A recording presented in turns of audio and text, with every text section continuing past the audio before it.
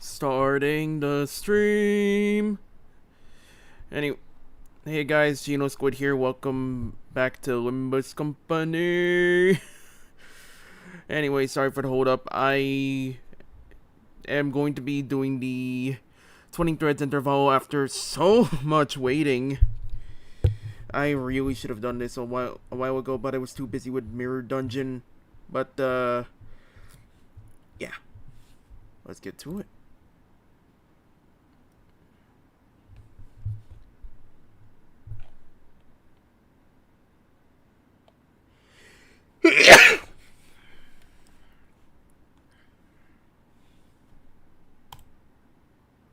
림버스 컴퍼니.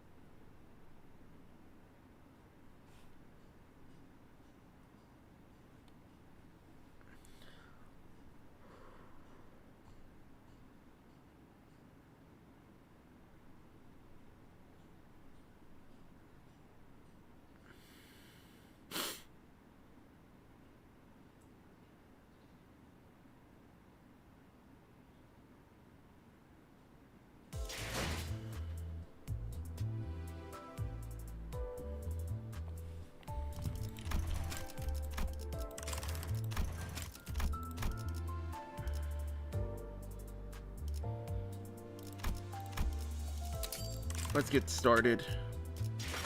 20 threads, here we come. Man, this looks fancy now, doesn't it? My god.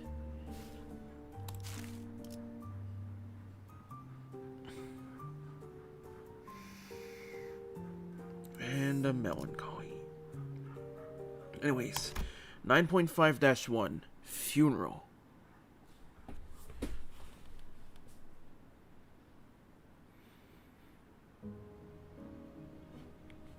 A funeral was held for Martin and the LCE researchers today. I thought I'd seen more than my fair share of deaths throughout my journey with the sinners, but never before had I witnessed this many people gather in one place to mourn the deceased together. The unfamiliarity made me feel a bit out of place. Am I doing this right? Most of the sinners seemed to be feeling that similar sense of being out of their element as well. Some of them were asking Mersault, apparently the most knowledgeable of them all when it came to funeral process and etiquette, all manner of questions for pointers. Oh, I mean, like he buried his own mother. I'd hardly see why not. Expressing respect is the primary purpose. Hand placement and gesture are unimportant if that objective can be accomplished. Hey, where do I put this? Beneath the third pillar to the right. Can't any of you quit chattering for 1 second? Have you all forgotten the instruction to carry yourselves with solemn propriety that befits the occasion? Cut me some slack. I haven't been to funerals all that much. I mean, I did tell you to read the manual. I even underlined all the important parts for you. Sorry, Ishi. The wall of text was just too much for me. My focus started fizzling out from page 30 onwards. Hadn't every sinner here attended a funeral before, back when we set foot in that grim manor in T-Corp? Ah! Thou speakest of the funeral held in young Heathcliff's manor, dost thou not? The one bereft of the dead. Bereft of the dead? I mean, someone had to have died, but because there wouldn't have been a property dispute big enough to involve the Ophi Association's notarization otherwise. I've said this time and again, but it was just an intentional anonymity to prevent family strife. Intentional anonymity, is it? Ah, yes, Kathy. Fuck. If the situation was indeed as thou sayest, then there was no helping it forsooth. Yet 'tis a pity that the dead wasn't named at their own funeral. The name of the deceased was... It was Catherine's funeral. She was very dear to Heathcliff. I have thoroughly reviewed the past 5 years' worth of local newspapers pertaining to the matter, yet no such name relevant to the case was identified, manager. Ah, god damn it, Heat. It's fine, Clockhead. At least you remember. That's good enough, innit? It had to be the Golden Bow's influence. Somewhere along the way, everyone's memories of the event at Wuthering Heights had become warped. The sinners seemed to think that the Golden Bowl had always been there in that manner, and that now he was coaxed into stealing it by Herman. Linton, in their minds, was now a grieving brother who had been conducting research for his dead sister's sake. Nobody questioned it. Not Don Quixote, not Faust. Every single sinner believed the twisted version of the memory as if it was a proven fact. Heathcliff and I gave up trying to correct them. Instead, we just check in on each other's memories every now and then. Because if there's something that he and I realized, it was that anything tied to Catherine had already been painted over. Every detail gilded and glossed over with the glow of the bow. The point is, how should I put this? The circumstances of that funeral didn't exactly leave us much room to properly express our condolences back then. Between Heathcliff running on a rampage and that Hindley guy bent on interfering with the execution of the will, I assumed that sort of impediment was pretty common stuff for funerals, but apparently not, huh? No, well, I think it's actually rare to see a place that follows proper funeral procedures. I've traveled around quite a bit myself, but I can't confidently say that I've ever been to a legitimate funeral. The one at Wuthering Heights was one of the more proper funerals, if only for pretending to have a process. They at least prepared a coffin and even had a formal reading of the will. It seems funerals are far from being an everyday custom in the city. Funerals are considered a rather extravagant practice here as well. Corporations are not eager to grant time offs just because an irrelevant someone has died, and the price of real estate seldom makes it viable to buy land and erect memorial houses on it.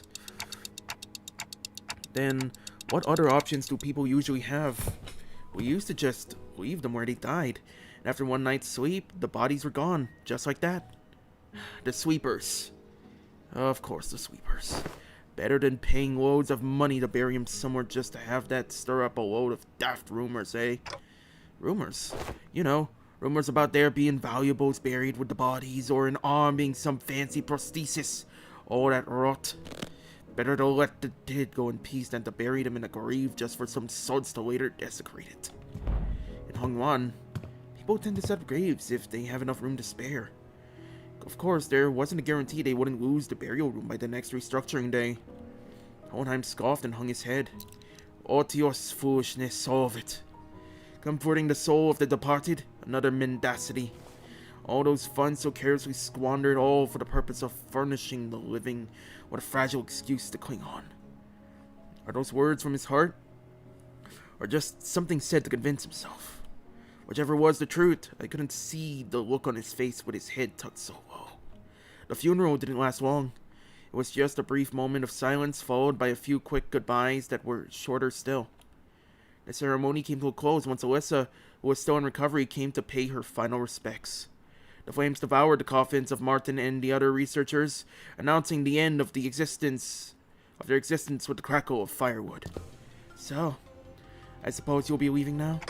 Oh, we're staying until Gregor's stable enough to travel. Dante says we'll remain here until Gregor's condition settles. Gregor came to his senses again a few days after his unforeseen metamorphosis in the battle against the dumb Nursefather. He was given a checkup, and Hohenheim said there is no cause for concern. Physically, that is. The psychological assessment turned up disastrous, to say the least. Gregor was declared unfit for combat deployment for the time being. So you won't be leaving just yet. Good to know. Then I assume you'll be okay with us borrowing Sinclair for a while? Me? Yes, you. The LCE wants to look into the sign you manifested, Sinclair. The higher-ups didn't waste a second greenlighting the project, which means what I'm telling you is more a notice of investigation than a request for permission. Huh? What investigation? What are you... It's just a rather rudimentary instance of human experimentation. Calm yourself. Human experimentation?! Did you really have to put it like that, boss? Not to worry, Sinclair, a swipe or two on your skin and maybe some talk therapy. That's all there is to it. Of course, if we had your consent, the avenues of research could be vastly... No, I'm not giving you my consent! For your reference, the other departments have also submitted some quite enthusiastic requests for research and observational purposes. Oh, you have no idea. We had to get Boss to fend off the LCA's Mirror World Observatorium department and their hissy fits. They wanted to be the first one to get their hands on you and spearhead the research, you see. And had we allowed them, they'd have kept you for a good few months before letting you go. So the least you could do to thank us is be a good boy and cooperate. Just in time, our researchers are here. Alyssa waved at the researchers who were filing out of the funeral hall after paying their respects. It wasn't long before Sinclair found himself surrounded on all sides. Oh god. Oh god, man. Jesus. Wait! I'm perfectly capable of walking there on my own, so just don't run any painful tests on me! Of course, of course. Stay strong, Sinclair. Ah, shit. All I could do was to offer an unspoken encouragement to Sinclair, who sounded ready to collapse into full-blown panic any minute. What about you? You're not going with them? Oh, it's back to the long-term recovery ward for me. I always thought scientific research was the one thing that flamed my passion, but with the recent events having introduced me to the merits of paid sick leave, I realized that time off beats research projects in my book, marginally. Enjoy it while it lasts. I highly suspect that every request for PTO submitted by our department will be rejected for the rest of the year. Well, it's true, your average corporation doesn't give more than a week off a year. As soon as Alyssa trudged off with her dragging steps, the researchers seized Sinclair and whisked Carrie to really him away. Alright, we should get going too.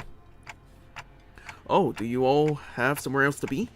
Well, I thought I'd go visit Gregor. I'm worried about him. Got something I said I'd help with. Gotta be there for it. I'm going with Sinclair to get some rest. Also to keep an eye on the researchers and stop them if they try anything fishy with their experiments. Let me know later if you need anything, Dante. The sinners fanned out in different directions. They seem to have their own errands to run during our stay at the LCE. Everyone's busy with their own thing. Oh, hey Ryoshu. The only ones keeping me company now were Ryoshu, who'd been filling the air around thick with cigarette smoke, and Don Quixote, who was sniffing and asking around at every corner for Vespa in the valiant quest for the new color fixer's whereabouts. Faust was still here too, staring blankly into the air. Is she accessing the cassette shaft? You seem to have some time to spare, manager.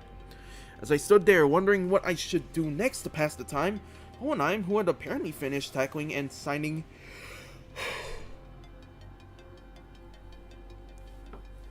the stack of papers, walked over to me.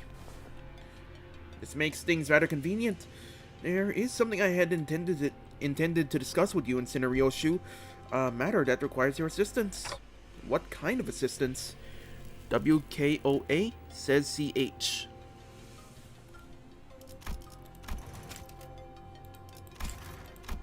Wait a minute, did Ryoshu just step in as my interpreter?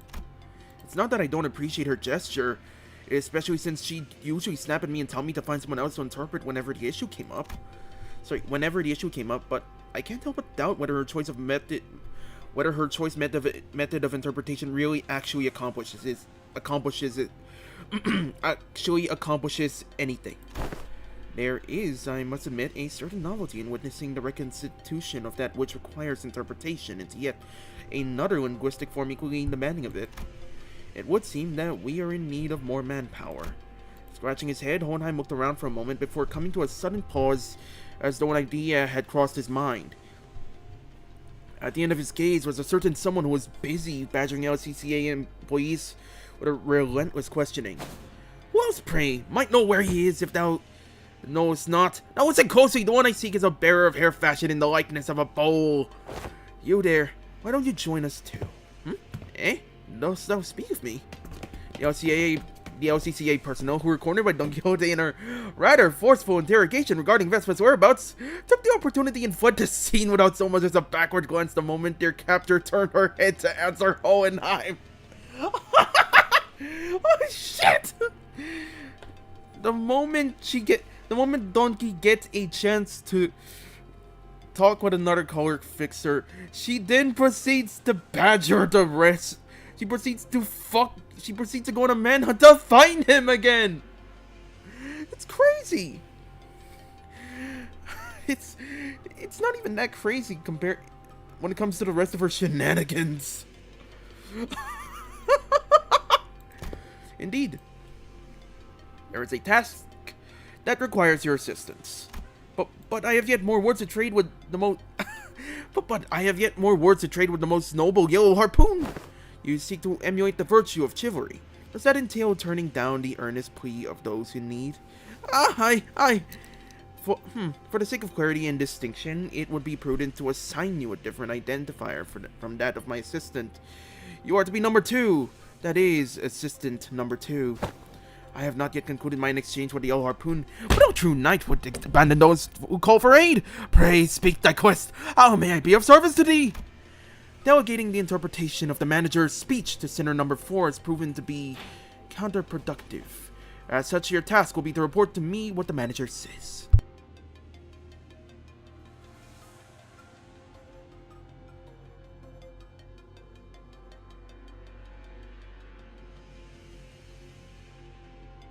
No.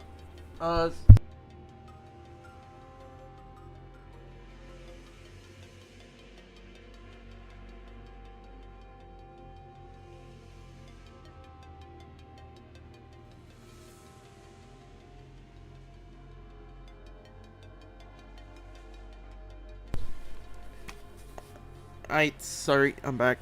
Anyway, as such, your task will be to report to me what the manager says. Oh, that is indeed a simple task. However, this WKOA eluded mine understanding as well. Pretty, allow me but a little time to uncover its mystery. Reweigh the manager's words, not Cinerio's. They are asking what kind of assistance you need. The request for interpretation was not directed to you, but I cannot deny that your meddling in the present circumstance is a welcome one. It was simply that the irrationality and inefficiency of your suboptimal staffing choice and workflow has become sufficiently unbearable. Faust hopes this was not some guileful scheme to devise to elicit Faust's cooperation. In any case, manager, this request of mine concerns an investigation into the back doors located in the House of Spiders. I deem that the two of you should be the ones most familiar with the structure and layout of the house. After all, you were the one monitoring the entirety of the 5-pronged assault operation, and sinner number 4's familiarity does not bear repeating. Do we got to go to the House of Spiders right away? HOSRA? You have assisted enough. Perhaps you could help, Faust? Sure. Although not word for word, Faust relayed my intention to Hohenheim, who responded by shaking his head. Not immediately, no. There is one more member you should bring along. One more member? Seeing me tilting my head, Hohenheim pushed up his glasses. The apprentice who was captured alive in the House of Spiders. Kira. She has regained consciousness. Oh my god, yes. Kira lives!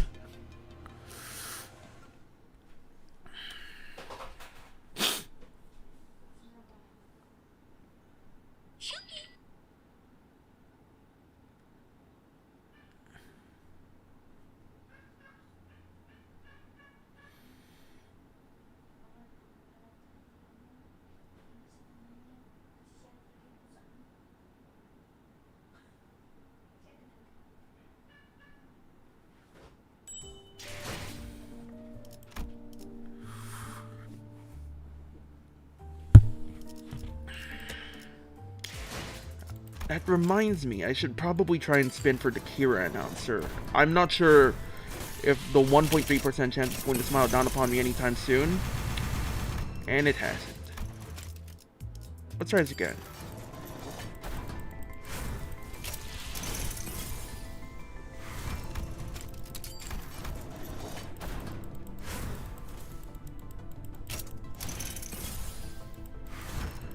I really do not want to spend lunacy. Come the fuck on.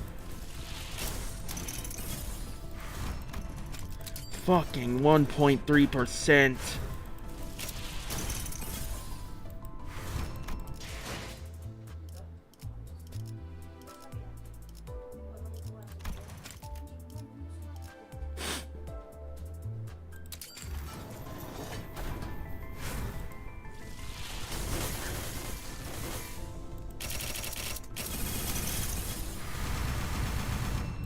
Oh, no luck.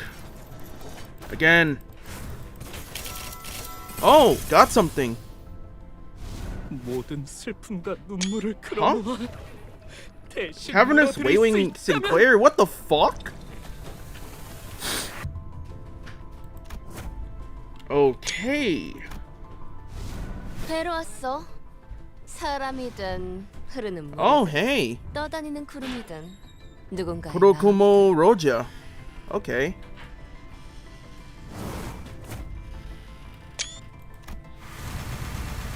Okay.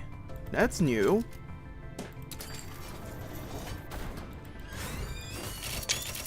Oh, hey. Another gold. 이거 하면 Kira! 주는 거 맞지? Yes! Wait, was there two? Was there two? Oh! Yes! Yes! Yes!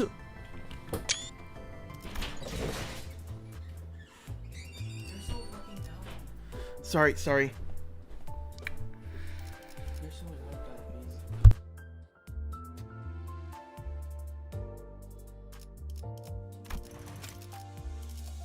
How many?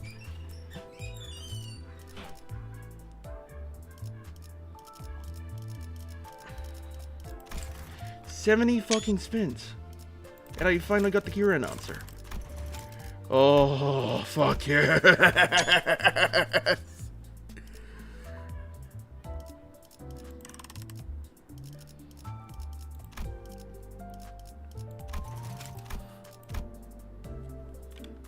Yeah.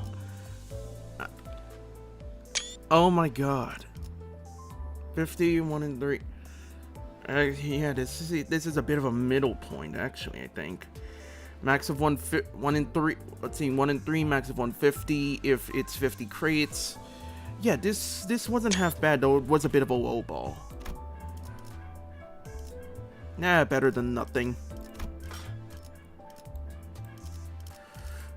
Yes.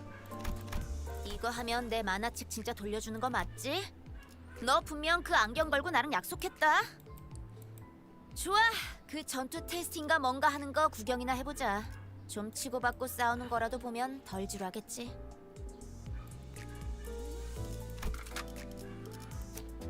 Okay, so Kurokumo Roja and Cavernous Wailing Sinclair.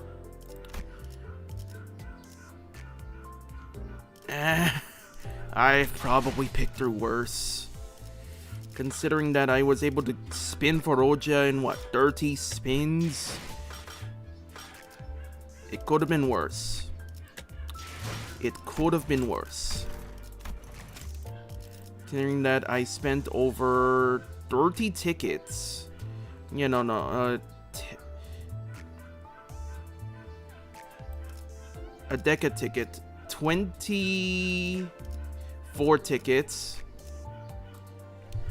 1300, 2600, 3900. 5200 lunacy. Huh. What do you fucking know? Worth it though.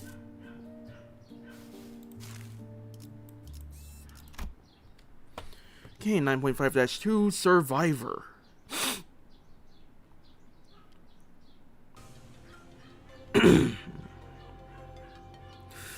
The place Hohenheim led us looked less like a recovery ward and more like an interrogation chamber. Though every single medical equipment installed around seemed to be state-of-the-art. This place looks well equipped. Probably a direct order from upper management. Although technologies to restore lost body parts are common enough in the city, a facility of this kind is required to preserve the original form of her lower body in the reconstitution process while keeping the cost reasonable. Reasonable, huh? Though I want to ask how expensive the other options are if this counts as reasonable. A windowless room thick with the sharp scent of medicine and chemicals. Kira was sitting on the bed at the center of the room, kicking her feet as she regarded us. Oh god, she looks terrible. There's a scar from the middle thanks to Matthias. There's the scar, and the only chain she's got is the one holding her big sword. Okay. For someone recovering from bisection, she didn't look much different from how she'd appeared when I'd seen her through the sinner's shared vision.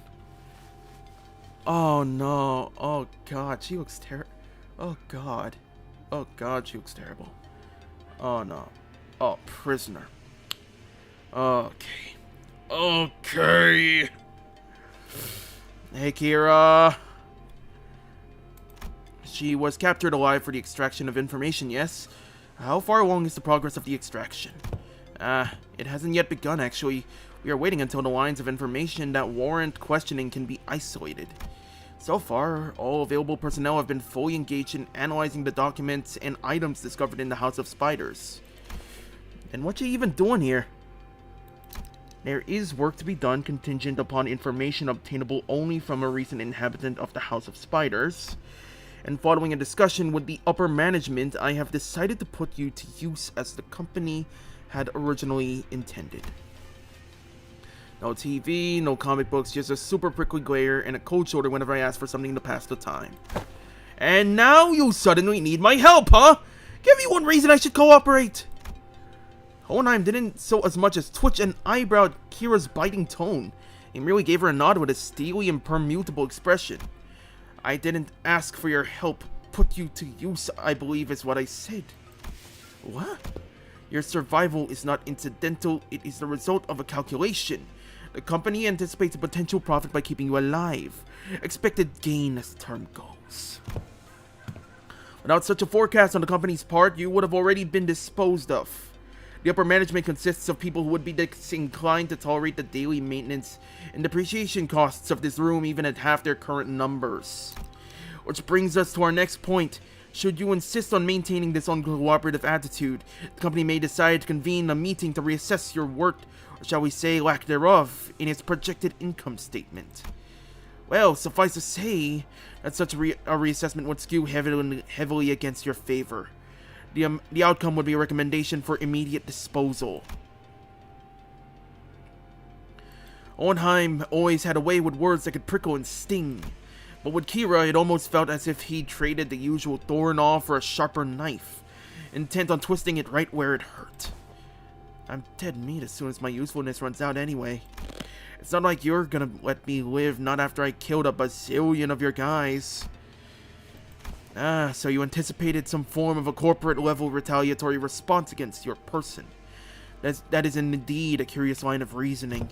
Then I must tell you that unlike your typical backstreet syndicates such as the Middle, corporate entities of the city tend to avoid choices that may incur losses. The value of information that could be extracted from an apprentice of the Middle and the combat prowess honed under the tutelage of a great brother of the Middle.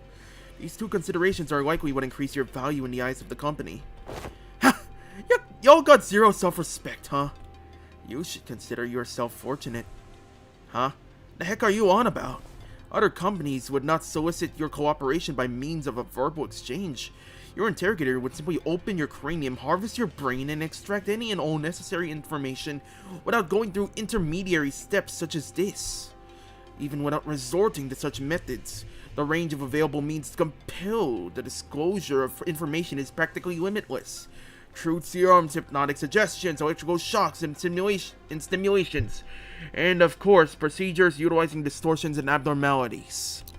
That being said, the LCE department prefers to distance itself from such uncivilized approaches that may entail complications and after effects. Oh, Jesus, Hohenheim, I get you were trying to make a point, but did you have to kill him like? Did you have to kill her like that? Jeez.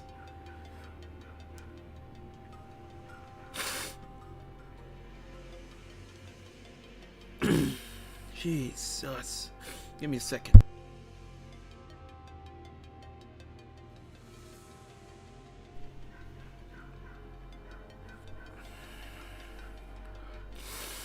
Okay, I think my throat's going a bit hoarse. I should probably... Oh, boy.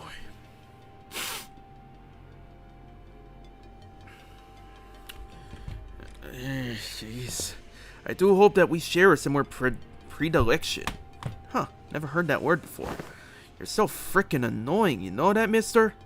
The feeling is entirely mutual. Leaving the biting chill of his threats to sink in, Hohenheim turned toward the exit. Give her some push and bring her along. I don't quite seem to be myself today. No, disregard that too was a rather foolish thing to say. I will defer this matter to you, manager. Work of this sort likely falls more within your capabilities than my own. And with that, Hohenheim stepped out of the room, leaving me to deal with Kira. His reaction was understandable. The LCE had only just finished laying its dead researchers to rest. Kira was probably the last person anyone would want to face right now, much less speak to. What should I even say to persuade her? I was still caught in thought when someone quite unexpectedly made her way to Kira. Yoshihide? You. Heard you got stabbed in the back by Matthias. Ugh. That's not true. Papa wasn't landing a fatal blow unless he cut through me too. That's why he did exactly that. To aim for the enemy's head. Besides, he made the right choice. A little sacrifice ain't that thing in a family. Ha! Family. Coming from him, a middle mutt thrown out of his kennel. Doesn't it sound ridiculous even to you? That's thrown out. That fucker, Matthias, was a GB only by technicality. He fucked up badly. He's still family by name, but underneath it, everyone hoped he'd disappear quietly on his own. He was that family member nobody wanted around. Oh, so it's bad enough he had to leave a teen. It's bad enough he had to kill his own it was bad enough that he had to kill his own siblings to get the thing. But apparently everyone fucking hated him. Why am I not surprised? Same treatment for me, being his brat. Not surprising it's the ST for the bowl cut too. Same tastes? Oh, young Ryoshu, could it be that thou also dost harbor a passionate zeal for things? I quickly clapped a hand over Don Quixote's mouth as she smoothly chimed into the conversation. So what exactly is your point? The point is you're taking too long. If you can't decide whether you want to live or die, it can shorten the hesitation. Say Q, or I'll sink right this instant. What does that mean? Cooperate quietly, or I'll snap your neck completely right this instant. SYNC isn't such a bad way to go if you're keen on taking that loyalty act straight to the grave. This is so crappy. Whatever, I get it, okay? I'll talk if that's what you want so bad. That actually worked? Fixers who go out in a blaze of glory aren't actually the strong ones. It's the ones who survive, the ones who live to see another day and keep getting stronger. Anyway, Yoshihide, what's up with you talking in weird-ass abbreviations? Like SYNC? That's so random. Who even says that? Yoshu didn't bother to reply and simply chewed on the mouth end of her cigarette. But is this really the right call to her? We're probably people she needs to settle the score with. As if. Half her tattoos are gone, Clock. They even confiscated her book. You think the middle sorry excuse for loyalty means so much for this stray that she'd bite us? Besides, no, better hear it from her instead. Hey, tell me why Matthias kicked the bucket. That's cause Papa was weaker than y'all. Ha! Yeah, you're the jerk's brat, alright. Kira pushed herself up from the bed with a sour face, but at least she didn't argue back. We called Hohenheim, who'd been waiting outside, back in. I assume the prisoner was successfully persuaded. Come, you will find your weapon on the table. You may use it in the event of an emergency. What the hell? I can't even unsheath it! You won't be able to use it without authorization. The code has been slightly adjusted. Now then, let us head to the House of Spiders at once. The back door is up and waiting for us. We made our way to the House of Spiders, with Kira trailing behind us, looking like she was smelling something particularly fishy on us. Well, that's one hell of a reunion, huh?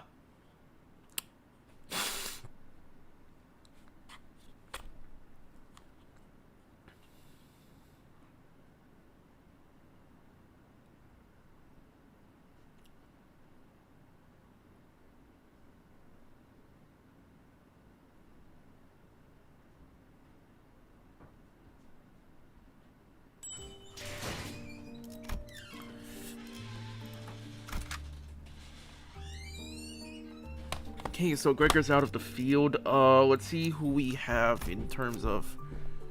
Oh, shit. I should probably look into other people soon. 전시 준비. 딱 내 작품 또 보고 싶었나 봐. Let's see how the bleed team works.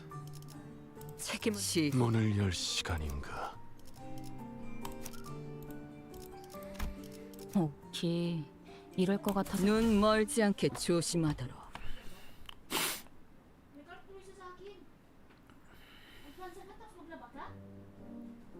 Only a few days had passed since our last visit, but the place looked markedly different from what we remembered. Oh yeah. Most of the exhibits are sealed up. Or rather, they're wrapped up. Man, this place looks really different from without all the blood and viscera. Heh. The sight of the hollow, frigid atmosphere and the endless stretch of corridors hadn't changed, but Callisto's so-called artworks were now covered in white sheets, and unfamiliar devices were fixed all around the back doors. Pretty, who might those people did or be? Huh? Your biosuit doesn't looks markedly different. Looks a lot different from what I'm used to. Looks like some shady bastards moved in already. Our guarded reaction prompted Hohenheim to step forward and gesture to one of the oddly dressed figures. It seems introductions are in order for both sides. This is team leader Alan from Wayfarer Company, who will be working with us on the investigation into the house's back doors. Oh, so this is the new W Corp. Okay. Proceed. Wayfarer Company, a corporate entity partnered with the Limbus Company, responsible for providing portal technology. It has on prior occasion been referred to as the new or aspirant W Corp, though the name is an unofficial one. Our employees also have taken to calling you the new L Corp, something we have in common, given that we're both chasing after the same horizon. Ah, I remember. That company vying to take W Corp's place, right? The same horizon. He's probably talking about getting recognized as a wing. After all, the old L Corp has already fallen, while W Corp, from what I've heard, is free-falling at this point. And these are the manager and sinners of the LCB department, our field operations unit, frequently deployed to deal with on-site matters firsthand. They have more personnel, but the rest are tied up with other duties elsewhere. Only a handful will be joining this investigation effort. I understand. Field operations units are almost always understaffed anyway. The support you've provided is more than sufficient. Alan gave an understanding nod. The man slipped off his bulky helmet before extending his hand in greeting. Jesus Christ, those... He looks like fucking Clement from Pokemon. Hold on. No, he looks like something... He looks like a beta version of Gregor. Now it's coming together. He looks like a beta version of Greg. Jesus. No, Team OS, Gregor, what the fuck am I looking at? Wayfarer Door Breach Team 4 leader, Alan. Huh. Pleased to make your acquaintance. The name's Alan, leader of Door Breach Team 4. Likewise. Before Faust can even relay my reciprocal greeting, words spilled out of Alan's mouth in a strangely uneven rhythm, as if my ticking didn't bother him at all, like he was sticking to a script he had rehearsed. I've heard great things about you, Manager Dante of Limbus Company, and the bus team's performance. You capitalized on the suppression of distortions at T-Corp as leverage to push your products, and the profits were nothing short of staggering, I heard. Oh yeah, we're supposed to be distortion resolving specialists to the public, but what's that product part about? The manager says it was merely a matter of luck. They also look forward to working with you on this task. Oh, are you the interpreter? In that case, I'll be sure to consult the manager only when both of you are available. Sure. Faust didn't seem particularly pleased with the role Alan had pinned on her, but she nodded anyway. She quietly came to my side and answered my earlier question while Alan carried on with Hohenheim. He is referring to the Monolith Sales Project. Credit was attributed to the LCB as at the express request of Mr. Hubert T. Corp's executive director. Oh, so that's how the rumor spread, huh? We've reviewed the agreements. Now, I understand you'll be assisting in verifying what lies beyond the back doors. I'd appreciate it if you could share any prior knowledge you have about where these back doors connect, as detailed as you can make them if you don't mind. Hohenheim fixed Kira with a pointed look. Though Kira responded by defiantly cocking her head in a show of irritation, she still gave up on a sliver of the information she had. Honestly, I've got pretty much nothing if it's about Robo-Unk in his room. I mean, I've seen Albina hit up that door and the other one over there when she was popping out to farm stuff, but... Farm? Oh, it's, gathering material. I see. What kind of material? Human guts and all that. She'd come back hauling piles of them. So they're probably connected to some back streets area. The back streets. Any more details? Can you stop prying? You won't keep pissing me off. What? That's literally all I've got, for real. Ah, jeez. For a moment, Alan leveled Kira with a stiff expression, and even before he could register what happened, Kira's head jerked to the side with a sudden punch by Holy fuck! I thought Kira was nimble enough to dodge a surprise attack easily, but this one seemed to have caught her completely off guard. She stood there blinking, eyes round in rude surprise. Actually, it wasn't that he caught her off guard, it was the motion of the punch itself that somehow felt off. The fist being raised, the arm being extended, the bowl making contact, the chain of actions was there, but it just didn't look normal. What the fuck? Is that a nemesis? Is that a fucking tyrant or something? Did you just hit me? What the hell's wrong with... As Kira reeled from the unexpected strike, Don Quixote spoke up in a cold, sharp tone. Thou, what manner of discourtesy is this? With all that whining, I thought the brat could use a lesson to remind her of her place. What the hell, Alan? What the hell? I'm sorry, are you... Fucking nemesis, are you a tyrant? Are you a T-Series? What the fuck? I had no intention of damaging your company asset, of course. I simply assumed the level of warning would not be inappropriate in this case. Team leader Alan, that sort of conduct may not be an issue in your organization, but it is here. Should it happen again, do understand that we may choose to terminate today's joint engagement without delay. My apologies. I will keep that in mind going forward. Well, at least Hohenheim has his head on straight. Jeez. Alan stood down without arguing back, but Kira looked far from satisfied with how Hohenheim handled the situation.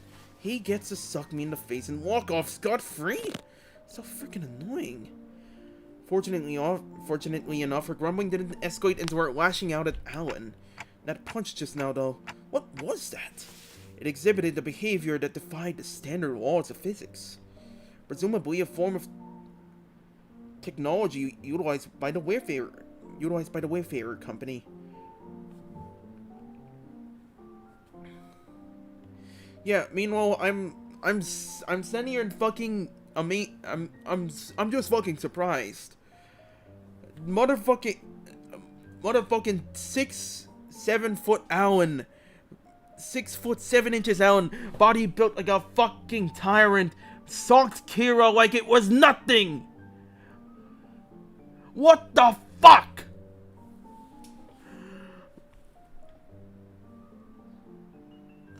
What the fuck was that punch?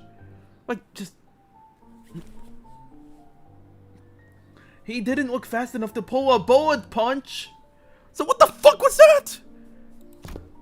Let us resume the task at hand. Ryoshu, give Manager Allen whatever information you have. That door should lead to one of the ring-protected turfs. The other two on the left, I remember they were marked with an X painted with blood. But I HNI where they actually lead. It's all blurry. It seems that that's all the information we can provide. Will that suffice? We now know that the doors likely connect to a perceivable area. That's already a big improvement in terms of intel for Wayfarer Company's backdoor mapping progress. Which means there's less chance of us encountering a space beyond human perception past those doors. Punched Kira refuses to elaborate. Yeah, that seems to be the case here. What the fuck are you, Alan? What the fuck are you? Alright then, I'll proceed with connection verification. Which door shall we test first? We'll start with the one Cineryoshi mentioned. Ha! You don't trust me at all, huh? Then why even bring me along? Ignoring Kira's jab, Alan began setting up various devices on the door, and soon an elegant white door opened before us. Shall we? Art thou joining us as well, young Hohenheim? Just this once, there are procedures for handing over field operations.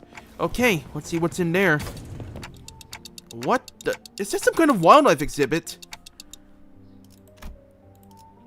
Holy shit, that's a whale. Motherfucker, is that the pallid whale?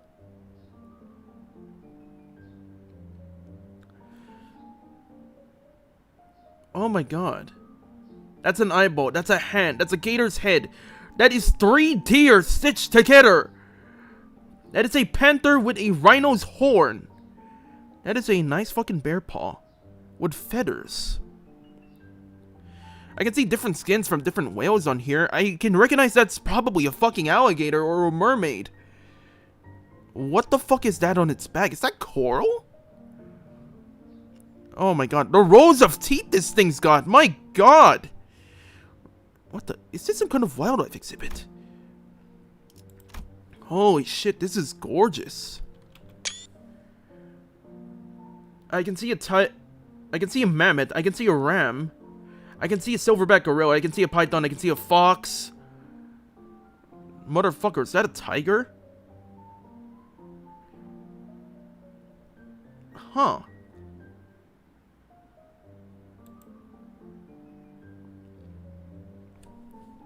The moment we stepped in, the lights hit us all at once, drawing squints and frowns from the sinners. Thanks to my lack of physical eyes, I could make out a room filled with statues of perhaps taxidermied animals. It felt like a gallery of sorts. But it was so quiet that the air itself seemed to carry a strange, somber weight. After a moment, someone shattered the silence, but it wasn't Don Quixote, our usual suspect. Holy shit! The scale is just insane! That's the whale from Aid Association Great Lakes Special Issue! I'm sorry, what?! Kira, who'd seemed beaten down all along, exclaimed with a bit more energy in her voice. I'm sorry, she recognized the whale?! Man, seeing it in real life sure hits different. Any Indigo Elder Soul one-shots these monsters with that harpoon of his, huh? It's a Great Lake whale. Doesn't look like the one we've encountered, though. Organisms of various sources can be identified here. Singularity modified, outskirts born. They look almost alive. They're not, right? No, they're not, duh. Though Robolong did say that the ring has these zoos where they put monsters on display alive. That is interesting. Man, this would have been way more fun if we could see the moving ones. Everything here's dead. Meh. This still looks crazy sick though. The vibe really hits. Even though she was trying to play it cool, Kira kept sneaking glances at the massive horn display off to the side, clearly surprised in a way she couldn't hide. That said, I felt a distinct shortage of hyperactivity, given the presence of a certain someone in our party. Don Quixote? The eye of a second kindred of House T.T.B.T.A. What is it doing here? I wanted to react to this part. House T.T.B.T.A. The first kindred being Vlad Tepes, the Impaler, the original Dracula. Or rather, the man who inspired the horror story of Dracula. If I'm looking at this correctly, if I'm reading this correctly, that has got to be Alucard's fucking eyeball. Alucard, the son of Dracula, though I'm speaking from Castlevania, the animated series. Forgive me for that part. A second kindred's eyeball from House T.T.B.T.A. What the fuck?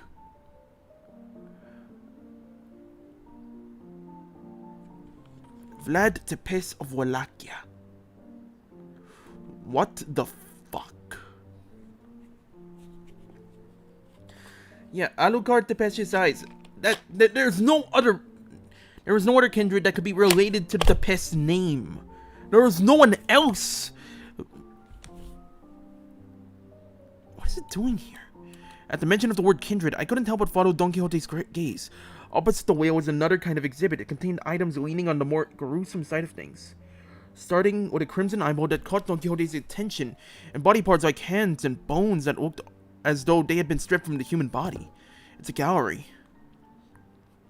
The School of Fauvism. Probably main studio at that, which comes with a maestro's atelier in an auction house. Alan, we will be making our exit shortly. Prepare to initiate lockdown sequence. Before Hohenheim could even finish his urgent transmission, numerous footsteps closed in from somewhere nearby. Turning toward the sound of shoes clacking on the floor, we found strange figures wearing animal masks staring directly at us. What the hell? That presence. It's kind of like Papa's. Ain't no way. That's not a right, boss. We can clear at our level. We gotta get out of here! It's not that simple. Retreating is not a viable solution here. The store is connected to the House of Spiders. Escaping without installing a security system will invite pursuit. We must stall them until Alan is ready to initiate the lockdown sequence. As tension thickened, one of the strangers who wore a peculiar bone mask stepped forward. The voice that spoke to us carried equal part curiosity and delight. It came through that door. Then the house's fall wasn't just a base to its rumor. A stray little spiderling falling from her parents' web. How many years has it been? You. Who are you? Ah, right. It makes sense that you would fail to recognize me. I used to wear a different mask back then when I used to visit as your tutor, didn't I? A wolf, if memory serves right.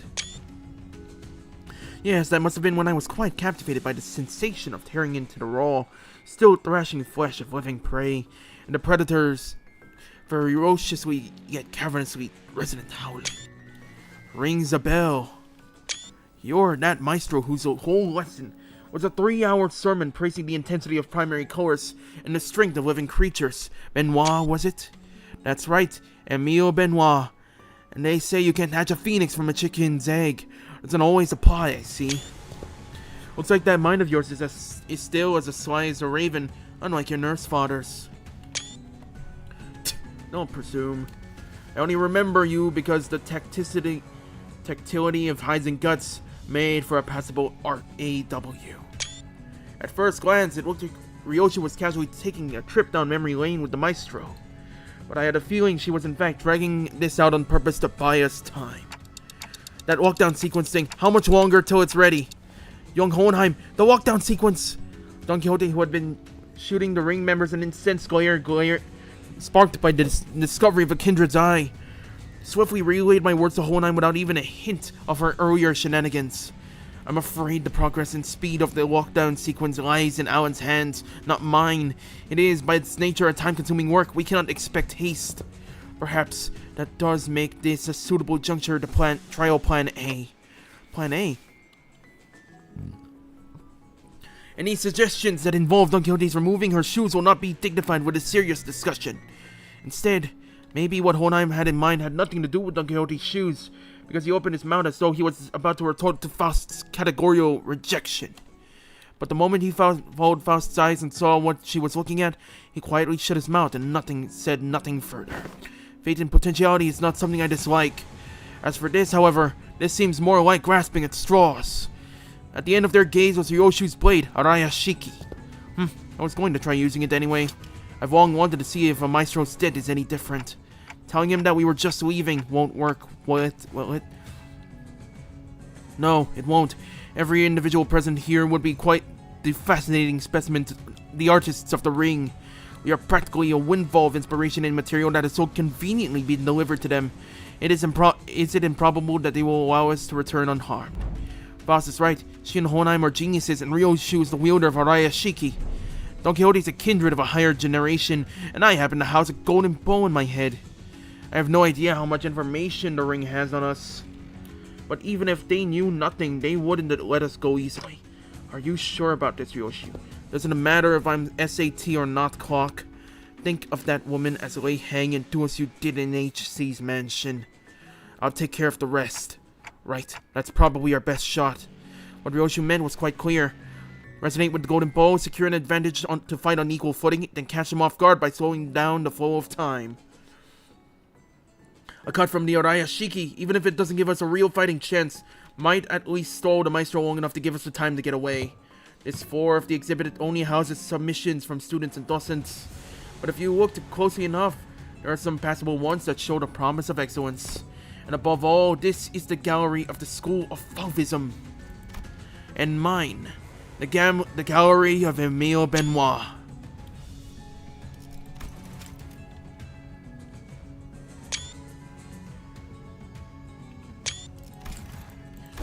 Which is why I would have preferred to take you without an unnecessary fight if possible. A shame. Still, we're talking about a unique relic here. A master's list one at that. Acquiring the Arayashiki makes it worth the cost. If you want a taste. Ryoshu! You're embarrassing us in front of the Maestro! What's going on? Confusion flickered across Ryoshu's face as she tried to unsheath her blade. What's the matter? How? The lock the House of Spiders used to bind the Arayashiki no longer exists, so why can't I draw the blade? Now that's unexpected. So the rumors of you mastering that relic, were they false? Maestro only gave a loose swing of her arm, but it was enough to make Ryoshu recoil. A shadow of surprise crossed her face. Oh, shit! The wound looked like nothing more than a light gash, yet the Maestro's contemplative gaze had shifted between the blood on Ryoshu's arm and her own as though the attack had been an experiment to prove a hypothesis. It wasn't hard to guess what she was thinking. Noticed, did you? I had my doubts from the moment I saw you today. Was the House of Spiders a success or a failure? Tell me, Yoshihide, what do you think a serpent's defining strength is? What are you on about now? Ask any student and they'll give the same predictable answers. The deadly venom, the sweet scales. Why, it's so lamentably disappointing. The Maestro advanced toward us with an assured certainty, then seized the beige thread dangling from the ceiling. No, calling it a mere thread would be wrong. It was something that resembled a thread, yet felt much more disturbing. I, for one, have a particular liking for the jaw and the spine.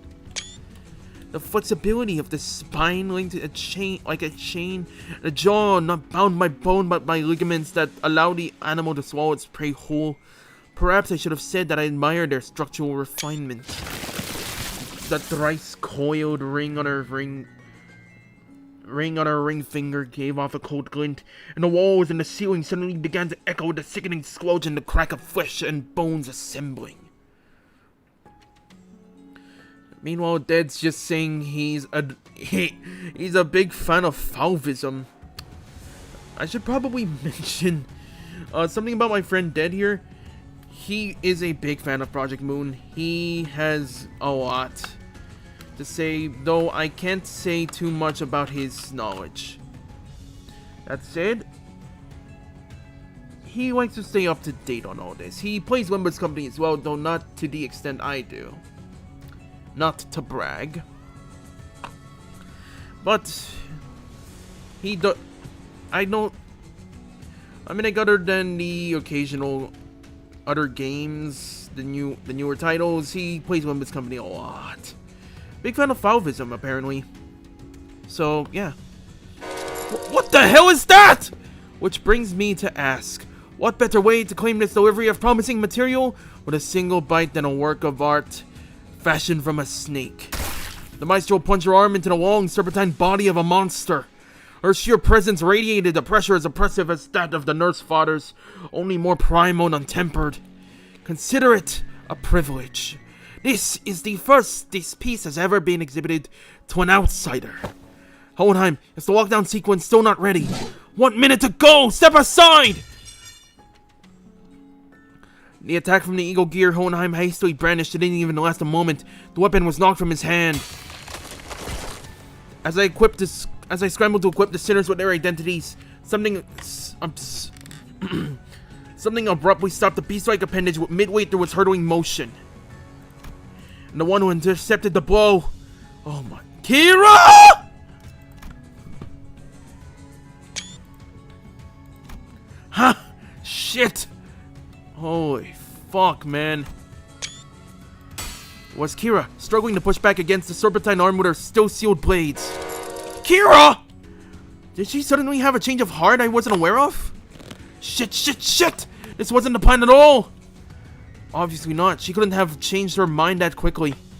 Because the look on her face couldn't be anything other than that of utter regret. She still has her wait, Kira has her chains back. What the fuck? The middle, For someone who doesn't seem to be a proper member, you think quite the quantity of tattoos onto yourself. Aha. You must be the new kits Matthias took in. Why do you stand in my way? Fuck if I know! I'm already regretting it, alright? Damn it! They're devil gonna ditch me here. Why did I even...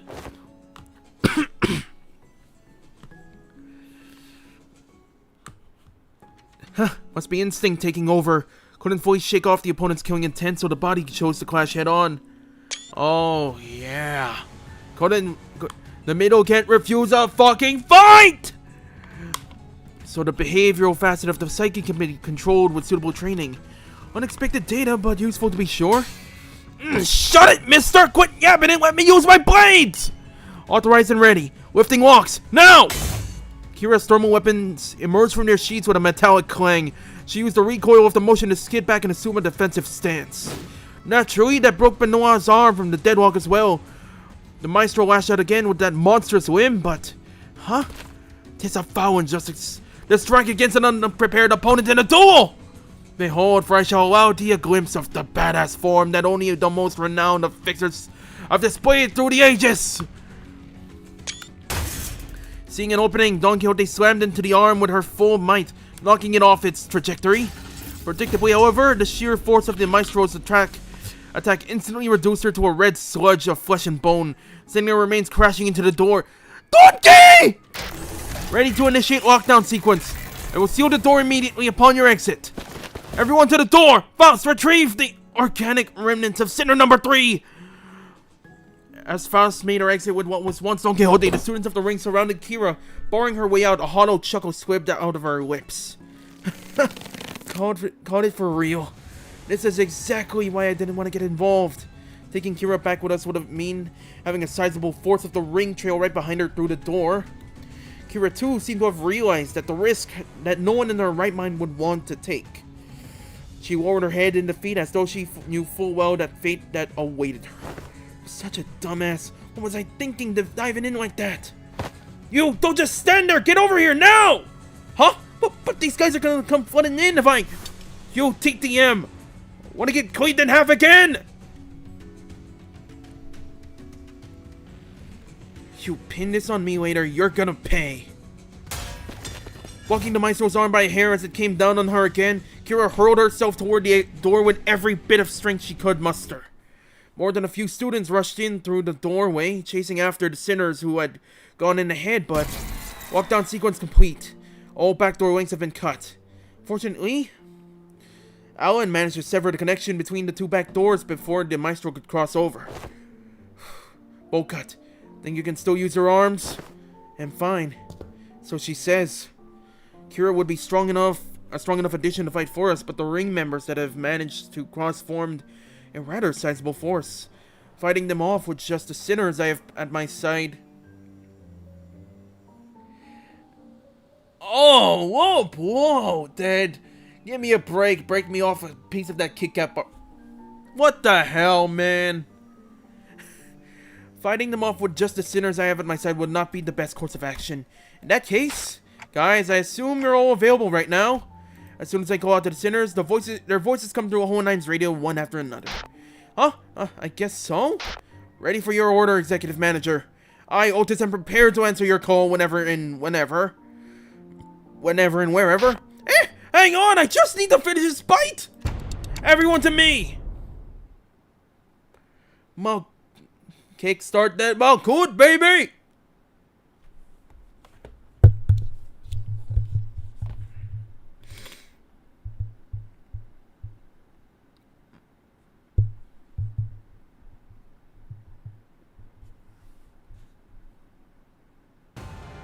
Ay, Matthias turned into a dog. 요새 일 말곤 할 게 없어서 그런가 자꾸 대기 타게 된단 말이지. 해결사 영상 보는 거랑 좀 비슷한 Oh 느낌도 my 있고. god, I love Kira. 솔까 이건 좀 재밌을지도. She has to be one of my favorite. She has to be one of my, if not one of the favorite character, one of my favorite characters in this game.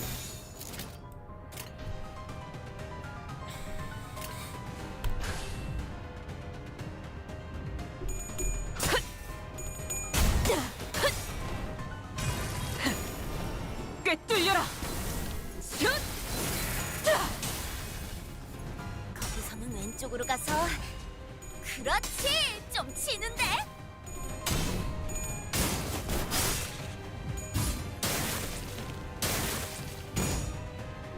아이씨, 짜증나게.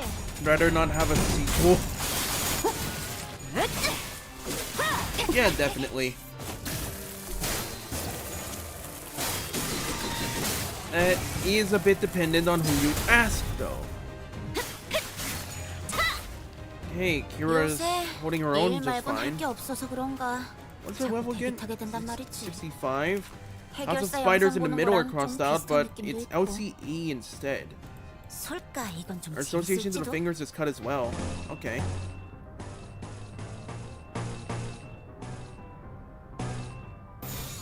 나선 속을 벗어날 순 없다.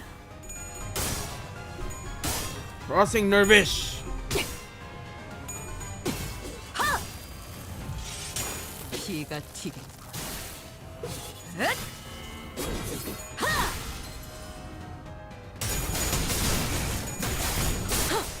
흐르는 피로. 아이씨, 짜증나게. 살산을 줄게.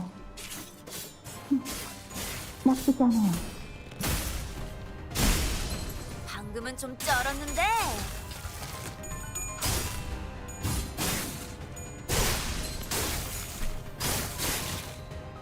캬, 대박. 남았는데. 아이씨, 팝콘쯤은 줘도 되잖아. 이럴 때 딱 씹어줘야 하는데.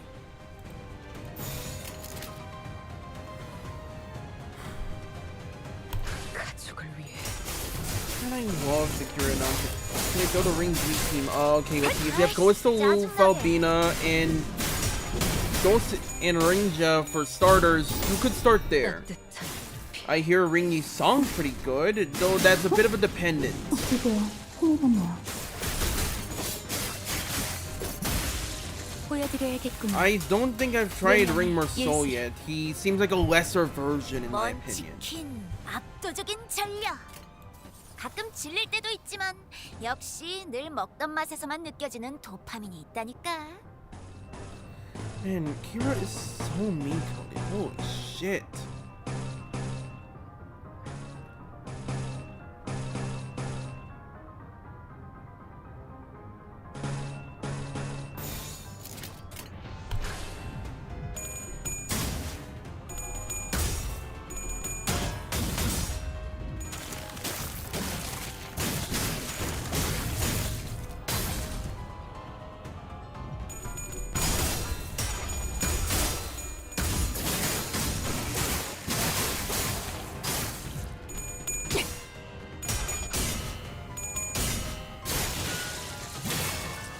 그 시선 경멸스럽고.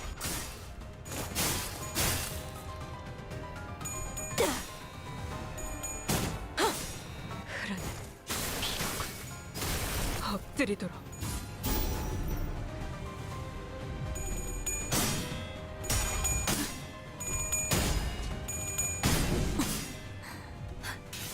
저의 뼈로 틀을 잡고 저의 혈관에 덮게.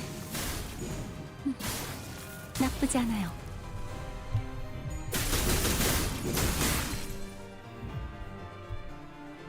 헐.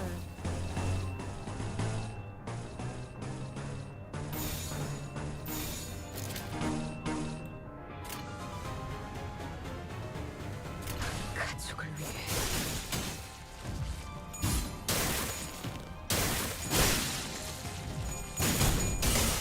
따뜻한 피. 꿰뚫리고. 엎드리도록.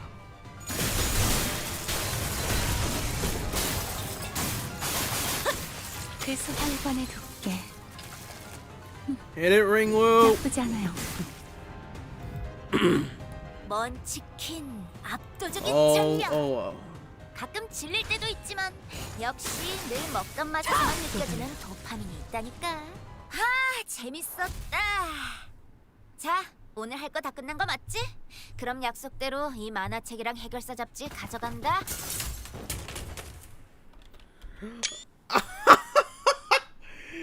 The camera just fucking commit robbery.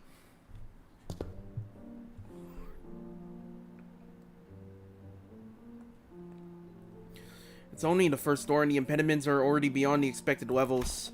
I swear I thought that was it for me back there. Events of this nature won't be frequent. We were merely beset by ill luck. If you just listened to me and picked another door, we wouldn't have gotten cooked like that in the first place.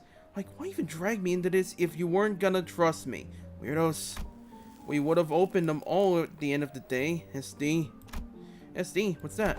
Same difference. Again, why shorten it like that? Just say duh or something. Or just spell it out and say it was anticipated.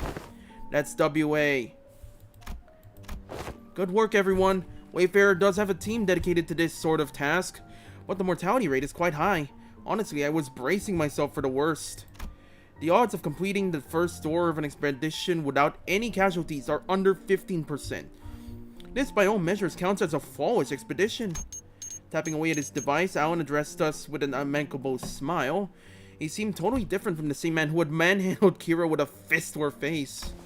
Those Falvists won't be able to cross over anymore with the door completely locked down, right? That cannot be asserted with certainty. Are you saying more might come? The corridors and back doors haven't always been the ring's turf clock. And those Falvist beasts have endured as a long-standing faction within the ring. If they've got that much history, they must know many back doors, both the origin and the destination points. Alan clarified what Ryoshi was hinting at. Yes, compared to them, we lack sufficient knowledge of alternate routes, which makes it difficult to prevent infiltration. No need to concern yourselves over much. Even if that were the case, it is unlikely they would move on to the House of Spider so soon. They could always rush for a surprise attack, though. Even that Falvis Maestro seemed to lack clear intel on the event that took place at the House of Spiders. If so, it follows that they will need time to assess and deliberate about the situation. The situation? The logical scope of their concerns will be identifying the organization that has secured the House of Spiders, the possibility of additional traps beyond the back doors, and the like. Once all backdoor related procedures tied to the House of Spiders are completed, the resulting security framework should be able to preempt and block any infiltration attempts. This operation is more important than I thought.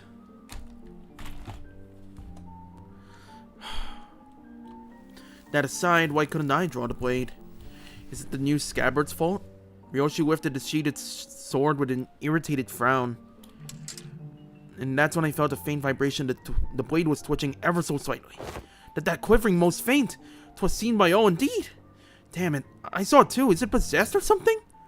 Looks like I wasn't the only one who saw the sword twitching as though it wasn't pleased at all when how Ryoshi was talking about the scabbard. Ryoshi's gaze lingered on the swords before slowly shifting toward the back doors. Could it be that seeing the scabbard brought back some memory of Araya? Ryoshi, do you? Is it an SS?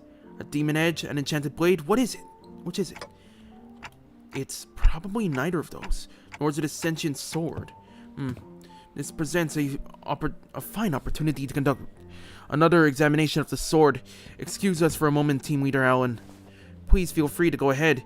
The attack just now damaged some devices, so we're gonna have to perform some maintenance before continuing. There's plenty of other work for me to do while you're away too. Are we to return to the headquarters research facility then? No, that won't be necessary. There's a facility here that should prove more than adequate. Huh. A facility that should be more than adequate, you say? Okay. You have my interest.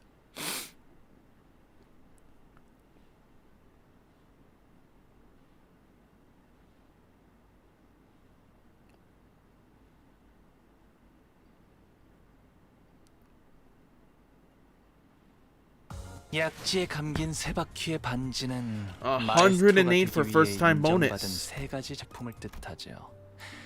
비록 지금 제 작품이 만인의 신금을 That 울리지는 was a lot in a 못하더라도 single go, by the way. 여전히 반지에 부끄럽지 않은 작품을 선보이고 있는 것 같네요. Relics and the sign.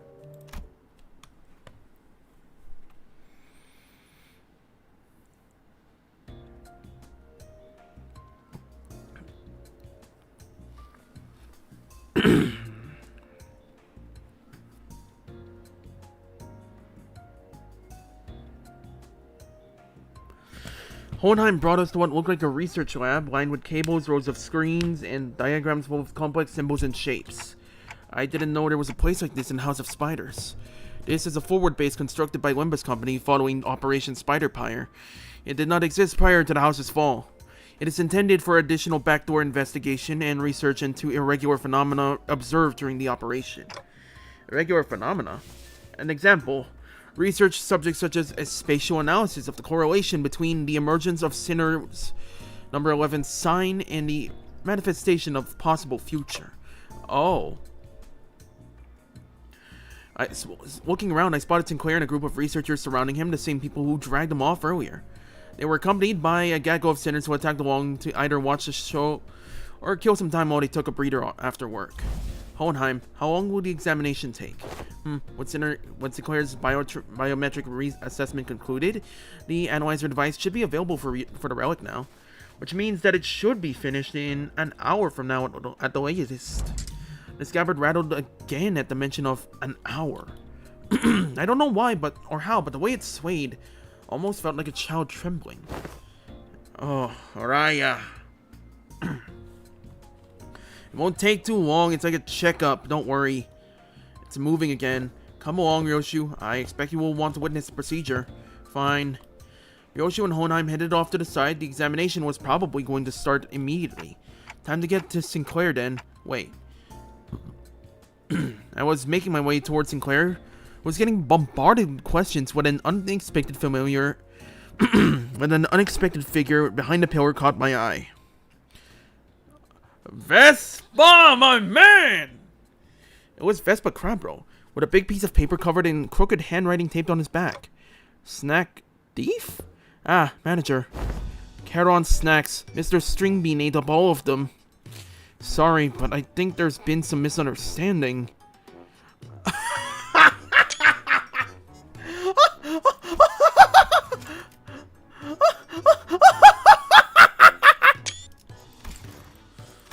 Verge, kick his ass. Hi, Virgilius! Hey!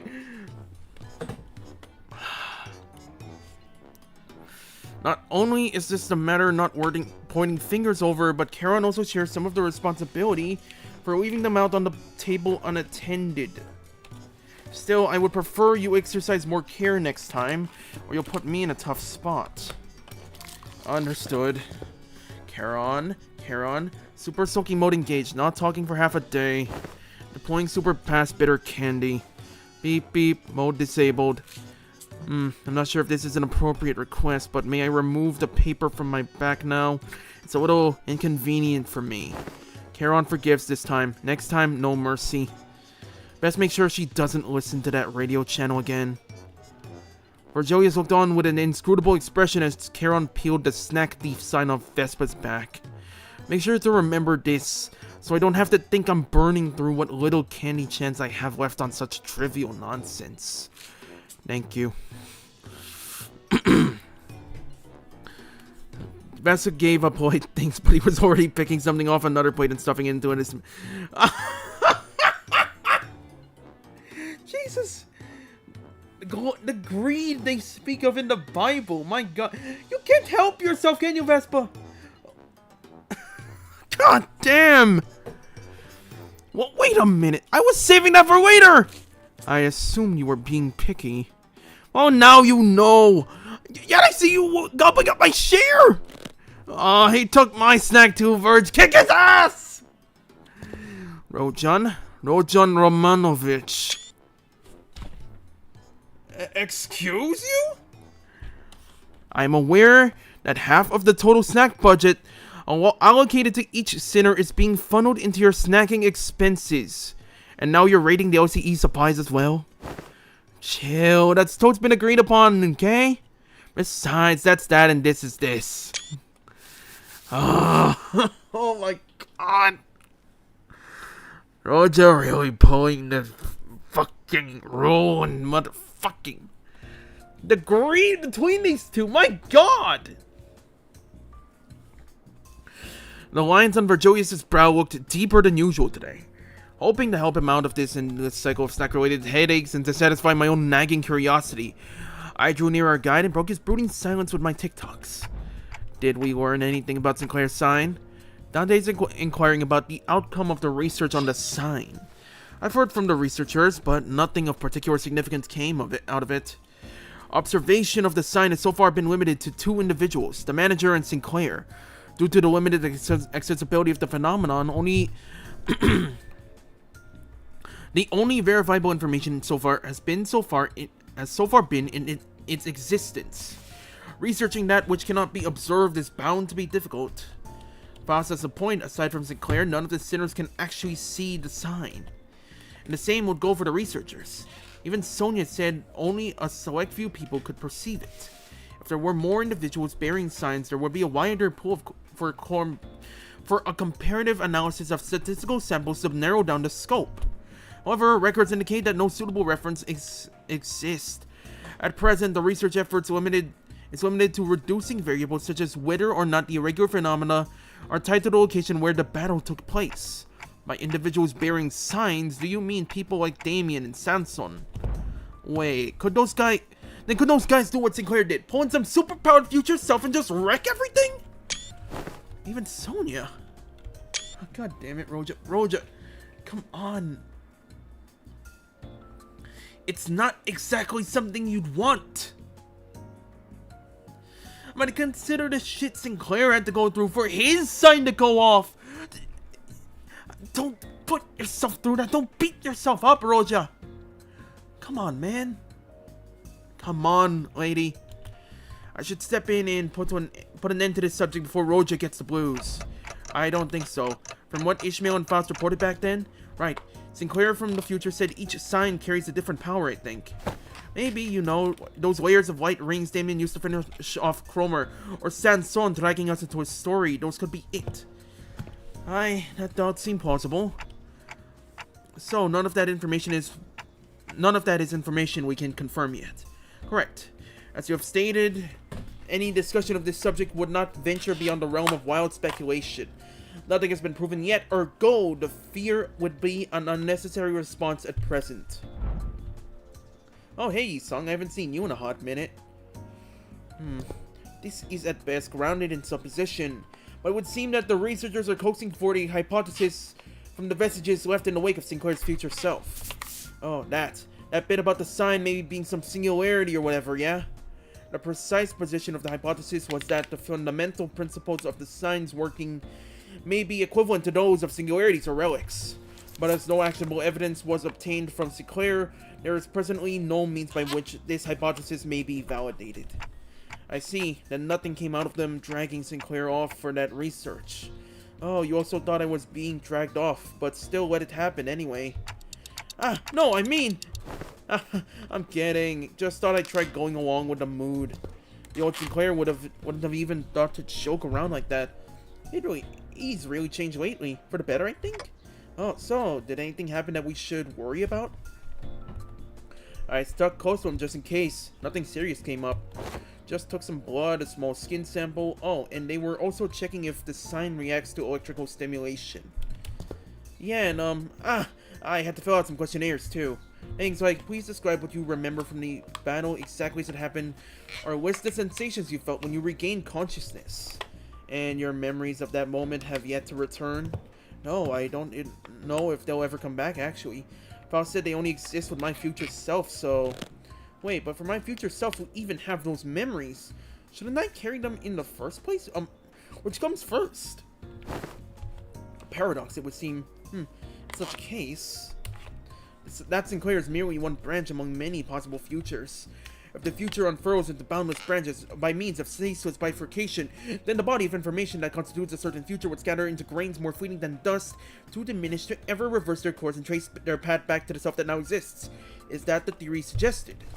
Not a certainty, but a plausible interpretation. Here you go again, more of that nonsense only you lot would understand. Oi, memory or not, that future guy still came out of him, didn't he? Then some part of him still gotta be left in there somewhere, yeah? Like muscle memory or whatever. Perhaps you can pull off some of those tricks from back then. Tricks from back then? Heard you kicked off proper out there. Even pulled out that trick you picked up from that plastered old geezer, right? Not just that. He was using that Mong technique quite effortlessly too. What? That golden ring thing? Yep, the golden ring thing. He had 2 of them coiled around his weapon. I used the golden ring thing? This is the first time I'm hearing anything about it. Alright, so what exactly is that golden ring thing? Anyone? Maybe some technique that enhances physical capability. I mean, I guess that flashy aura that makes you real tough is one part of it, but there's gotta be more, right? Don't know. Could be a secret finger thing they pass down to their members. Technique, gear, something like that. Look at it. That Black Coney leader, that Wei Hang prick, and that Nursefather, and the Nursefathers we fought. Oh, a lot of them's finger, ain't they?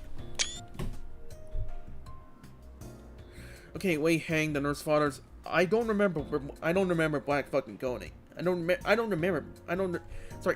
remember Black Coney. Yeah, no, that makes no sense. Black Coney. I'm sorry, leader? I'm a little confused, because I remember Damien, and then I remember the Indigo Elder.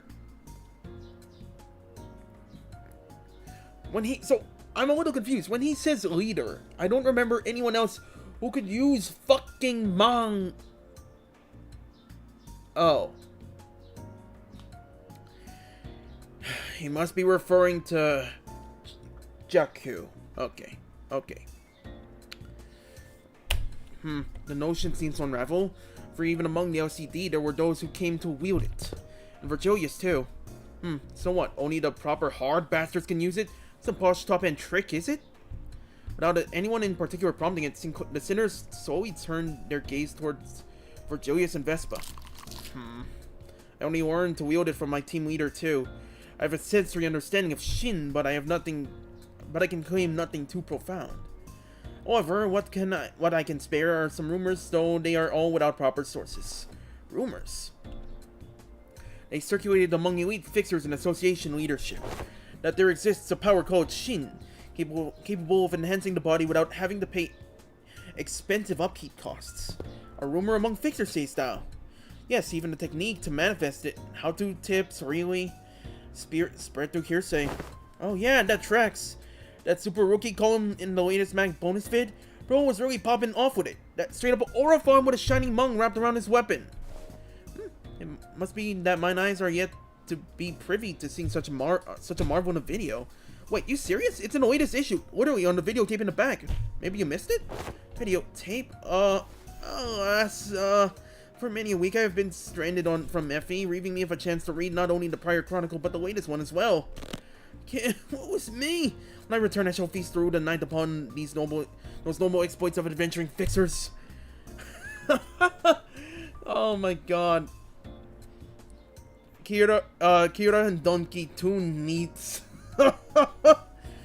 As Don Quixote dramatically spiraled into a state of utter dejection, Otis cut into the conversation, her gaze narrowing with suspicion. From what I recall, the mantle of Shin grants its users a high degree of physical enhancement. There is no such thing as reinforcement without supplies. No power of that magnitude comes without an equivalent cost to wield it.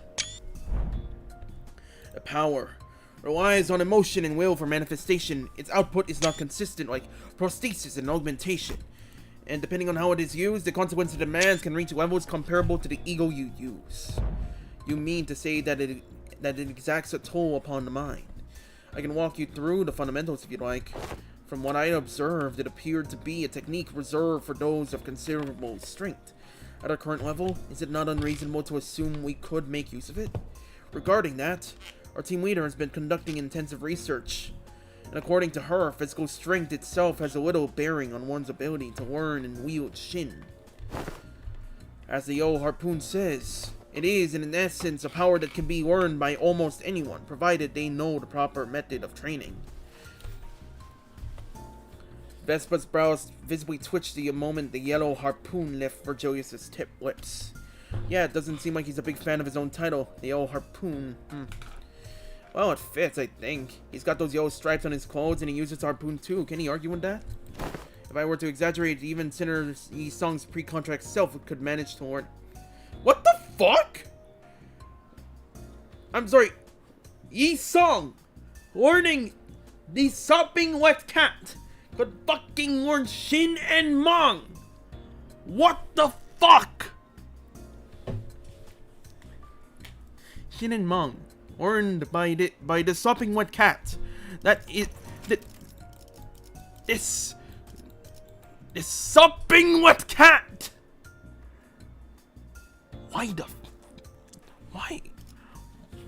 Why must you embiggen me with this? Why must you burden me with this knowledge? Why? Why must this self of mine be chosen as the point of comparison? Well, because you're the wimpiest one here. Don't let it get to you. Even so, it would be a mistake to assume it's a power anyone can grasp with ease.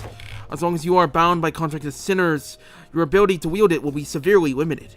Unless you rely on particular identities or come up with an extraordinary circumstance. Shame that. Would have been useful. Hey, then what about me? Can I learn it too? Kira, who had been fidgeting with her fingers, raised an arm and asked as though she couldn't hold the question back any longer. Come to think of it, the Mendel's Nursefather didn't use any Shin or Mong. Papa never taught me how to use it. He always said I could get stronger without a stupid crutch like that. Ha! It wasn't that he didn't teach you. He couldn't.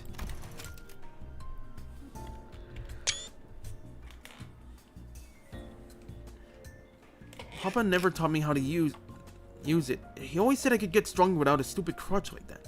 Ha! It wasn't that he didn't teach you. He couldn't. He was a man who had never once reflected upon his own sins. A piece of trash like him would be incapable of being... Sorry. He was a man who probably had never once reflected upon his own sins. A piece of trash like him would be incapable of even comprehending such a power in the first place. Vespa's responses always come back with dripping with venomous hatred whenever the conversation turns to the topic of the fingers. Kira must have noticed too, or perhaps she simply couldn't find the right words to push back. Either way, she held her tongue, her expression settling into a blend of frustration and something that looked a little too close to sadness. If you want to reduce it to a yes or no, then yes. You will be able to learn it with the odds in your favor. That is, assuming that the company decides to tolerate your continued existence.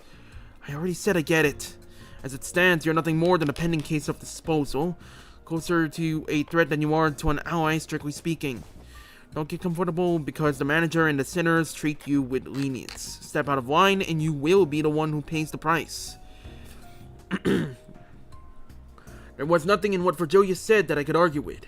Kira had been a member of the House of Spiders. She murdered scores of LCE researchers, and left us with plenty of memories we'd rather not revisit. For now, we're just working together. Not contesting that decision doesn't mean we have no hard feelings toward her. Leaving Kira alone with her thoughts, the sinners slipped back into their business. Snacks, idle chatter, and the conversations about whatever happened around the LCE. The examination is now concluded. I suppose it won't be an issue to let you hear the results together. Before we knew it, Hohenheim and Ryoshi returned.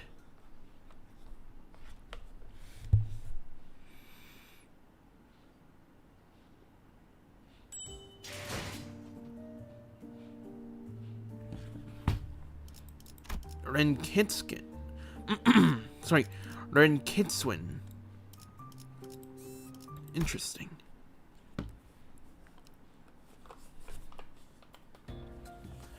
To present the conclusion at first, no, the notion of the sword being a sentient one is incorrect. The locus of the will is not the blade, but the scabbard. An ego forged in a rather paradoxical nature, yes. That would be the most appropriate description. Not a sentient sword, huh? Yoshi's grumpy dismissal made the scabbard quiver almost as if it had taken offense. Somehow I felt like I could understand what Hohenheim meant by will now. It was a reunion of sorts, one that gave us both a tinge of sadness and hope. If the scabbard has its own will, does that mean that the owner of that will can be resurrected? It is too premature to deliberate on the matter. The state of existence under question is not one that may be defined as death at the moment. I assume they asked whether it can be revived or brought back to life, so to speak. Even supposing that survival is a fixed variable and that the reconstitution of the original corporeal body falls within the realm of theoretical possibility, the probability approaches zero given the limits of today's technology and conditions.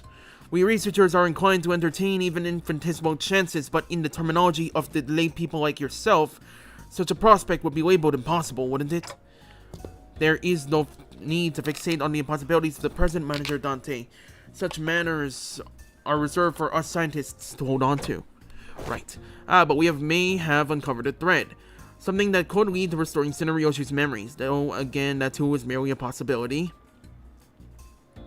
A far more practical avenue for you to pursue at the moment, nevertheless.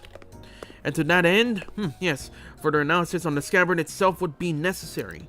Coordinate with Alan for your next duty. He should still be in the ring Nursefathers' quarters. That will be all. Hohenheim cut himself off there, clamping his mouth shut as if any further exchange might scatter and mess up the theories he constructed in our conversation.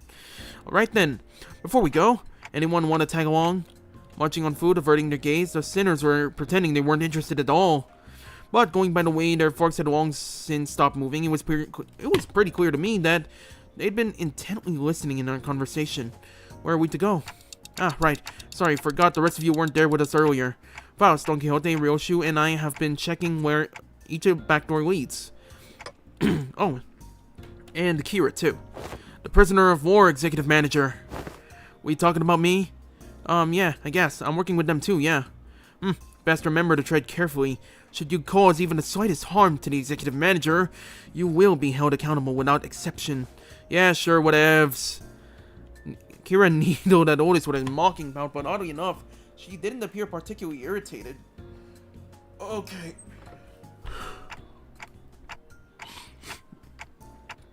Anyway, I think it'd be better if we had a few more people just to be safe.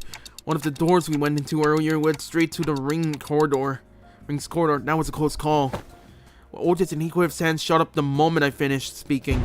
I would very much like to accompany you, Executive Manager. I knew I could rely on you, Otis. Your recognition of my loyalty honors me. Executive Manager, I, Otis, understand better than anyone your concern about the peril of working with a prisoner of war so liable to betray. To have your indispensable self proceed with only a handful of soldiers under your command, this cannot stand. I'm afraid I won't be able to focus on other duties without personally seeing to your safety. Yeah, okay, Otis, glad to have you on board, come on. I get it, Otis, you've made your point clear enough. Not keen on how I just keel over the moment you summoned me. It was a bit dodgy, that. Better I stick by your side and scrap it out myself. You probably don't need me to come along then. I guess you can just summon the rest of us like you did earlier if shit hits the fan. Our research yet unfinished holds my efforts. I shall join you once it has found closure. I don't think I can be much help whenever you're going. I'll pass. I will follow if that is your order, Manager. No, it's fine. Just get some rest. It'll probably be okay. I can always summon them again if things get too dangerous. For now, I should go see Alan again.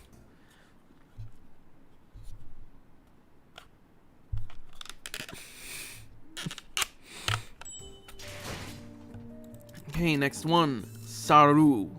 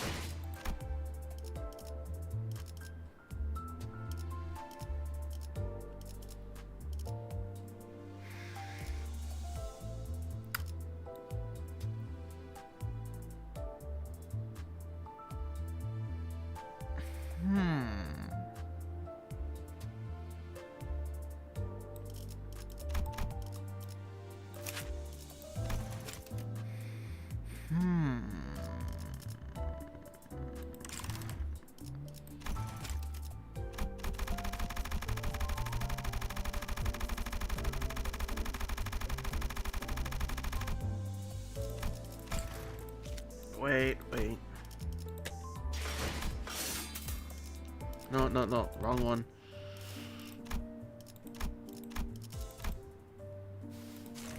Maximum of 120. So 40, 60, 80, 100. Okay, no, just no. Can't risk it in the present situation. Plus, the weekly reset will be happening, meaning I can probably grind excavation more. Thank God.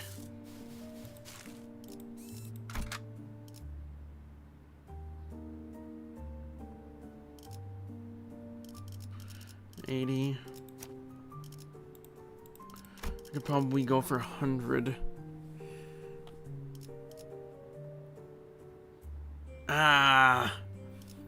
I can probably risk it. 라만 차렌들을 뒤엎는다. I can probably risk an 80% instead. You've arrived. I was waiting for you.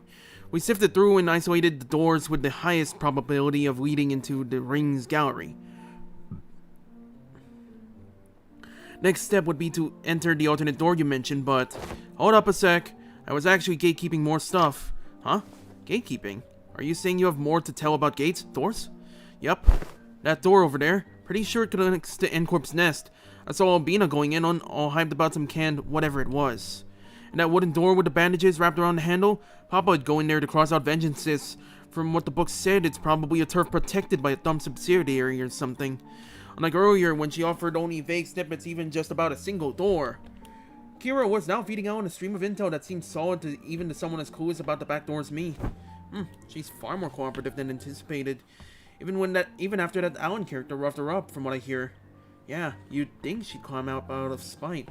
I wonder if she changed her mind about cooperating with us. Nevertheless, we mustn't let her guard down, Executive Manager. There is no telling when she'll turn on us. Frickin', I can literally hear everything you're saying, you know? Alright. Then, based on the intel, please proceed by investigating the safest doors first. As for the high-risk ones, I'll continue checking and let you know which ones you need to enter. Alan tinkered with the devices around him and flashed a couple of doors with blue light. Guess that means we start with those. Where do you guys want to go first? They all look about the same. Just start with the closest one. Well, Alan did say these are the safest ones, so it shouldn't matter which one. Just as I reached up for the nearest door as Heathcliff told me to, Ryoshi suddenly veered off, stopping in front of another one that stood a few steps apart. This door. It feels familiar. You recognize that door. I think I passed through it a few times when I was little.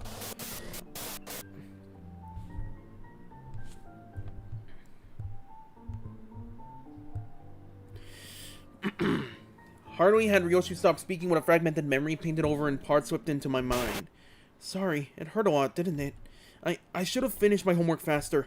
Oh, I know, let's go for a walk. But I don't recall much about it. That memory just now, could it be tied to Araya?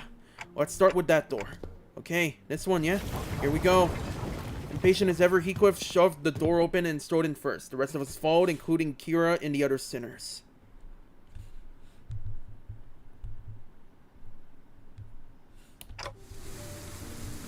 And this place is, judging by its state, it seems to be a welfare facility located within the nest. Most likely a park. Every sod walking here is dragging some animal along. Means they've got money to burn. Proper ritual at this place. Oh my god. Is that a basketball court? Oh my god, this is a nice park. Nice trees, good environment. And they got a basketball court in the back. Holy shit. The walk the past Ryoshi mentioned in their memory, and the sight of people fussing over their pets. The pieces clicked together, and I voiced the other memory and saw back at the House of Spiders. Did you ever come here with a puppy named Saru? Yeah, I remember that. Not a puppy though. Saru was a bit bigger by then. Sorry, it hurt a lot, didn't it? I should have finished my homework faster. Oh god, Saru, no. Oh god, she looks terrible. Why isn't she getting better? I gave her lots to eat. Oh, I know. Want to go for a walkies? You love walkies, don't you, Saru? There's this workshop Dad always visits. The door there is connected to a park. We can go right now. Yoshi's childhood memory burned brightly in my vision before passing. That was her as a kid? Apparently, such gentleness does seem most unlikely, young Ryoshi. Hey, Clock, who said you could show them my memories with willy-nilly? No, come on, you know it's not something I can control. GG. Back in the House of Spiders, I was the only one who could see the vision of Ryoshi's past. This time, though, her memories seemed to manifest for everyone around, just like what we experienced in H-Corp with Hongwu. Which probably means, why are you all staring at me? That's so random, what the hell? Did you not see that just now? See what? You guys zoning out together? Guess it doesn't apply to Kira. Then again, unlike how it was between Lin Dayu and Hongwu, Kira doesn't have any direct connection to Ryoshi. I guess it makes sense. Was that adorable hound-like companion of old young Ryoshi? Indeed, my one and only best friend. And because of that, Saru... They walked away in the vault every time I had to depart on an assignment, with a spiral driven through her. Okay, so it wasn't just Ryoshi who went in the safe before Araya. She put Saru in there at times. Okay. First ever leash. Looking back, it might have been a kinder fate had she died sooner. To inflict such cruelty upon a voiceless animal. How could such wickedness be born? What happened to Saru in the end? She died before her time. I don't recall why, but there was this day when Saru wouldn't stop whimpering in pain, and I shut myself in my room crying. You were? Not someone else. Who else? Oh, see, it was me. Even after witnessing the fragment of memory, Heathcliff looked utterly unconvinced. And while he was grieving, Callisto offered a solution, said he would give me a gift the next day. And what I received was something he called the Basebone Blade. A tanto which would whine and yelp in Saru's voice with every swing. No way.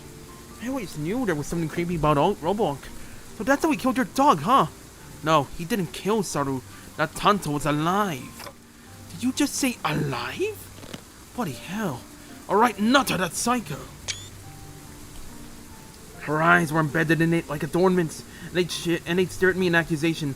That tiny heart beat as though it was quaking with fear. Okay, so it was similar to tibia and fascia. Okay, something similar to tibia and fascia, that's worth noting.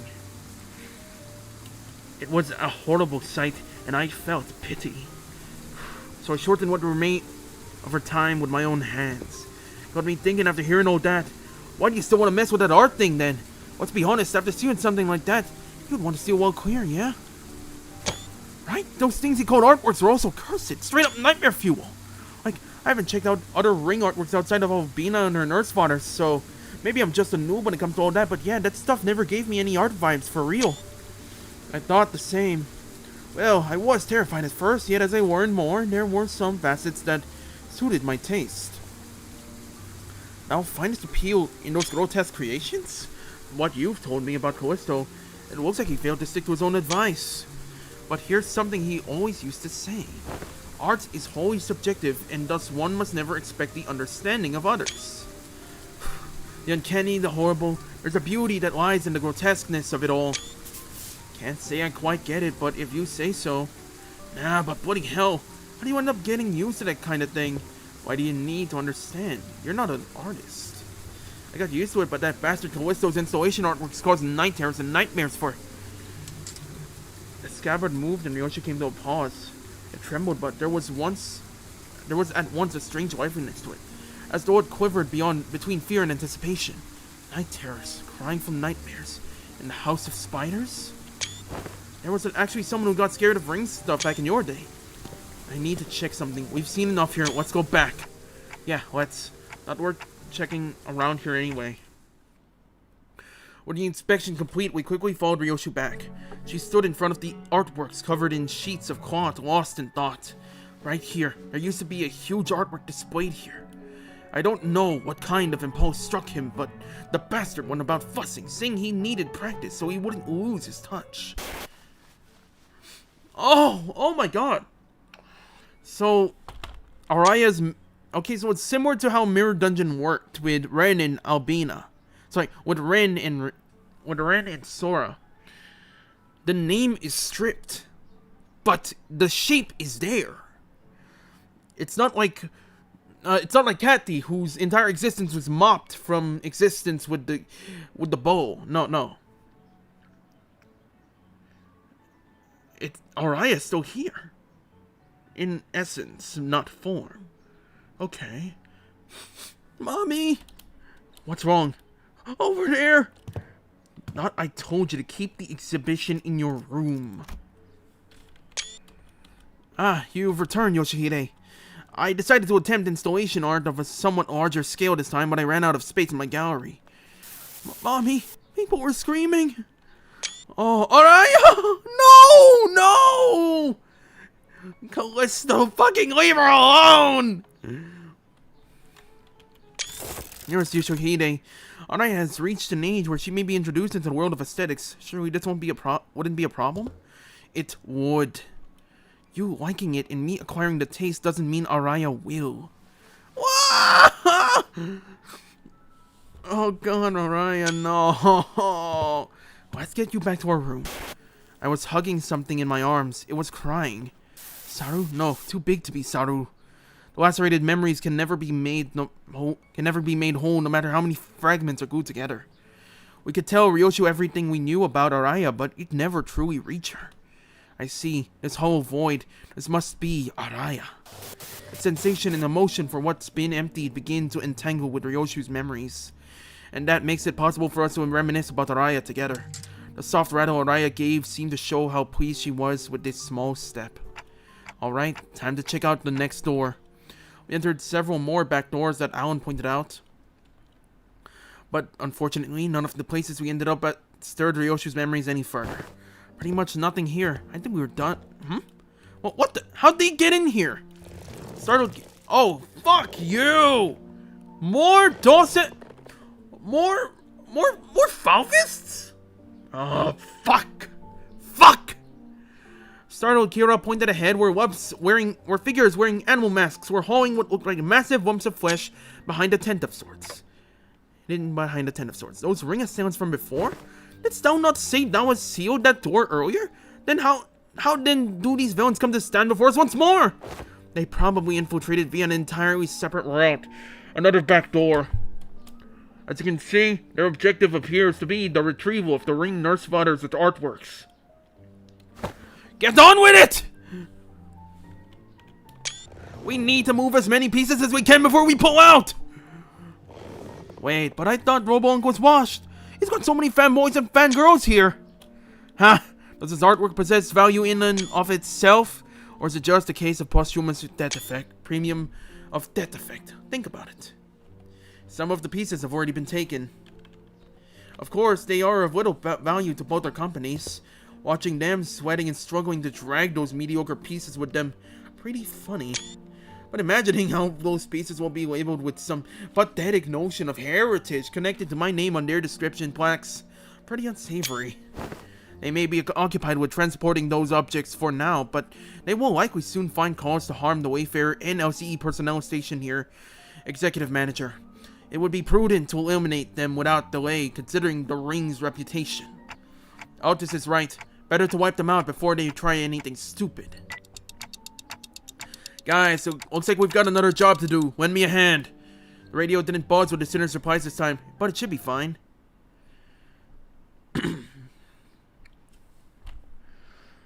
Oh, damn. So Ryoshu remembers Araya's form, but not everything. That's good to notice. That said, Malkut in place. Honglu. Everyone else here is present. That's good.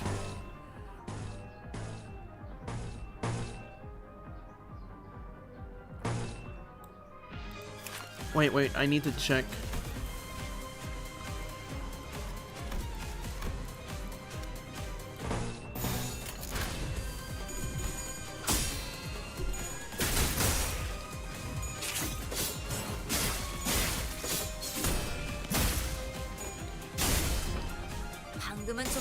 Hey, so the one summoned monk who do not have voice lines. Okay, that's noted,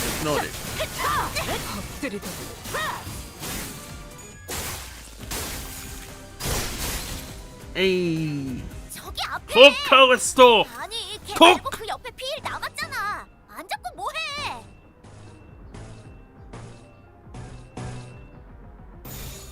나선 속을 벗어날 순 없다. 꿰뚫려라. 거기서는 왼쪽 가서 그렇지! 좀 치는데? 아이씨, 짜증나게.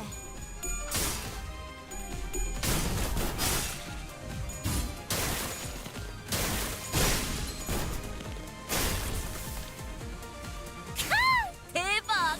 방금은 간지였는데? 아이씨, 팝콘쯤은 줘도 되잖아. 이럴 때 딱 씹어줘야 하는데. 보여드려야겠군요. 외면의 예술을. 먼치킨, 압도적인 전력. 가끔 질릴 때도 있지만 역시 늘 먹던 맛에서만 느껴지는 도파민이 있다니까. 이제야 친해졌네요. 이제야 친해졌네요.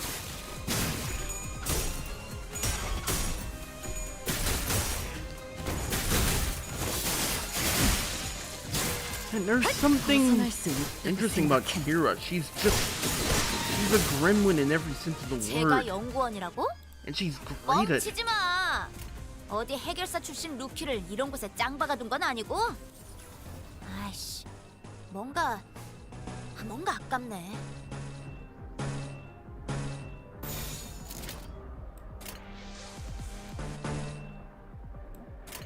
가족을 위해 아이씨, 짜증나게.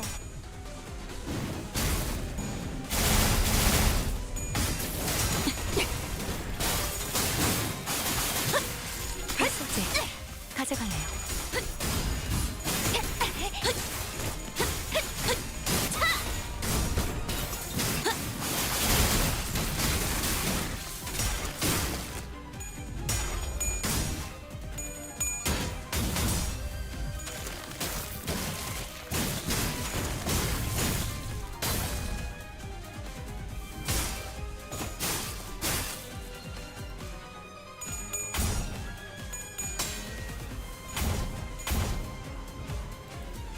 저기 앞에. 아니, 걔 말고 그 옆에 피일 남았잖아. 안 잡고 뭐해? 나선 속을 벗어날 순 없. 피가 튀기.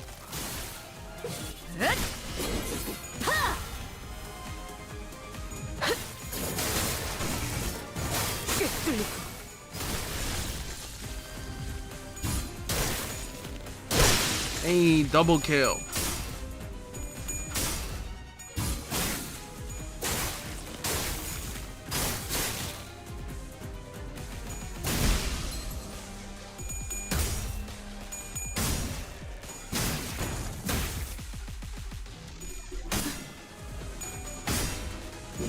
혈관의 두께. 나쁘지 않아요. It's a wonder this team synergy is actually working so well outside of Mirror Dungeon. It's good, but it can only get so far. 꽤 재밌다고 생각했는데. A installation, and it's over! 항상 저희 영감을 재밌었다. 일깨워 주시는군요. 자, 오늘 할 거 다 끝난 거 맞지? 그럼 약속대로 이 만화책이랑 해결사 잡지 가져간다. Jesus Christ. I'm surprised that Kira's ending line is fucking commit grand larceny for Fixer merchandise, for Fixer books.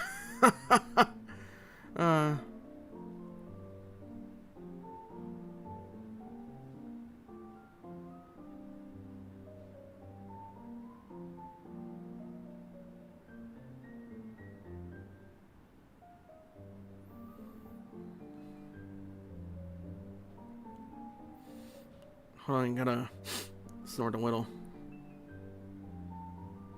Oh shit. I'm on Twitter right now. I just found a post from Hideo Kojima at Valve's offices. There's a picture of him with the big ass Valve in the office. There's him next to a really well decorated Valve. How do I put this? Calligraphy, I think? There's him standing in a circle filled with so many Steam Decks. And then there's his Kojima Productions mascot holding a Valve flag. Nice. Oh shit. It's Portal 2's birthday today. Holy fuck. Damn.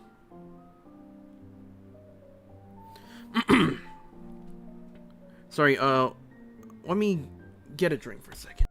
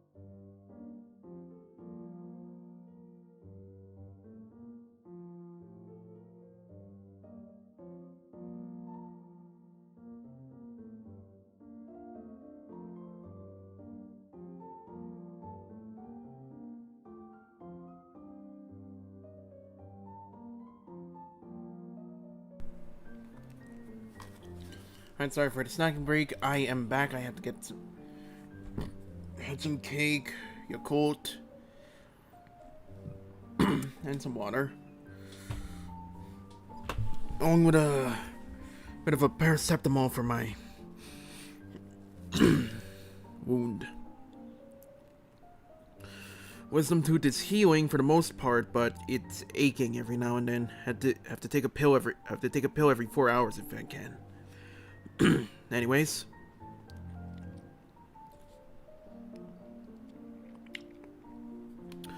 With this, the last of the ring's infiltrators have been eradicated. Is that all of them?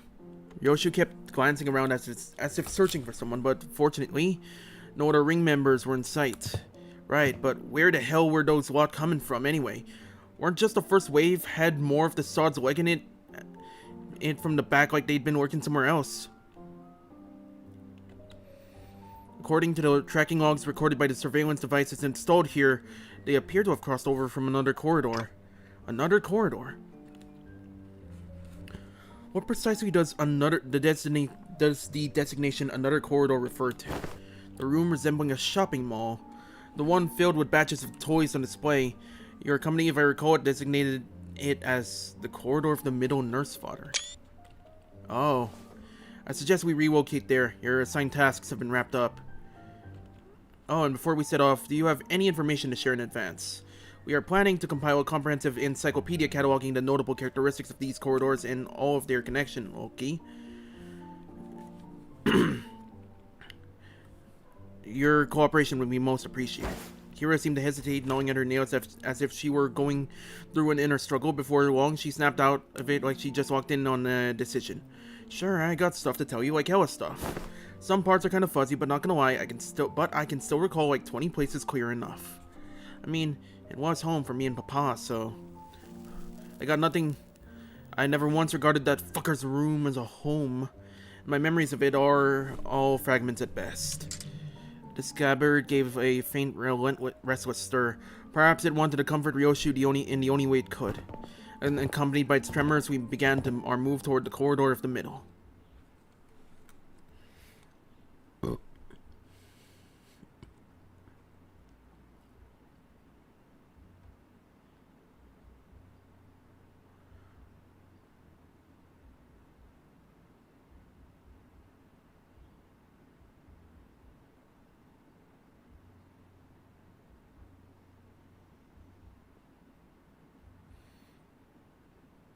약지에 감긴 세 바퀴의 반지는 마에스트로가 되기 위해 인정받은 세 가지 작품을 뜻하죠.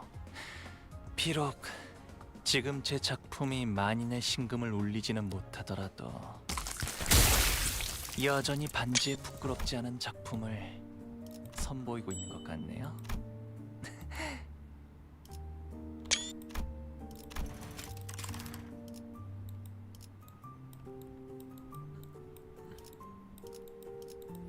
$10, $10, $100. This one's big.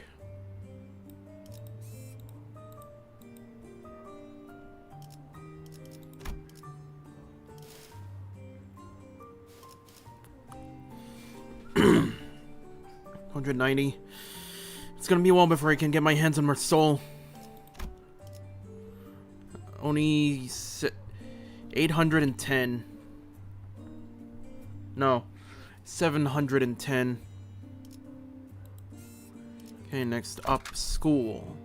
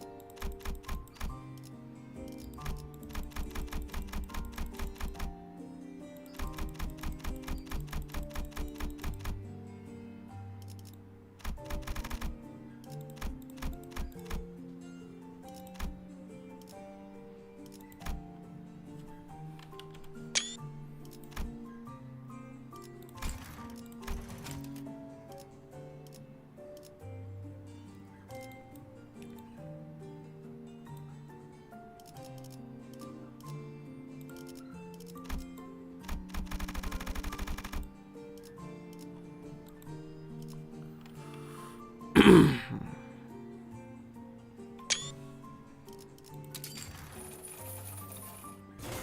could use all this.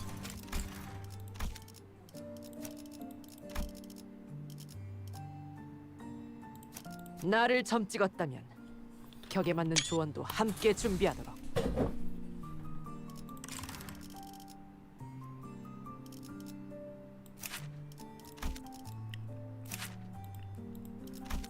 All right, Ishmael.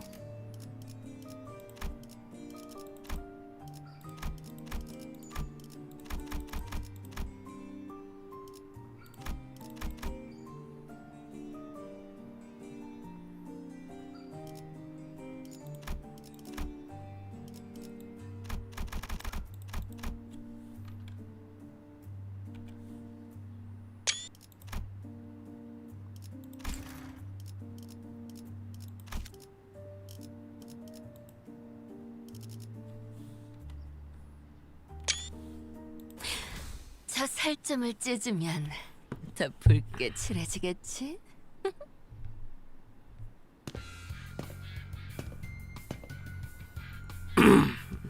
The heck? They swiped everything that wasn't nailed down, huh? Fret not! ISP littered half of thy worldly possessions. Articulated fixer figurines, video game cartridges. I'm not talking about my toy box, Kay. I had hella many of them anyway. My TV's gone. The couch, too. As Kira said, only a conspicuous empty space was left where the television and family couch set used to be. Oh, damn, man. Kira's shit's gone. Oh, nose? LCA researchers hauled them away. From the sound of it, they're going to set them up in their staff lounge. As for the letter and the ornaments, they said they'll be selling them off. Yeah? Otis seemed to notice something the moment she caught Kira's wistful look. The corners of her lips curled into a faint smile as she spoke with feigned nonchalance. Who knows? With sufficient cooperation, perhaps they'd be more receptive to the idea of returning those items. Assuming much, I never said I wanted them back. Anyway, I'll tell you all about what I know, so come this way if you want it. These two doors here made from paper and wood, they connect to S-Corp. Okay, continue. And that one reinforced with steel. That one leads to V-Corp backstreets, where, having lived here and made frequent use of the doors itself, Kira was clearly the right person for the job of identifying where each door Wayfarer Company had asked us to explore led. Directed by Kira and accompanied by Alan, we checked the doors one by one. Good work. All data seems to match. Thank you for your cooperation. Until there was just one back door left to open. I know this isn't anything new, but I gotta say, these back doors are just too bloody convenient. Them portals too. It ain't doing anything shady like the warp trains either, is it? Yours is as simple as turning the knob and entering. Seems to me you'll outpace your business rival in no time. I'm a bit hard-pressed to agree with the too convenient sentiment when it comes to using back doors and portals, but since your intent was to claim Wayfarer's superiority over the current W-Corp, I'll take that as a compliment. Did I say something wrong? Every technology comes with a cost, Heathcliff. Aptly said, while this has been a workday relatively free of casualties thanks to the quality information you have provided, do understand that Wayfarer Company's primary services include pathfinding, path security, and path maintenance. Each of those services is fraught with life-threatening dangers for our employees. Some never return after embarking on a pathfinding journey. Some are killed while battling monstrous entities, whose exact natures haven't even been confirmed yet that appear in the liminal space between fucking backrooms. It's the fucking backrooms all over again. But instead, it is actually grounded in a realistic place like the fucking city, not some liminal space where you have no idea about the passage of time. You get what I mean? It also costs a pretty penny to keep the secure path secure. I'd say our operating cost is on the rather steep side, especially considering that we are also trying to prevent our rivals from taking this corner of the market. What rivals, man? It's not like the warp trains is gonna fucking use this. It's already got its own fucking train. Thinking back, I don't think I've ever seen Alan enter a door to a new location with his helmet off. It must be one of his precautions, just in case. Maybe his dry smile and unsettling lack of reaction to anything are hints that he's simply seen too much to be faced by most horrors. Still, our work's gotten considerably easier for this job thanks to the help from everyone here.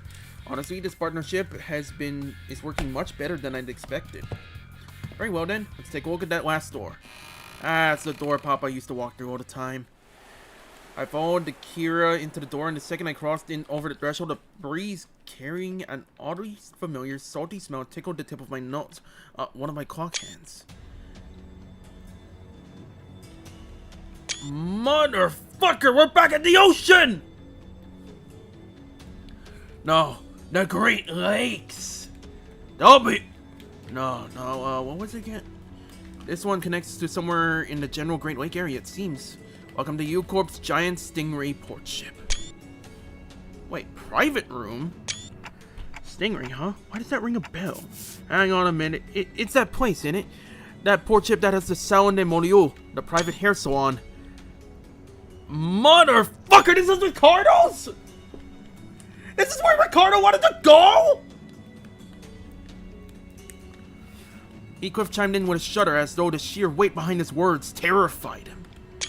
Yeah, you say that, but, I'm starting to see why Ricardo was mad at Heathcliff for the coupons. This is luxurious! Oh! Don't it signify then that we should finally be made audience young Heathcliff and his hairdo most luscious? Quit it with that luscious nonsense, lass. Why encourage me now when you were so cavalier about blasting my villainous ass back at the lake? Indeed, alas, 'tis true that punishment wrought upon our merry band had severely outweighed the crime. Wouldst thou not agree, young Heathcliff, that to put the coupons to use would remedy thy pain a smidge? Ah, bugger it. I ain't even got anyone to spruce up for anymore. Sweet, then can I use them? We were regulars at the Mo'u place, Papa and me. Papa would ask the middle fam for a favor and he'd bring loads of coupons back home. They give away a hair coupon for every 10 visits you see, so what am I even yapping about all excited?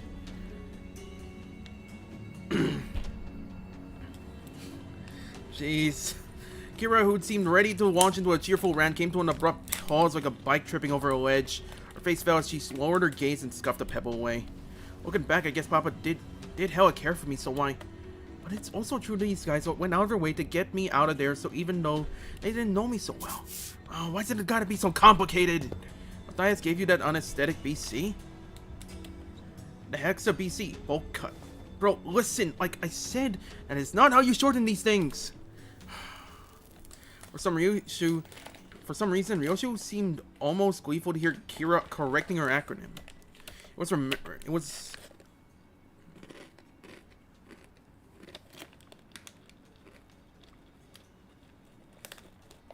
was reminiscent of that self-satisfied look she'd get after confusing us with these acronyms, especially during the early days of our bus journey.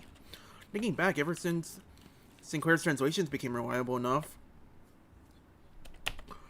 the sinners had less reason to voice their frustrations with Ryoshu's acronyms, which in turn gave her fewer causes to snicker about. I'm not sure why, but something tells me that she might be making her acronyms ridiculously incomprehensible on purpose. If your conjecture is correct, executive manager, she has one tasteless sense of humor. From what I recall, the toys and games he was into were pretty retro. Must have been annoying to play along. At first, but the more I played along, the more I got into it. Still corny and juvenile as shit, though. Oh, so Matthias is a nostalgia kid.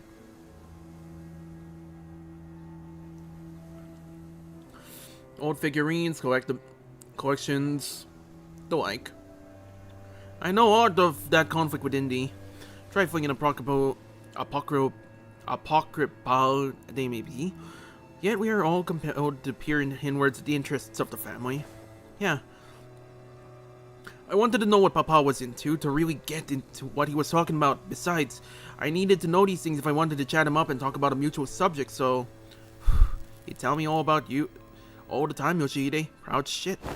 Not a day went by without him saying like, Yoshihide led earners in 2 days, or yo, this was Yoshihide's fave, you know? Too bad I wasn't here to tell you that his words weren't worth shit. I once thought of him the same as you do now, a good man, at least among the Nursefathers, caring enough to bring me gifts.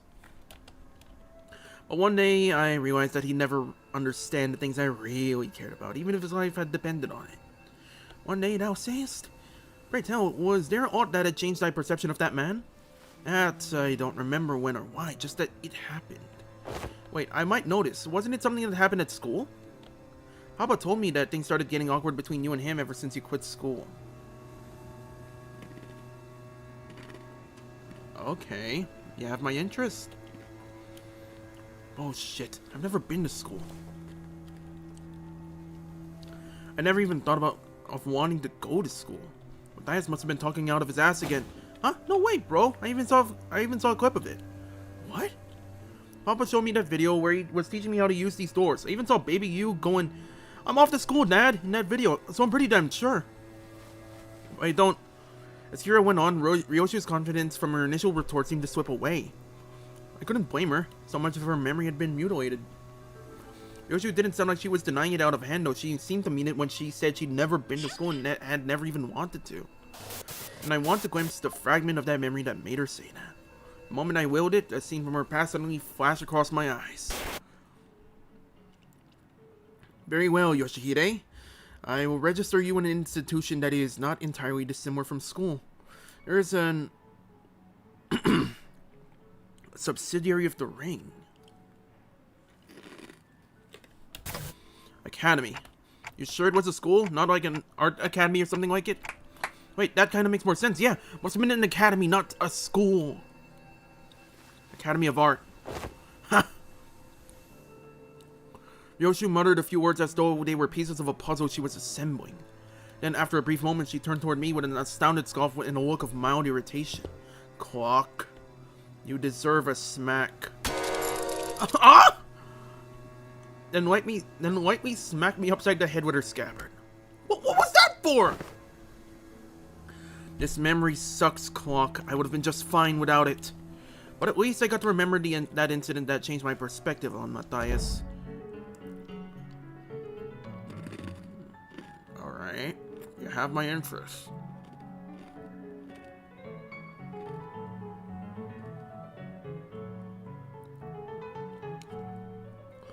That said, oh my god, baby Ryoshu. It's nice seeing her not sulking or crying. That is something. Dad, how do I go to a school? School, Yoshihide? Well, I don't see why you would wish, let alone need, to go to such an institution when we Nursefathers are here to provide you with all the education you require. You would later find our unique style of homeschooling to have been much more enlightening than trudging through any of the nest's formulaic educational systems. But Dad, I saw him in a picture book, and I don't have any friends here. Oh, Rhiannon is pointless. But it is true that there are qualities that can be learned only through group erudition that engenders competition. Very well, Yoshihide. I will register you in an institution that is not entirely dissimilar from a school. Really? I intend to send Yoshihide to an academy as part of my educational curriculum. There is an Academy of Arts, a subsidiary of the Ring. Companionship with other talented children of approximately her age will nourish the spirit of inspiration that will guide Yoshihide's growth. The prescript approves. But Callisto, I'll tell you now that you might be making a mistake. And how are you so certain of that? To elaborate, if you can hand puppet of the prescripts by whom every aspect of existence is articulated, why do you even know of choice of what is right or wrong? Ooh, burn! And off they went. Perhaps a little more situational awareness would have prevented what is to come. Callisto had found me a rather decent academy. The artworks that used scare me when I was alone weren't so bad when I was with other kids. No, that's not quite it. It'd be more accurate to say that I started to understand people's perspective on beauty. Of course I would, when all we ever did was nod along to the lectures and spout purple prose, all the while making pincushions out of people's bodies like it was nothing. Our lesson today will focus on corporate techniques. Now, take a good look at the diagram here, then the mannequins before you. Weave the blood vessels in the same pattern as the diagram and I don't know why we're even learning about corporate stuff in this day and age, right? I don't know what the point of this slog is, tying and shaping blood vessels to make a color that a drop of ink can do better. I read that in a book. I'm more excited to learn about this cubist technique than this crap. Honestly, why is this washout movement even part of the curriculum? It's just boring, shallow, gore stuff. No, it's gory, but it's boring and shallow only because you guys are bad at it. What? You mad because your daddy's a lame corporist? Oh, is he? No wonder her stuff is just a— Ow! I was taught that people who say bad things about my family deserve to get their butt kicked. That mounting Callisto wasn't actually what set me off. I didn't have any special reverence or attachment to family like Matthias did either. It's just what I was taught to dislike, that's all. It's one of those tantrums kids of that age have. Kids will be kids and all that. I'm home, Dad. Hey, buddy, you're home early? Oh, man, you must have been playing rough today, huh? You got dust all over. Got into a fight. A fight? Yeah, they kept saying dumb things about class stuff, so I smacked them. What about you? They didn't hit you anywhere, did they, buddy? On my cheek, but it was okay. Because I punched him this many more times. Did I do good? That's my girl. Dad, where are you going? Oh, you know, just got some business to take care of. Why don't you sit tight and work on a coloring book? Daddy will be home before you know it. Okay, it's a bro business? No, it's family business. I ain't seen what's so bad about taking care of your own. Oh, them saucy snods don't earn respect unless you beat it into them. If only he'd been a simple-minded fool like you, then the story would have ended there, right there with a pat on my head. What? Papa, I mean, the middle doesn't stop there. It never does. You hurt a member of the family? That automatically gets you written up in the book. Yeah, and he did what he did in the end. What the fuck?! Ah! Ah!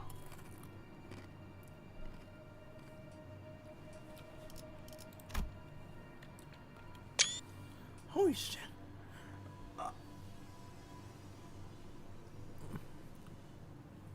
He used Leviton on a fucking child! Oh god! They had nothing to do— Oh my god! What the fuck is this? There you are, Yoshihide! Squad's starting already, my diligent little girl. Wonder who she takes after. Dad? I know. I said I'll be back before you know it, but I got a bit lost trying to find my way through the Rings Bastards' tricky mazes. You know how they are. Oh yeah, and there are so many sniveling brats here. Well, as for their crimes, they slapped my buddy's face hard enough to leave a mark that's an arm for you. As for the instructor as well, anyone agree that they did one sorry job of keeping these tykes under control. In that case, pursuant to Title 2, Section 52 of the book, execution by beheading. They clearly don't got much use for what sits on their shoulders, eh? Is that what he did? You're telling me he used Leviton to cut a teacher's head and then broke a kid's arm? What the fuck, man?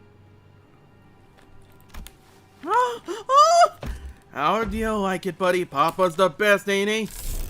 Dare he? Such senseless barbaric violence! Cultured uncivilized animal! Do not be discouraged, dearest Yoshihide. I've found out yet another academy worthy of your talents. It is a much more significant and prestigious institution this time. I assure you, even an intemperate berserker like Matthias won't dare force his way into such a place as he did the previous academy. Don't wanna, Yoshihide. I don't wanna go to an academy. I don't wanna go. I don't need friends anyway. For all its posturing. Nothing that was ever important to me held any significance to Matthias. He took a lot away from me just to feel good about himself. So I hoped he, more than anyone, would never find out about the things I held dear, because I was afraid he would take them away from me like he did the others. But he'd always catch on faster than he had any right to. Every contract that took me away from the House of Spiders made me tremble in anxiety, because I was worried about— I don't remember what, but I do know that I could never stop thinking about my room. So whatever occupied the room in my absence must have been the most precious thing to me in this world. The scabbard, which had been stirring lightly as Ryoshu recounted her past, soon began to rattle audibly. It's doing that thing again. Ryoshu patted the scabbard with a gentle, reassuring hand. The scabbard that was on Soraya, a memory without attachment. It appeared to me as though she was pacifying a crying child. Seeing that gesture,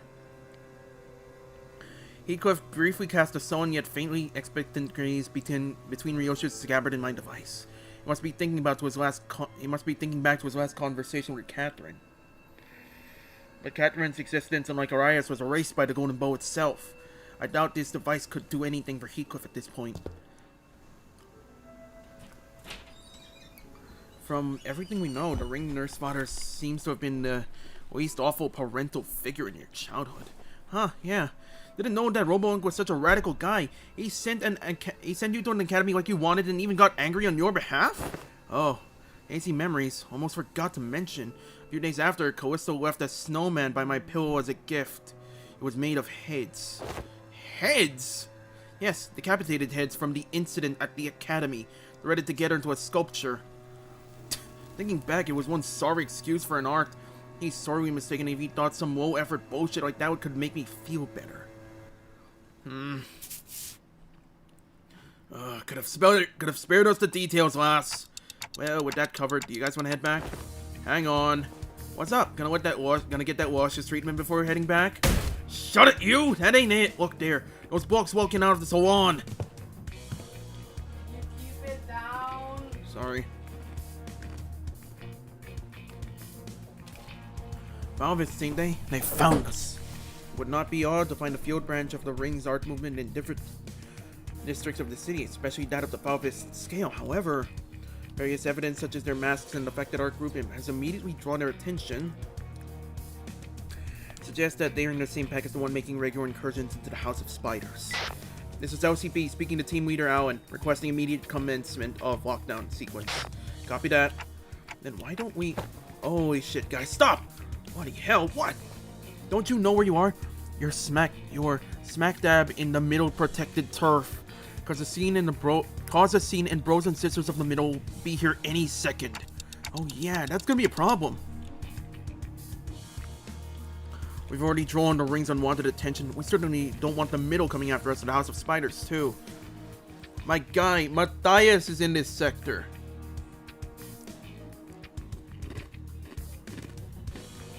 Sounds like you've got a great GI. Sounds like you've got a GI.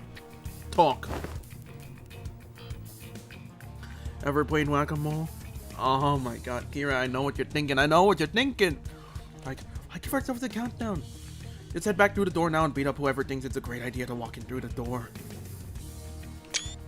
She puts forward a sound strategy, Executive Manager. As long as there's no high-ranking officer among them, it would be to our benefit. Well then, let's do as Kira says. That was quick.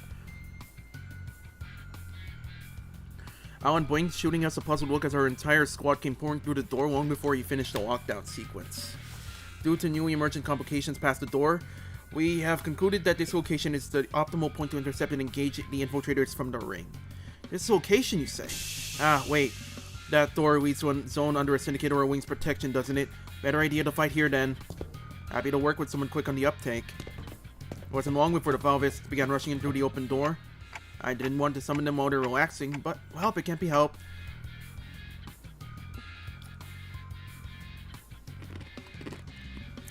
I summoned the sinners back to work.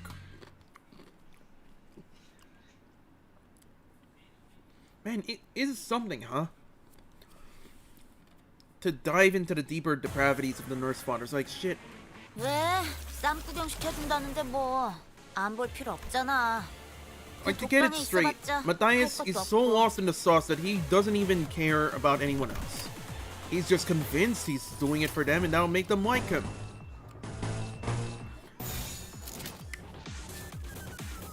Callisto's no different. He's too busy trying to keep up his game and doesn't even care if his shit isn't something nobody likes. 영감이 떠올랐어요.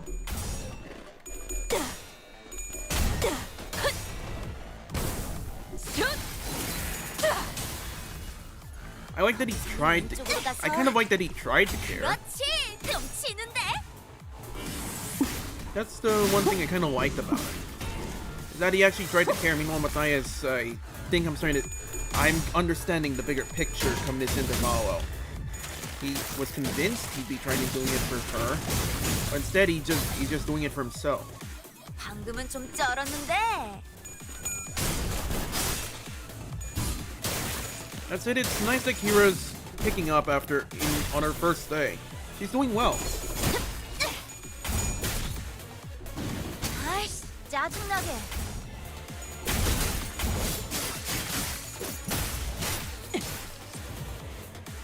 왜? 쌈 구경 시켜준다는데 뭐 안 볼 필요 없잖아.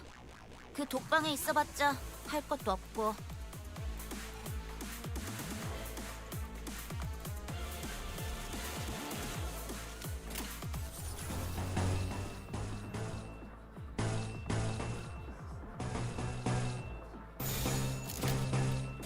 영감이 떠올랐어요.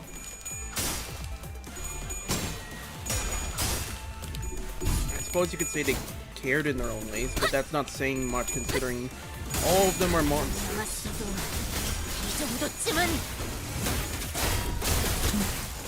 살살해 줄게. 나쁘지 않아요. Valentina and Xiaomi beat the living shit out of her. 대박! 방금은 간지였는데. Matthias didn't even stop to listen or hear her out in any way. 이럴 때 딱 씹어줘야 하는데. Only convinced that what he's doing will be for her sake and that she'll like it.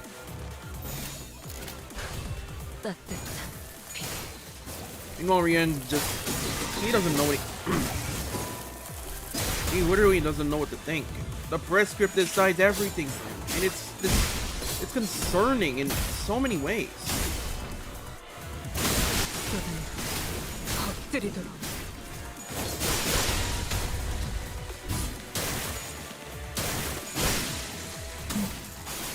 이제야 힘이셨나요? 보여드려야겠군요. 외면의 예술을. 먼치킨 압도적인 전력. 가끔 질릴 때도 있지만 역시 늘 먹던 맛에서만 느껴지는 도파민이 있다니까. 영감이 떠올랐어요.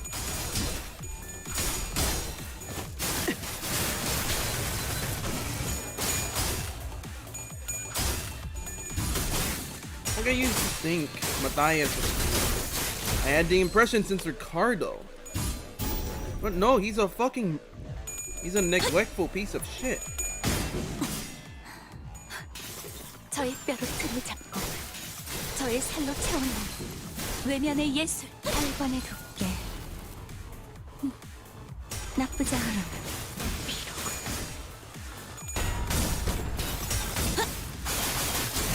그 소재 가져갈래요.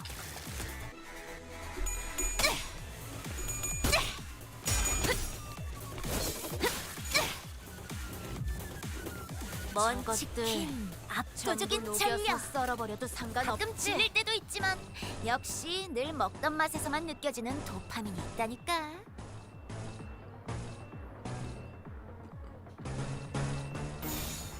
가족을 위해.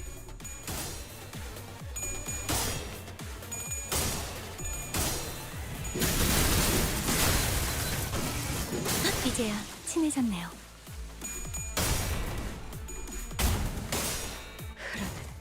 피를 뚫리고 쏟아내라.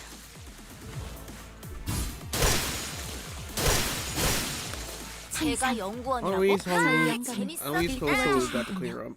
자, 오늘 할 거 다 끝난 거 맞지? 그럼 약속대로 이 만화책이랑 해결사 잡지 가져간다.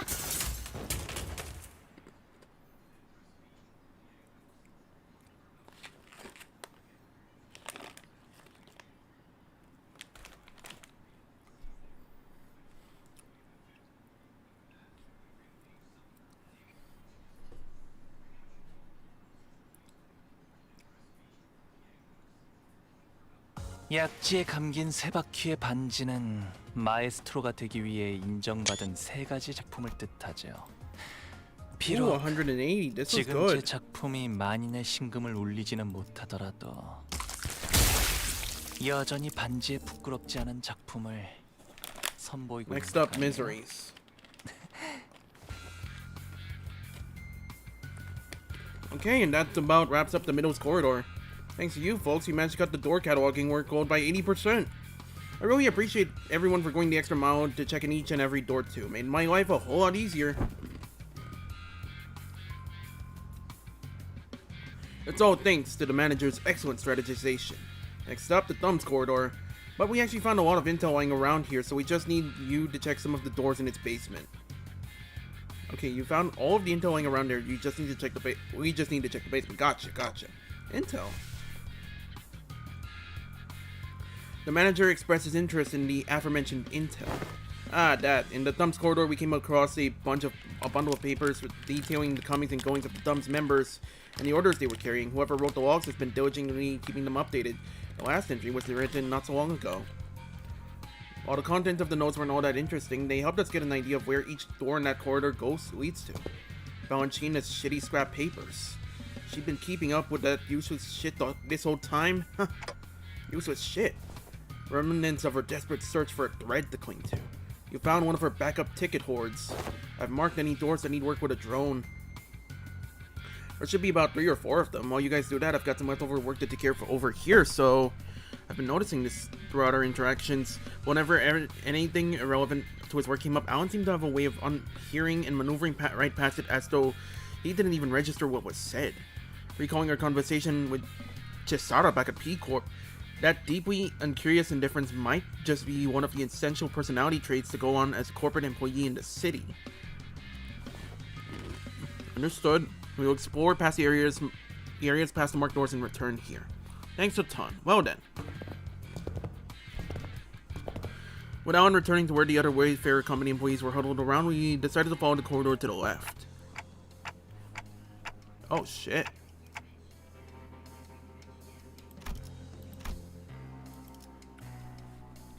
Hey, there's someone in here. More of the ring, maybe? Going by their silhouettes, they're unlikely to be members of the ring. Come on, lady, get out of my way so I can see. It's the detective, some stubborn guy I don't know, and that annoyingly airy dude. Sounds like Moses, Gregor, and Hongu, respectively. Okay, let's see what we got here in the crumbling hall. Okay, chained up door. Torn up fucking floor. What the fuck? Caved in roof? What am I looking at? The trio's conversation grew closer, grew clearer the closer I approached them. You okay, fella? You bumped your head earlier. Haha, fine as I fiddle. It was just a minor fall. This is the 3rd time it's occurred. We ought to discuss this issue with the manager once this consultation is over. I think I'm seeing a bump on the side of Hongu's head.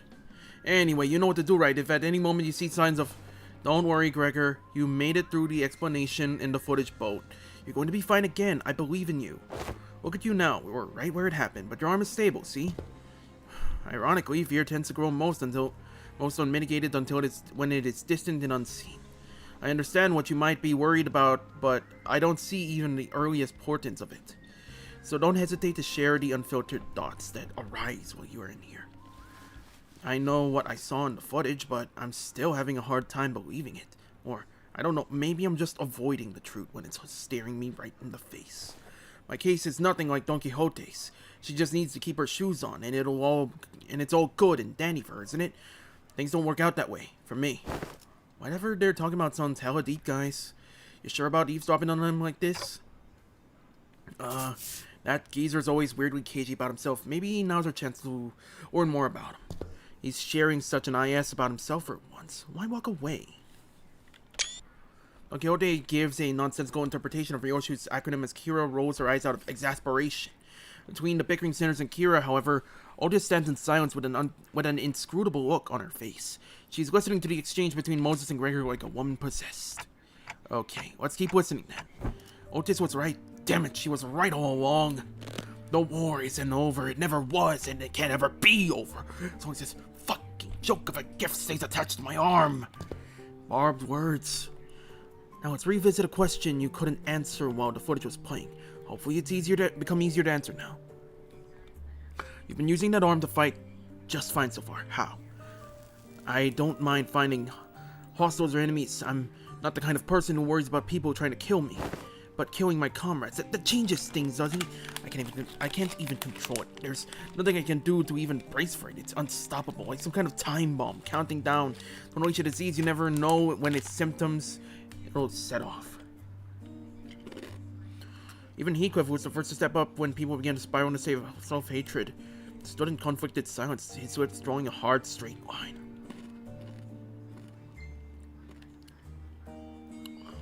Besides, Gregor wasn't wrong in that. At present, there wasn't any way to stop his transformation from should it occur again. We've still got a good chunk of the journey left, and eventually we'll have to... No matter what works in the pasts of us sinners. Even if they have killed hundreds, thousands, or tens of thousands of innocent people, we still embrace them? Gregor might have been Herman's golden boy, but he's obviously seen his own share of shit. He's probably killed more than a few. Maybe 10, maybe 100. Otis, well, if we know Odysseus well enough, Troy and the Odyssey was no walk in the park.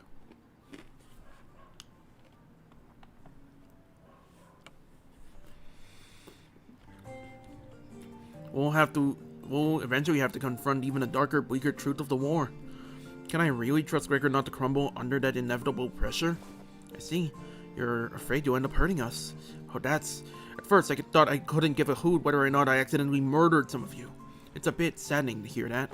You know how it is, Hong. We, the bus team, didn't exactly get off to a rocking good start. Through our journey, I've begun to think of you all as my comrades, and I was okay with that because I had too much faith in my own weakness. When I realized that I'd grown so weak that I couldn't even take down some backstreet stuck with his arm, I was relieved. Imagine that. The same arm, my arm, the weapon that stabbed the heart out of countless people during the Smoke War. I'll be honest, when that Hohenheim fellow said I was an exception, that thought alone made me hope. Exception, a potentiality to be harmless, weaker than even a non-combatant like Yi Sang. It made me hope for a life that didn't sound so bad. We all know how that went though, don't we? Grew up in the worst possible way. After all that, I just couldn't bring myself to fight again. Because I no longer know when this fear will eat me up again, because I'm constantly afraid of this damn gift manifesting again. The same fear you've carried all this time. How did you endure it before? Badly, barely, holding on to the idea that the living's gotta live on and nothing else. This really brings me back years. The memories are so clear that it's like they all happened yesterday. Oh, best you kick me off the bus before push comes to... That can't be the answer, Gregor. You can walk away, but the danger of our journey won't leave with you. Dante and the rest of us will still be facing an endless repeat of peril. And it's not like leaving the bus will bring peace to your heart. Our debts can be reversed should an accident occur, even if it comes at the cost of Dante's suffering. The same can be said for most people in the city. Now that's something I never expected to hear from you. Yes, you're right. If we're seeing this through to any kind of end, this would be the place to do so. Not many places in the city have some warmth to them like this one does. Boy, this consultation thing's getting pretty embarrassing. I mean, it's not like I was forced to go through something as traumatizing as yours, Hongwu. Truth be told, I'm not some special case. Everyone who participated in that war must have gone through more or less the same experience. Miss Moses, Otis, and even Valentina, that piece of work.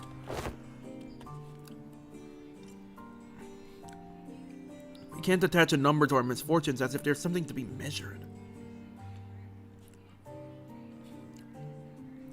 Just hearing Greg say that just laying his frustrations bare, his fears.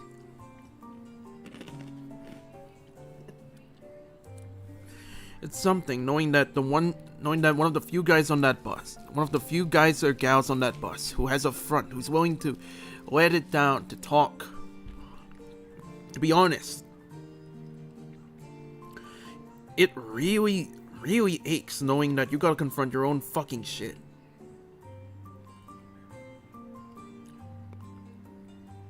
The fact that Gregor had hope. The fact that Gregor thought he could really put his fears behind him, and then it exploded like that in Kanto 9. That's some wild fucking shit, you know? That is some wild fucking shit. When I fled from my past, I tried my hardest to avert my eyes from it, but you, Gregor, you're not like me. Every few steps that had distanced you from the past, you come to a pause to spare a look toward the path you had walked. All those years I let slip by, all those that slip you are dotted but with phantoms of suffering that are both ineffable and beyond measure. Different experiences, different pain. Still, if there's one thing in common to everyone, it's that trauma leaves after effects that linger for a long time. What are yours? I dislike loud noises and people who talk too much. They sound too much like the cacophony of the war, like screaming comrades who resented me even as they lay dying, and the wounds they left in my heart bled me dry. But I thought you were fond of Miss Ezra, Miss Moses. I've talked too much. That aside, haven't you heard your fill? You might as well come out from the corner you're hiding in. Aw, man, they knew we've been dropping eaves this whole time. I was actually waiting for just the right time to come out and say a few words, but I couldn't find an appropriate moment to. Well, I would have had to share this with Manager Bud, or the rest of you fellas sooner or later, so I don't really mind, but what's she doing here? T.A. Temporary ally? No, temporary accompaniment. Don't be an asshole. I'm working my ass off to help you guys. Pleased to make your acquaintance. You're right on time. I've been working on a theory, but I don't have all the clues to be absolutely certain. A word from someone in the know may immensely improve my confidence in the theory. Kira, do you know which door the Dumb's Nursefather was most attached to? Huh? No, duh. Duh, that's supposed to be obvious? Didn't you guys all see her? Yeah, think I just chat up a scary lady like that? Dude, she was beating the ever-living shit out of Lucio every time I saw them together. Oh yeah, he went down fighting you guys to the end, huh? Yeah, said stuff about her generosity and all that and fought till he died. Damn, that's unexpected.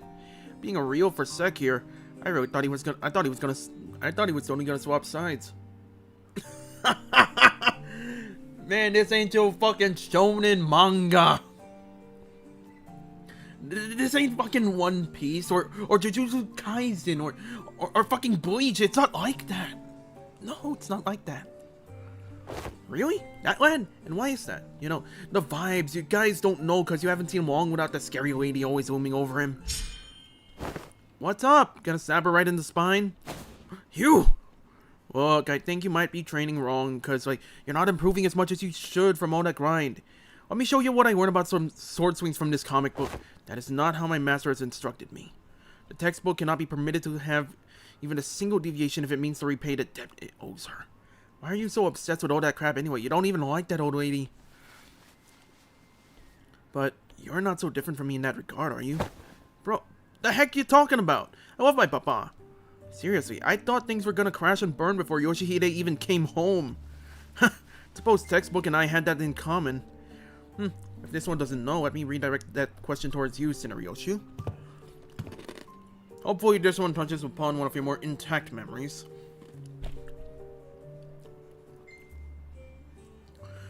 Do you know which of these doors the dumb Nursefather showed particular attachment to, or the door she used most often? Why ask me? Fine. Yes, I do remember. Don't even need Clock's help to piece it back together. It's that one. The door with metal pieces dangling from it.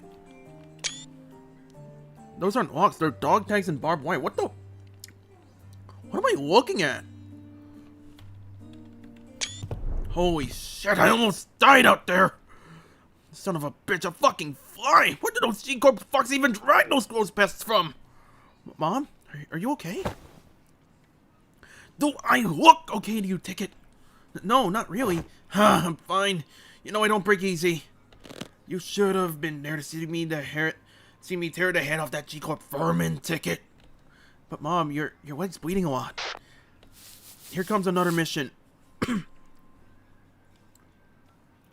Boy, they really can't do shit without me, huh? So much for a break. The fuck is this? But bandages for you. Is this kid serious? They've got truckloads of expensive treatments on the ready to patch me up the moment I get back to the field. Well, okay, never mind that. Hey, this works, Mom. Sit tight and don't start any trouble. I'll teach you some sword techniques once I'm back. Must have been her years in the smoke war. Yeah, fighting in the war took a lot out of her and left her perpetually exhausted. So the smoke war was still going by the time she was in the House of Spiders. What the fuck? And until she's a teenager, what the hell?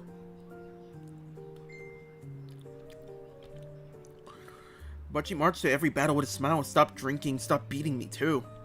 Like a blissful idiot who forgot that she was still neck deep in the inescapable pit called the House of Spiders. Well, the ironic peace didn't last.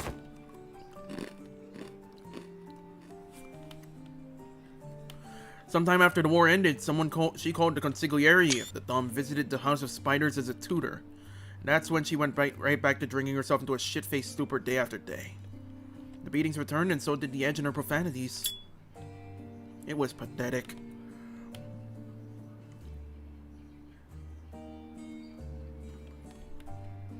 Hold on, why though?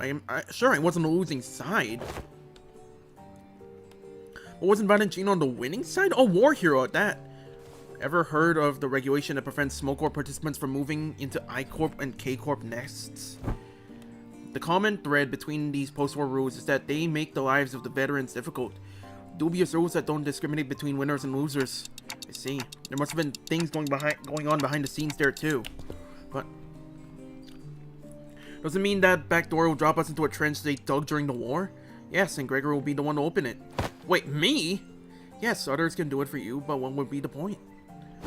You sure this won't just end up giving him more nightmares? I don't see how this helps him in any way. We do not have any means to treat whatever it is that slumbers within his arm. However, I would surmise that the underlying cause of his sudden transformation wasn't the arm itself. Then what? It's trauma. His arm took control after his psyche was crushed by the weight of the unspeakable memories coming back to haunt him. It's not because the arm went berserk that he started reliving his painful past, it's the other way around. Isn't that so? If you can come to understanding that the war's not... If you can come to understand that the war is really over and that what others say, no matter how closely they echo the past, is not necessarily aimed at you, then you may be able to loosen your grip on the fear and anxiety that your arm could metamorphose at any moment. While her suggestion may seem blunt, it is one of the basic treatment principles of M-Corp's psychotherapy centers. Fine, then. Guess I'll open it up. Gregor walked up to the door, grabbed its handle, then paused, taking slow, deep breaths. With one arm, he gently opened the door. Why are you running? You should be taking the lead on the front lines with our G-Corp banner held high! I don't want to die!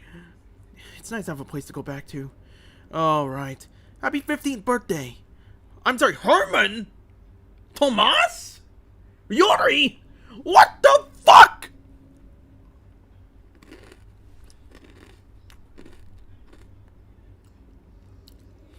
But you can't possibly have the cheek to call me cruel. You G-Corp pests were far more messed up than I ever was. Ripping people apart, cannibalizing them, you were nothing but a swarm of fucked up monsters. I thought I'd woken up from the dream, but I was still... Jesus Christ, Greg.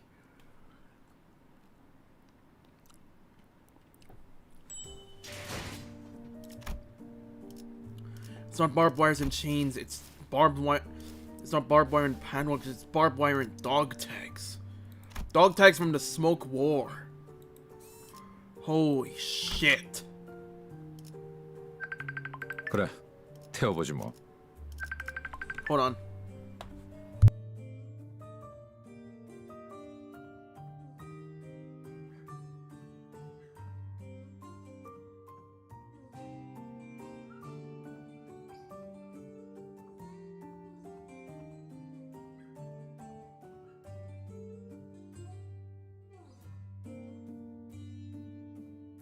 I will be right back. I need to get something.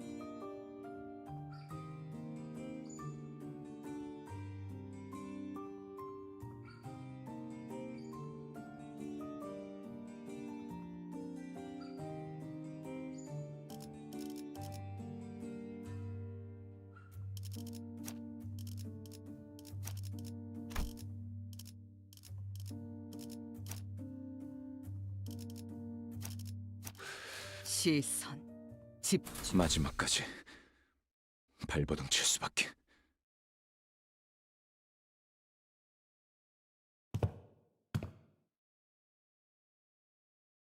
What the hell? Oh, we're not. We're in an office building. What the fuck? This place. It's just a boring old office. I was kind of ready to be shook thinking we were about to walk into a war zone or something. You recognize this place? Huh, of course I do. My last job before Limbus company. And my desk was over there. Here's a tip, fellas. When you're working in an office like this, always get a corner desk facing the wall if you can help it. Once you hide from the boss man. Out of sight, out of mind, you know? You can do whatever you want that way. Work, chill, or even freak out in terror at the slightest sound of metal clinking.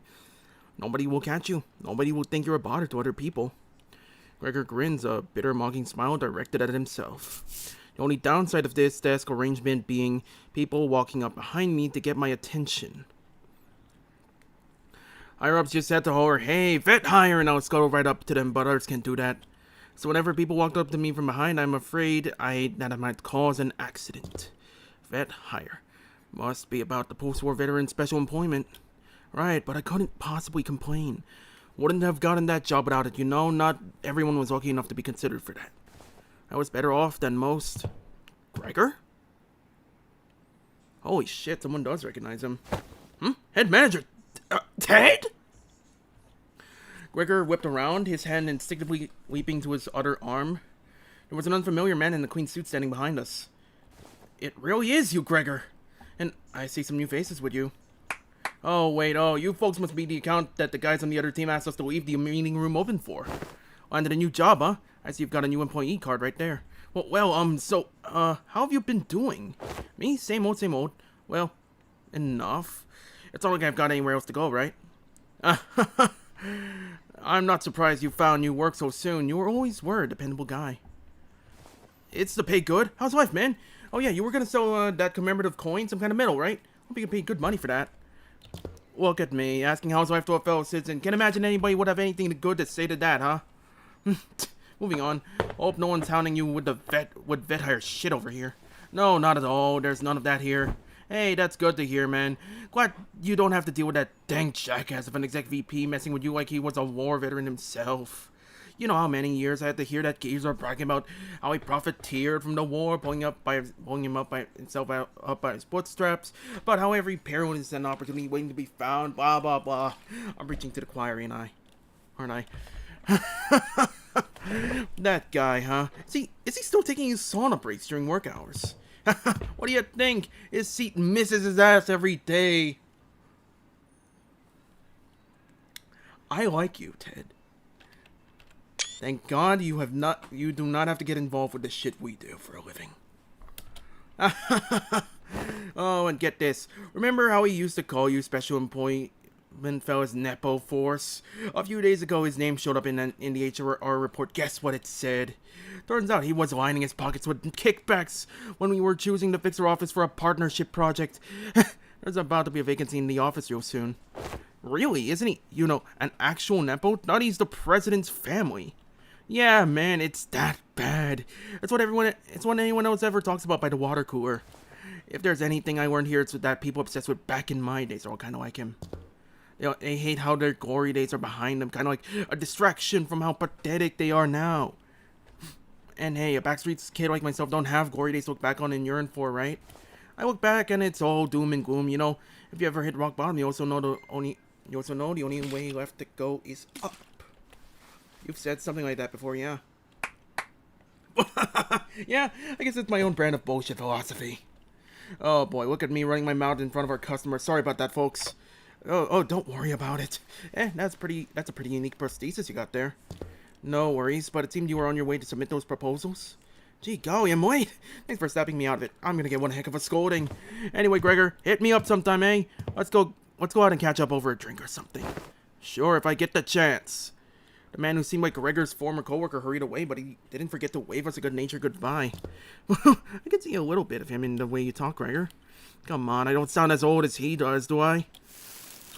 Moses, who had been quietly observing as Gregor and his former co-worker chatted, exhaled a light stream of smoke and slowly began to speak. Many of us who returned from the war seemed to suffer from a certain misconception. When we are told to remember, it does not mean that we are bidden to live through the nightmare of the past over and over again.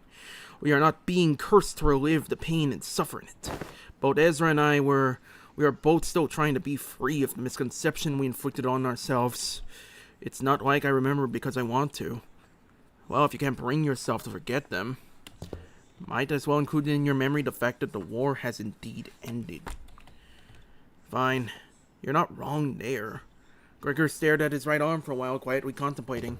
Manager Bud, can't say I can give you any reassurance, but just going on with my life seems to be the best answer for now. I want to ask if you're okay with that, though. I'll manage, but it's you who's going to have to deal with the aftermath. Jesus Christ.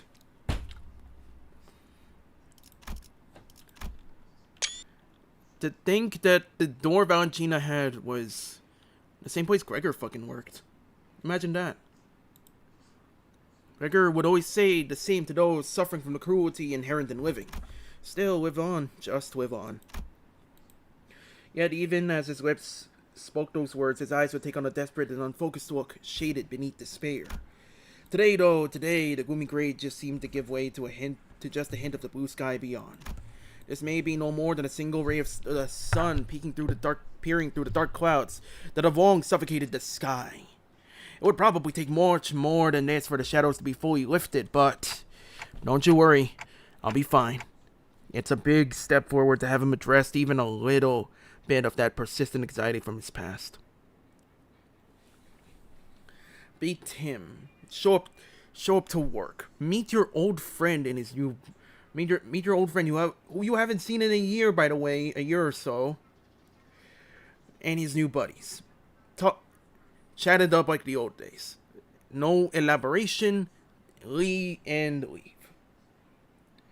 That's a cool guy. I like him.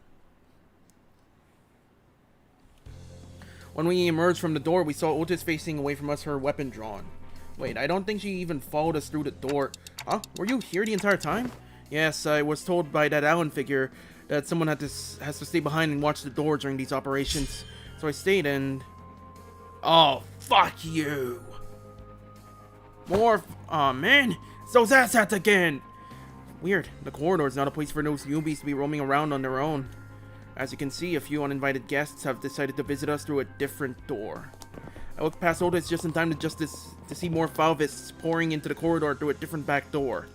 They must be trying to find a way to get to the ring Nursefathers corridor. Well, we can't just let them through, can we? Kill them all! It's crazy knowing that looking past all the abnormalities, all the distortions. Hell, even the shit with the wing. Even the shit with the syndicates. 그 독방에 있어봤자 할 것도 없고.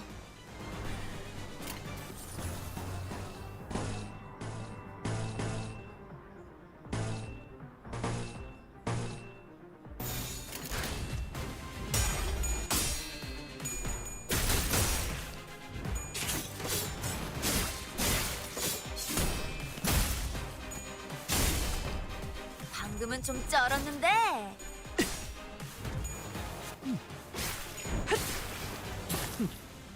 나쁘지 않고. 아이, 짜증나게.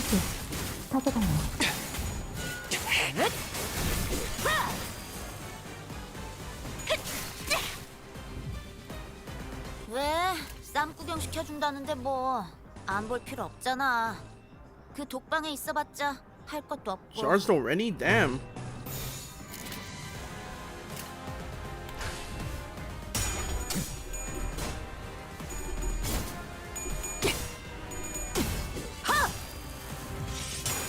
피가 튀고.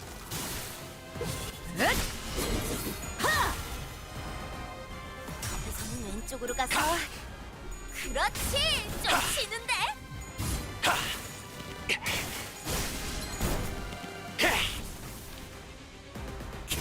대박. 미쳤는데. 훌륭한 남았어도 팝콘쯤은 줘도 되잖아. 이 정도쯤은 이럴 때 딱 씹어줘야 하는데. 보여드려야겠군요. 예술적이네요. 예술을. 먼 치킨, 압도적인 전력. 가끔 질릴 때도 있지만 역시 늘 먹던 맛에서만 느껴지는 도파민이 있다니까. 빠르게 처리하지. 작품 완성. Oh damn. 짜증나게. Woody don't fuck around. 혈관에 두께. 나쁘지 않아요.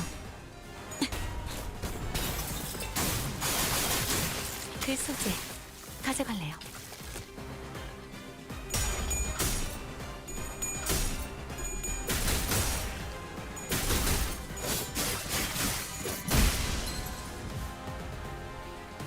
먼 치킨, 압도적인 전력. Huh. 가끔 질릴 때도 있지만 They even crossed out 역시 the 늘 middle in 먹던 her 맛에서만 passives. 느껴지는 도파민이 있다니까. Maybe there is hope for her. 빠르게 처리하지.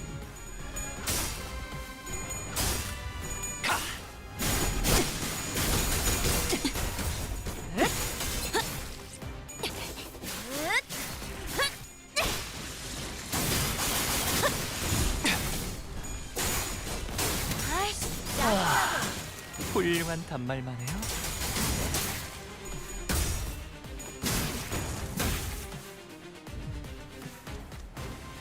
먼 치킨, 압도적인 전력. 썰어버려도 상관없지. 가끔 질릴 때도 있지만 역시 늘 먹던 맛에서만 느껴지는 나선 속을 도파민이 벗어날 수는 있다니까. 없다.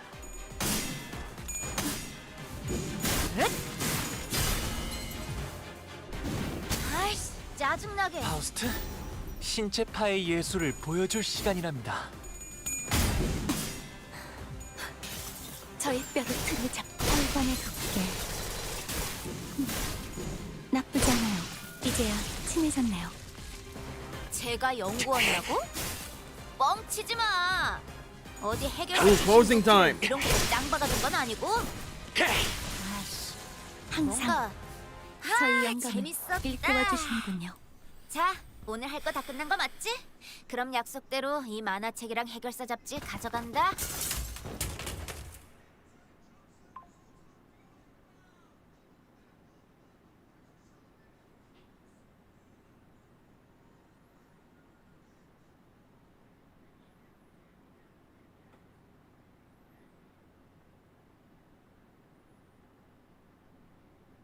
약지에 감긴 세 바퀴의 반지는 마에스트로가 되기 위해 인정받은 세 가지 작품을 뜻하죠.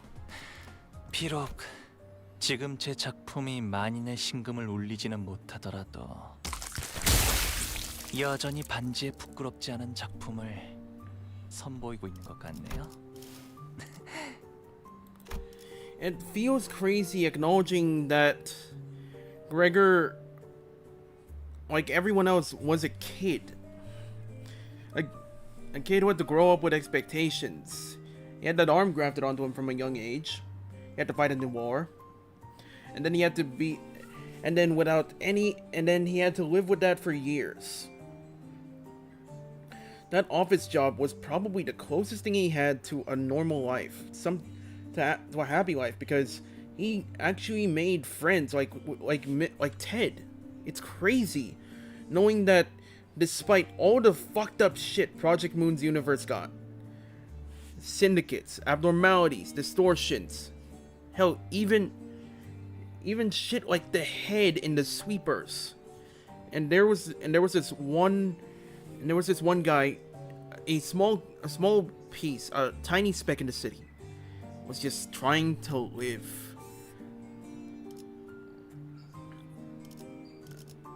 He was haunted by his past, sure, but at the same time, I don't think anyone could blame him. He was haunted by the fucking war. Not many people would really regard him as human now, would they? 4. And here's him shooting the breeze with an old friend, and I like that. It feels nice with that familiarity, you know? Just, it feels nice. That said, the corridor of the Index Nursefather. Rien's room. Once we dealt with the Falvists who invaded the dumb Nursefathers' destroyed corridor, we left for the indexes and ran into a few familiar faces waiting for us at our destination. Oh, hey everyone. No hard feelings? Huh? Don't you guys have today off? Yeah, but I thought I might as well come along. It's, you know, you keep summoning us while we're in the middle of something, so I decided it might be actually more convenient for us to be with you in person. Your summoning occurred at the most unideal moment. Oh no! That's the one problem with summoning people. Summoning people or summoning magic in particular, you do not have any idea what they're gonna be doing. Oh god, Yisung, I am so sorry. Now, I know you weren't doing it on purpose, but all 3 times you summoned me, I was leaning over snacks topped with a bunch of whipped cream. Roja, I am so sorry. I am so sorry. Today, I learned that blacking out and waking up to a me-shaped indent in a cake I was about to chow down doesn't make for a very relaxing break. Sorry about that. I should have checked in with you guys before summoning, but I'm still getting used to it. Okay, now you're being too sorry. No hard feelings here, you know. I'm tagging along because I need some exercise, that's all. I appreciate the additional employee assignments. Now, if you could share any information you know about yet another corridor. I hung out here all the time, so I know this place well. There was this super clingy, annoying little... no, that wasn't the mask dude. There was this other, Is there something you don't remember? Oh, right. Kira probably doesn't remember Sora. Sora? I don't think that name rings any bells for us either. Is that someone who used to live here? Yeah, well, Sora was the Index apprentice, so she probably lived here. Oh, no. Oh, god damn it. No need to remind me. Fuck. Forsooth, the Index apprentice. Oh, pray tell, wherefore is it that the middle, the thumb, and the ring each have apprentices, yet the Index and the pinky lack them? It would indeed be quite odd if a mere 3 of the 5 fingers kept an apprentice each. Retrace I might my recollections, yet I find it like following a trail of odorless air, invisible and unreal. God, the shit, alright, the fucking Arayashiki.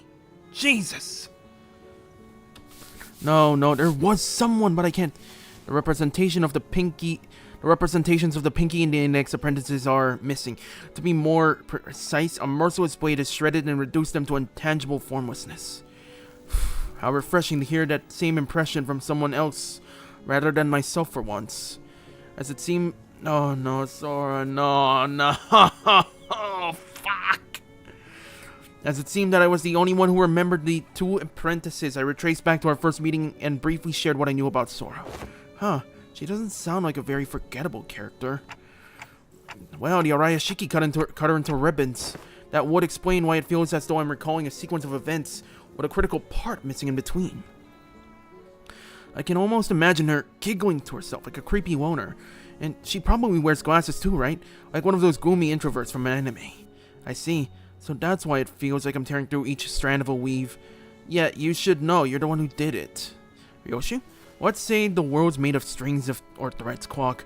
With every slash, this blade would be cutting through the flow of strands that twine to compose one's existence. When an object is severed forever beyond repair, you'd think neither trace nor shape would be left of it. But now that you've pieced some of it together, it's almost... Instead of elaborating further, Ryoshu fell silent again, save for the sound of the tip of her cigarette turning to ash, like she was recalling another incomplete memory. I guess she's trying to avoid over-speculating on what she doesn't know for sure. Damn, that totally breaks the meta. I had a vague idea of how it works, but this is the first time I'm hearing the deets. Papa had to go through 4 ramp-up stages and remove seals to even make full use of his sword. Honestly, yours needs a trade-off. Your sword totally power creeps Papa's. T.O.? There's plenty already. Oh, so true. Guess slicing your memories away is one hell of a trade-off. Sorry. Okay, so I'm guessing you don't have anything to contribute for this corridor. I've got one. I don't know where it leads, but the Index guy used it all the time. Hopefully it doesn't drop us into an army of Indexes. DPU. They rarely gather in big groups. She said that's pretty unlikely. Ow! What was that for, Ryoshu? Wait, did you just hit me with that sword handle? I didn't do anything, but I saw it.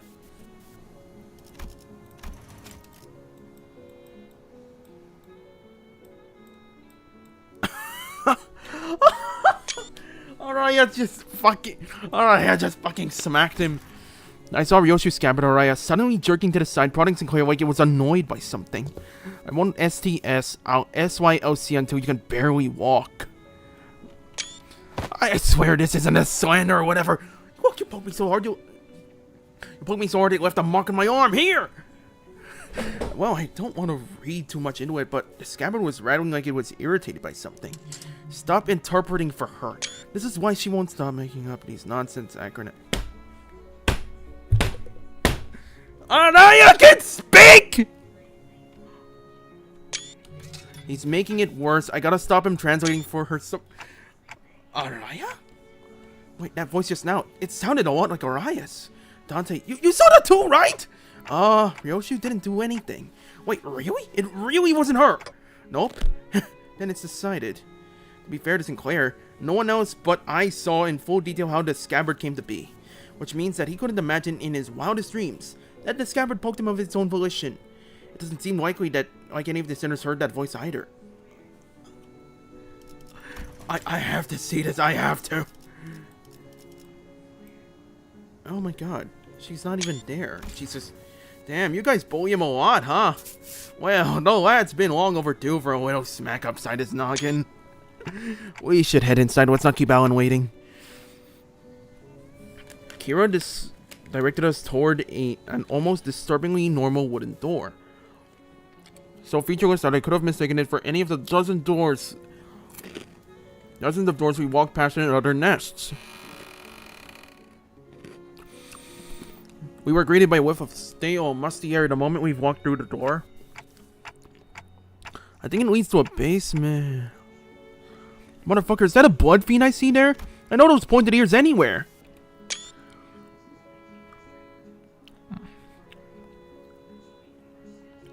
Motherfucker, Rian feeds these guys? And emerged to what appeared to be an almost dungeon-like basement area. Whenever the Mastung's beeper rang, he'd walk through this door. So, who are they? The Index. The Index. Signs of life. There were people living down here up until just a few hours ago. Why are you here, paper slips? We were only executing the press script. I've had it with these press scripts. Don't waste yours, don't make it annoying beeps. The basement was stocked up with shelf-stable and non-perishable food. And the cells were all completely empty, save for what looked like a makeshift bathroom in each of them. So Rian's been keeping prisoners here. It is likely that this dungeon was used to imprison individuals of varying features that may be required to complete a press script. Seriously?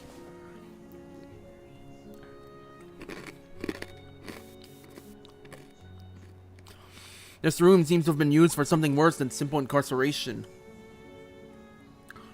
Among Faust's conjectures is that the captives were conditioned in body and mind in various ways to match up the press script's liking.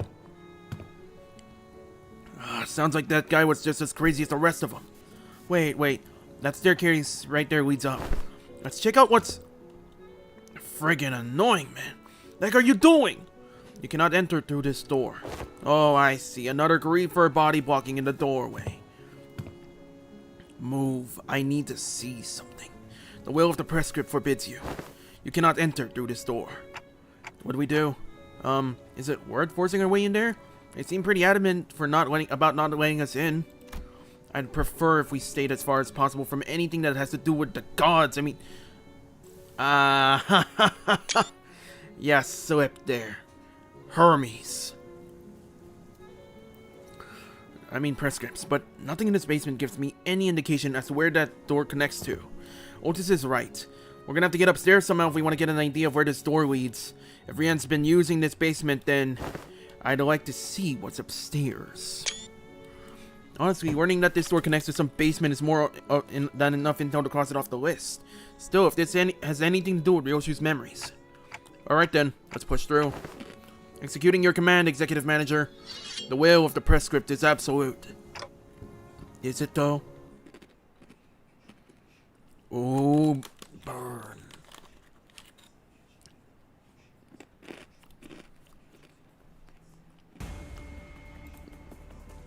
요새 일 말곤 할 게 없어서 그런가 자꾸 대기 타게 된단 Let's get to 말이지. work. 해결사 영상 보는 거랑 좀 비슷한 느낌도 있고. 솔까 이건 좀 재밌을지도?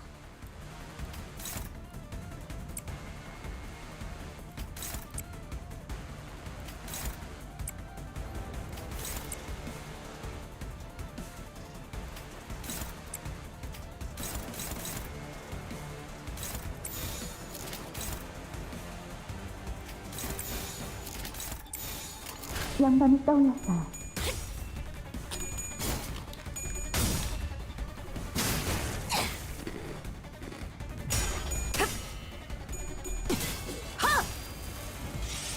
피가 튀기. Oh hey, 방금은 좀 three heads on 쩔었는데. the first clash. Neat. 빈틈 투성이군. 스틸레터. 이거 분강 맞지? 야! 필살! 바이올렛 브레이크 슬램! Oh hey, neat.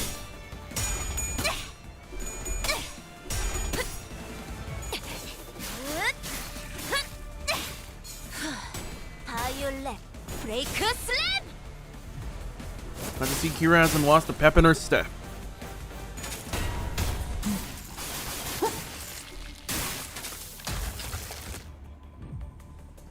예전엔 그런 거 좀 치사하다고 생각했지. 근데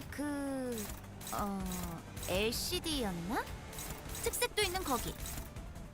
그 사람들은 있는 거 없는 거 끌어모아 쓰는데도 뭔가 멋있더라.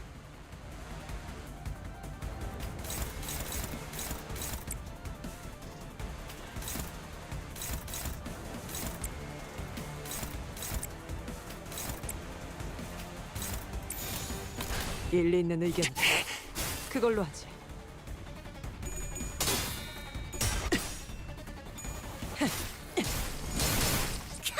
Oh damn, boy! 간지였는데. 아이씨, 한 번 해주면 줘도 되잖아. 그럴 때 딱 씹어줘야 하는데.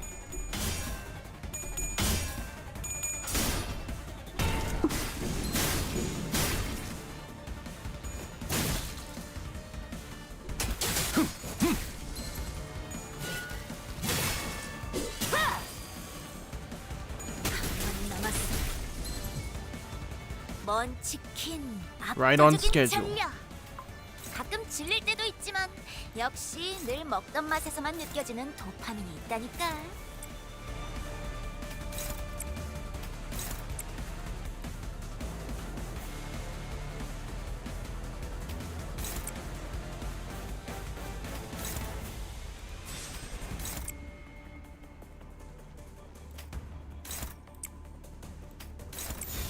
일리 있는 의견이다. 그걸로 하지. 훌륭한 단말만 해요. 어떻게 힘이 갔나요? 되겠냐고요. 벗어날 수 있다고 생각해. 보여드려야겠군요. 외면의 예술을. 먼 치킨, 압도적인 전력. 가끔 질릴 때도 있지만 역시 늘 먹던 맛에서만 느껴지는 도파민이 있다니까.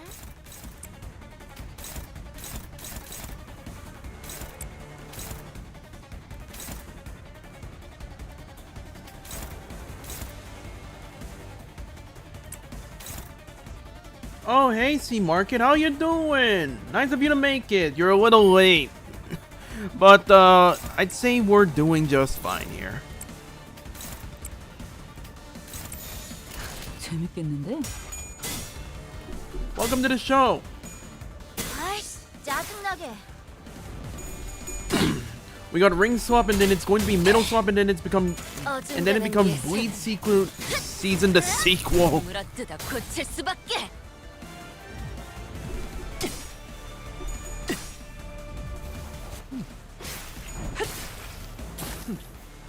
나쁘지 않고.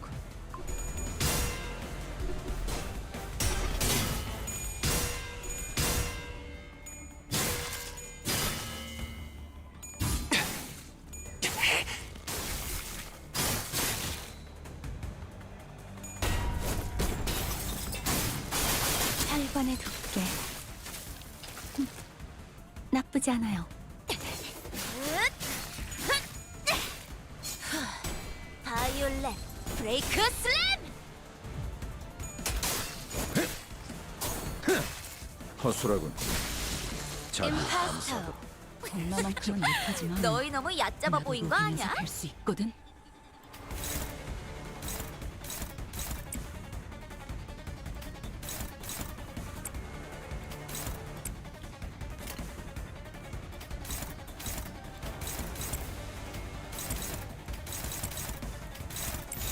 나선 속을 벗어날 수는 없다. 이제야 친해졌네요.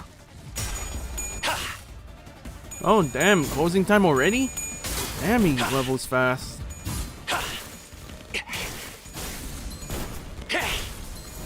퇴장 시간이 되었답니다. 그럼 안녕히. 항상 재밌었다. 저희 영감을 일깨워 자, 주시는군요. 오늘 할 거 다 끝난 거 맞지? 그럼 Oh 약속대로 dang, 이 it's a 만화책이랑 flash of 해결사 잡지. Araya. Oh, oh my.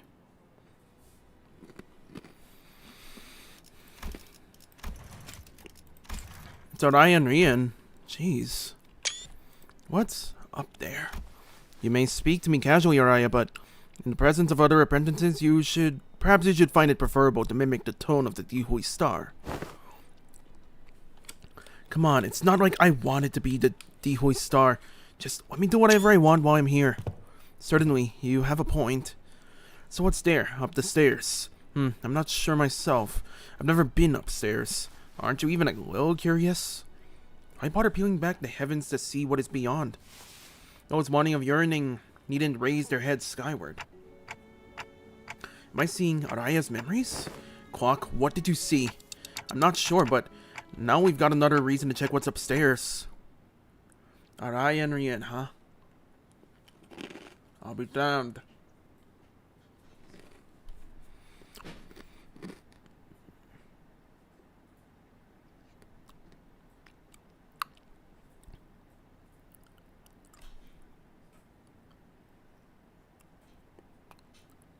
약지에 감긴 세 바퀴의 반지는 마에스트로가 되기 위해 인정받은 세 가지 작품을 뜻하죠.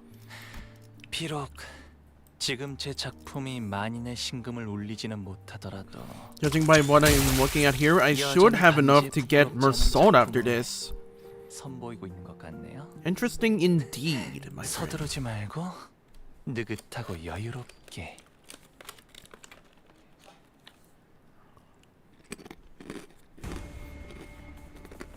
요새 일 말곤 할 게 없어서 그런가 자꾸 대기 타게 된단 말이지. 해결사 영상 보는 거랑 좀 비슷한 느낌도 있고. 설까 이건 좀 재밌을지도?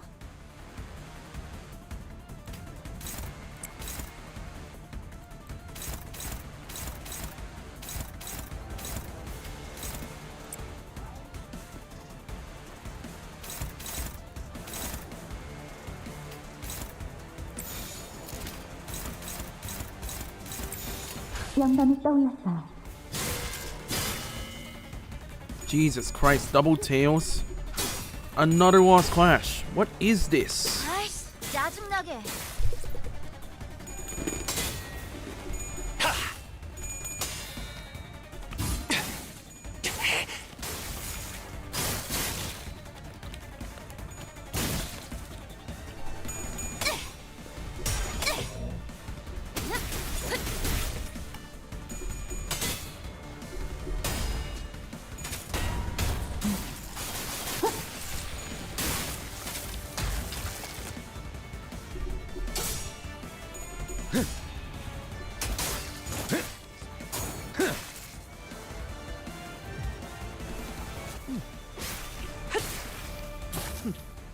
나쁘지 않고. 방금은 좀 쩔었는데. Okay, need some time to sharpen up.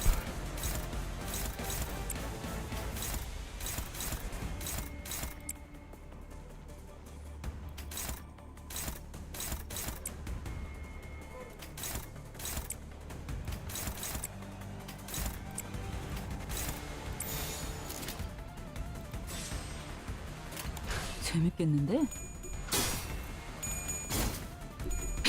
Come on, win the clash. Yes!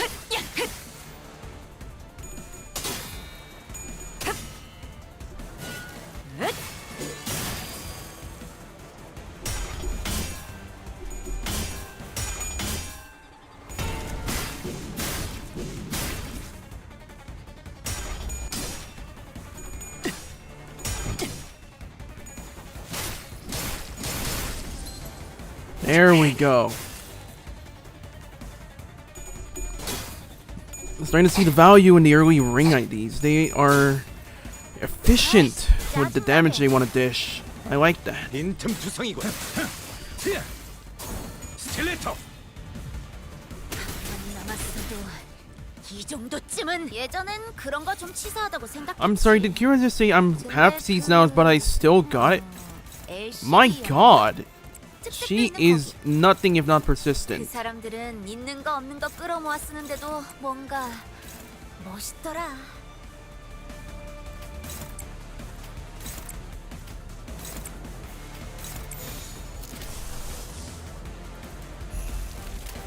어디에서도 볼 수 없을 색채로.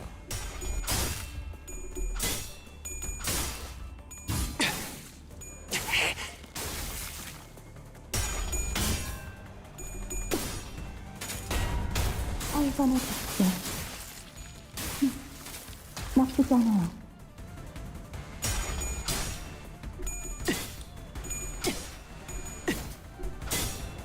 Are you kidding me? 아이씨, A sudden loss? Are you fucking with me?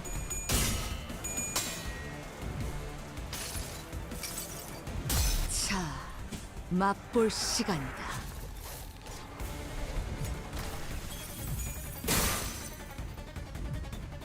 어중간한 예술은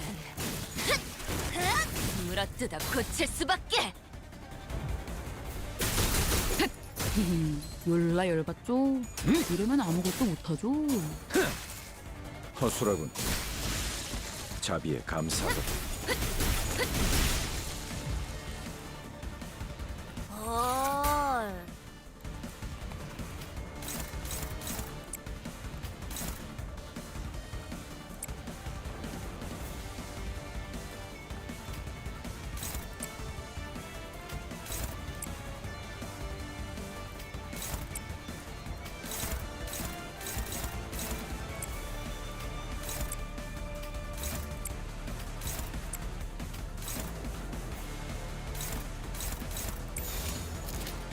어디에서도 볼 수 없을 색채로.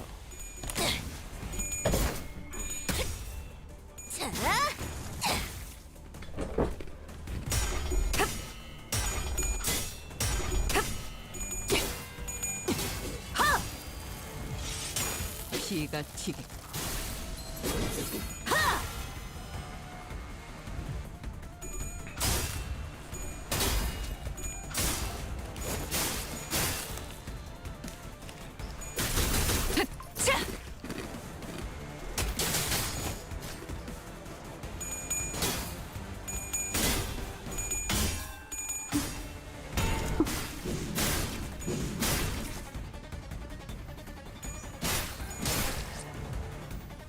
저기 앞에.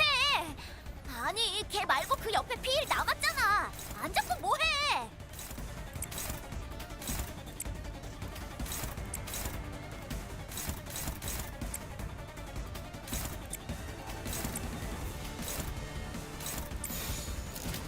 어디에서도 볼 수 없을 색채로. 이거 금강 맞지? 야! 필살! 바이올렛 브레이크 슬램! Alright.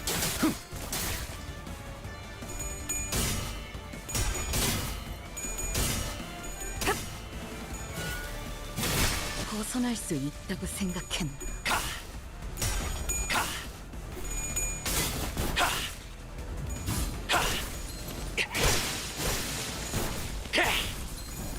퇴장 시간이 되었답니다. Glad to see Glad 안녕히. to see Hongwoo is still the king of the nuke. 저희 영상은 간지였는데? And the sculpture's up. How good, how fun. 아이씨, This is going to be one 되잖아. bloody affair. 이럴 때 딱 씹어줘야 하는데.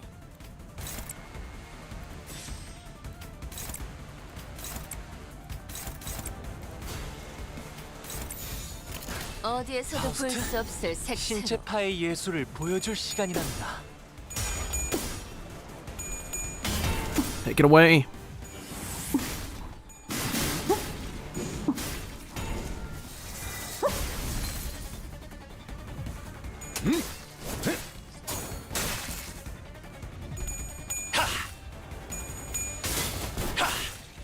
들리세요? 한 쌍의 상황볼과 24개의 늑골이 자아내는 T.T.B.TA의 멜로디가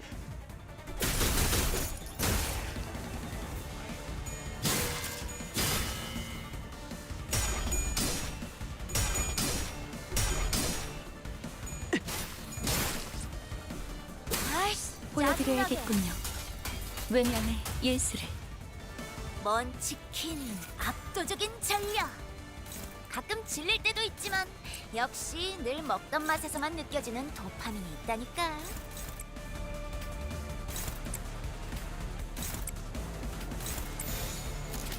감상은 어떤가요?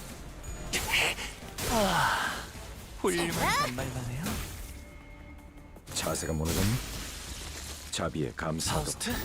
신체파의 예술을 보여줄 시간이랍니다. 저의 뼈로 틀을 잡고 저의 살로 혈관을 돕게. 나쁘지 않아요. 벗어날 수 있다고 생각해. 재밌었다.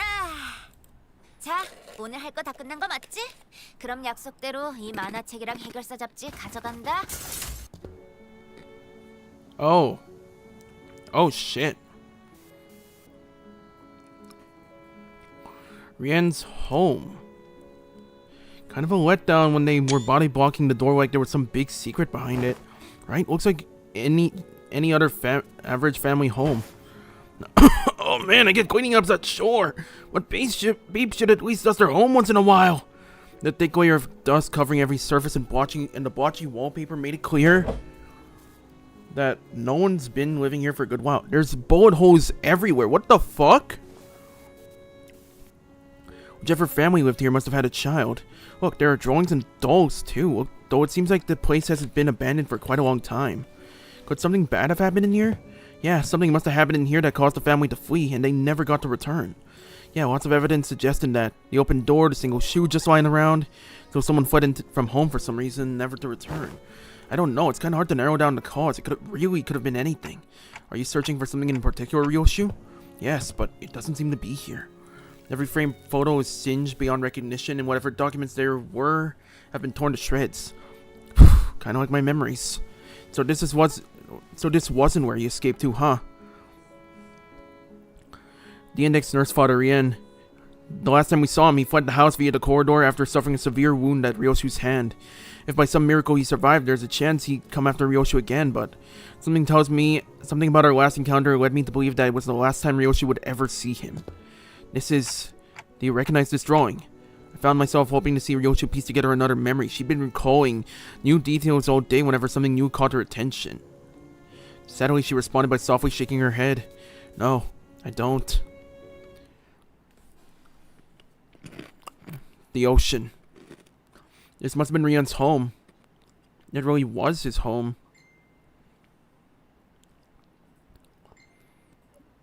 약지에 감긴 세 바퀴의 반지는 240. 마에스트로가 되기 위해 인정받은 세 가지 Right on 작품을 schedule. 뜻하죠. 비록 지금 제 작품이 만인의 심금을 울리는 기능보다 소재의 원본을 드러내는 방향으로 겉면의 결착 염색 방식은 사후 경례를 보다 돋보일 수 있게. 예, 피드백에 따라 결정을 보완하겠습니다. 도슨. Ringfalvist Mersault. Glad we got him on board.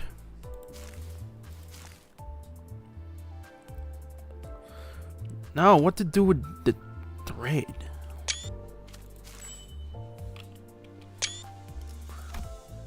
$184. Next up, Sangria.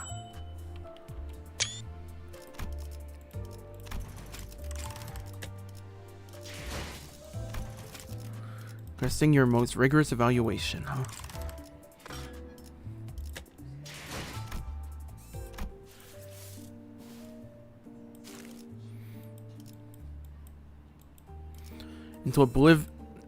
into oblivion in silence.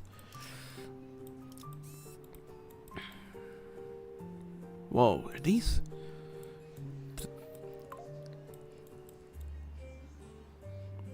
Wait, it's leading back into Mephistopheles? The fuck?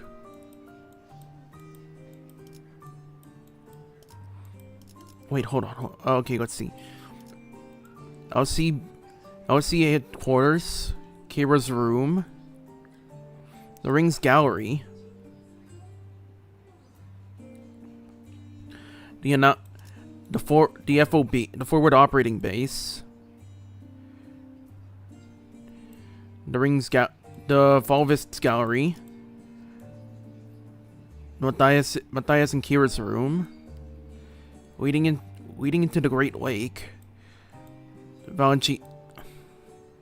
Miseries, Valentina's room, memories, the door leading into Gregor's old office, the basement, Rian's room, into oblivion into silence, Rian's basement leading into his old house, and Sangria, the Pinky's corridor. This is going to be an interesting affair. I am ill-prepared for assault. Fuck. I should probably make preparation.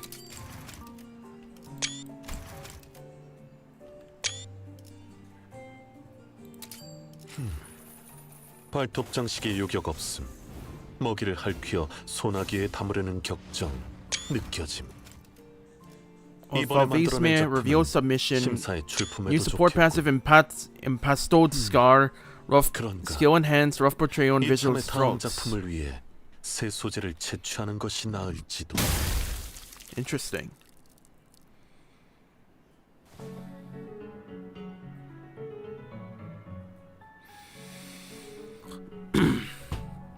First, suture to thread the suture through the eye of the needle. Number 27 suturing sinew is a synthetic Z-twist fiber assembled by using the ingredients coracobrachialis muscle and calcaneal tendon. It is to be threaded through the number 2 bodkin needle. And suture and close the fascial incision located on the interior.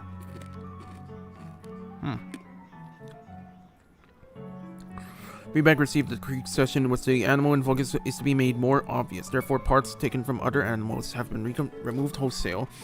An additional primary material has been procured to compensate for the missing components. Place a thick patch of reasonably pre-trimmed material over the fascial incision and suture its shut.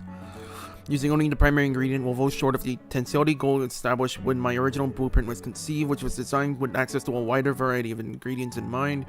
Still, technique will allow me to achieve a similar effect. The current objective remains the same. Achieve an evaluation higher than a B- and attain a measurable improvement beyond the status quo. Because it is customary for individuals who have chosen to join this collective to engage within themselves with a consistent output schedule and steady improvement in evaluations. Further adjustments to this objective seem unnecessary. The Dawson has advised that I could perhaps use the desire to coil the ring thrice around my ring finger as fuel to obsess myself with completing the work. However, I have no desires of the kind. Other points of feedback from the Dawson were likewise executed without issue. I've watched 62 videos of dogfighting pits, paid 7 visits to the Falvis Animal Conservatory, watched 71 documentaries on predatory animals, and spent 284 hours living alongside the primary material candidate. However, none of these advised activities has led to observable improvements in the evaluations of my work. Jesus Christ, man. The purpose of this assignment is to feel what it is to be foul, or wild, or beastly, to be impulsive in a way that only animals can. However, as the instruction manual did not include any references to how the aforementioned field could be applied to artwork, I've been unable to identify a measurable means by which it may be translated to the physical medium. I've punctured the transfusion bag. Blood prepared for the curatorial staging is leaking out. Revisiting these memories must have made me somewhat emotional. The touch of my fingertips has become too rough.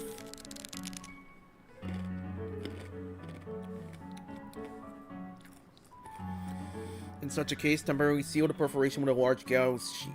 According to instructions, materials with this level of thickness require number 21 ultrafine needles and 6 times the laminated nerve fiber thread to handle. This fiber is too brittle.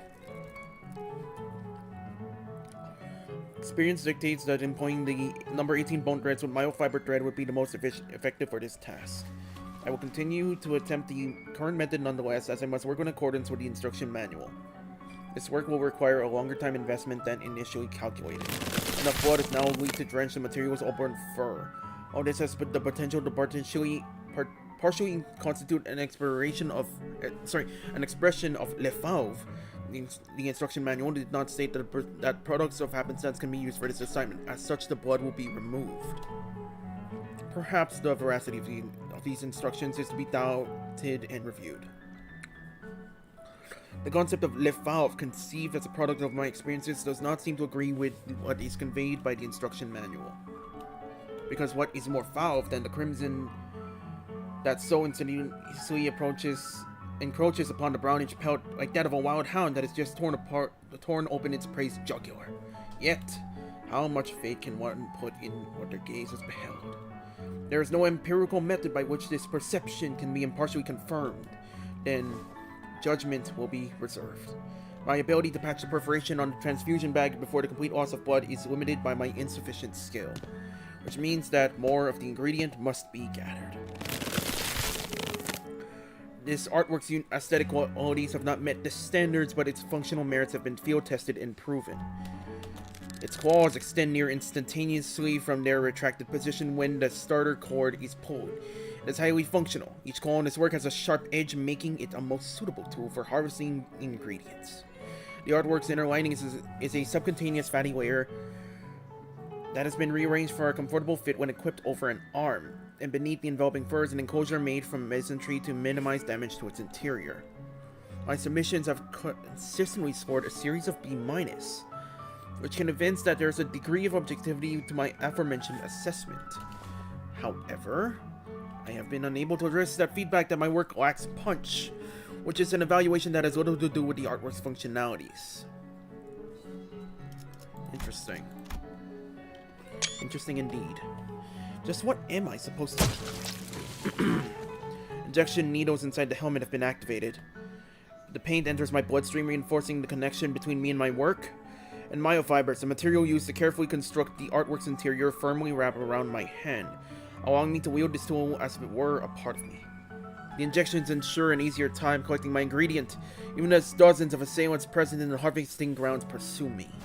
However, a disadvantage of such a method is that it instills excitability in the user. Emotional excitement begets impulsivity, which makes the prospects of calling things into unrecognizable red paste a rather irresistible proposition. If only I could paint them over with my brush. Wouldn't that too make for a fine piece of art? What a shame. If only the instruction manual specified that such a moment of passion could be redirected toward my work. It would have enabled the composition of better art.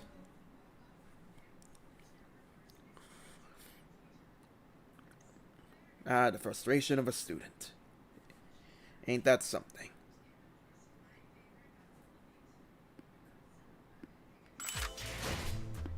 Oh well.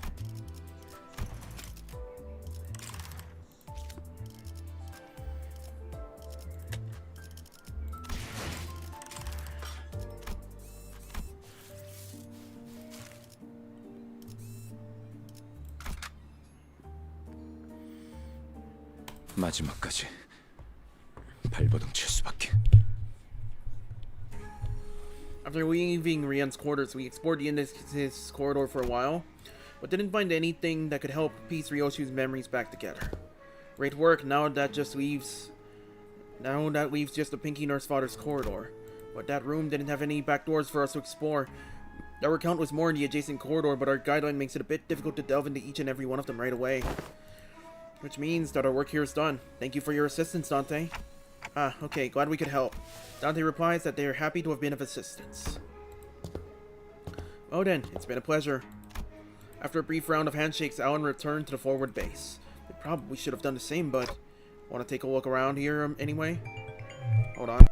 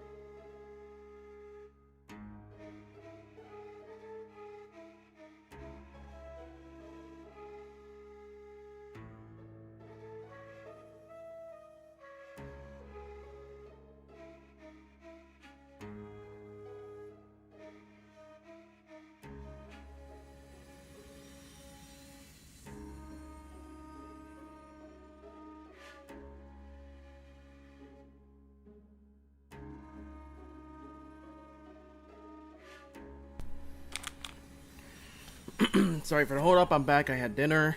Anyways, want to take a look around here anyway? Sure. As we had more business here than simply checking the doors, we decided to stay a little longer and investigate the Pinky's corridor.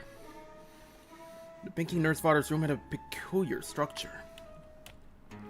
Each door we opened led to a room identical in shape to the previous one. And even though I was certain we traversed to quite a few rooms, we somehow finally found ourselves back at the starting point. These are some small design differences, but there are some small design differences between each room that help to tell them apart, but it's difficult to tell which is which unless we look really hard at every detail. Where are we now? The kitchen? How do you know that? I've been here before. Someone ghosted me after promising to watch Fixer clips together, so I thought I'd come visit. Ren. It's someone you all have met too, I think. Must be another one who was severed by the Araya Shiki. Damn, you might be right. His name was Ren, the Pinky Apprentice. I tick-tocked, but no one here really seemed to have anything to say to that. I suppose that only makes sense. After all, his existence was registered to no one here but me. So when you said back at K-Corp that you'd cooked before, you were talking about this, huh? Yep. I used to perform intense culinary artistry here. Your scabbard's shaking. The reviews were glowing. One of them was YUM, meaning yeah, unbelievably mouth-watering. Scabbard Araya was finally shaking from side to side in a valiant effort to deny Ryoshu's claim. Oh god!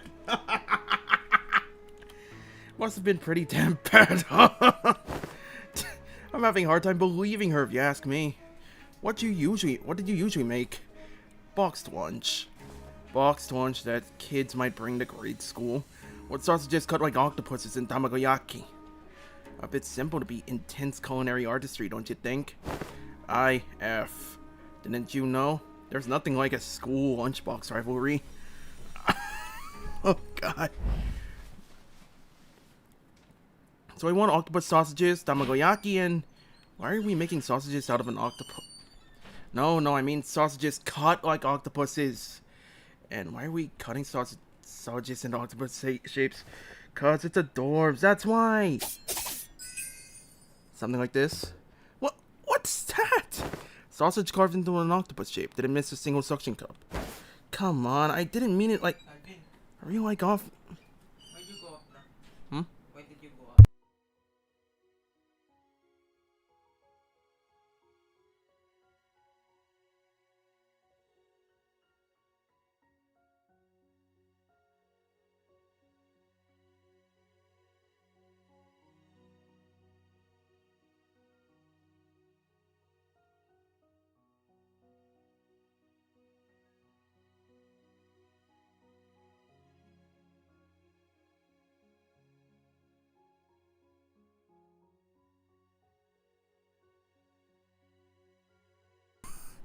Oh my god, alright.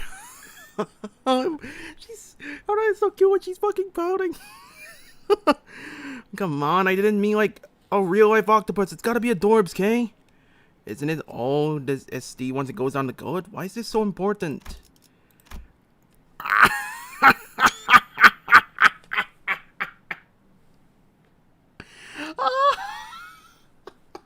Oh my god, they're so fucking cute together.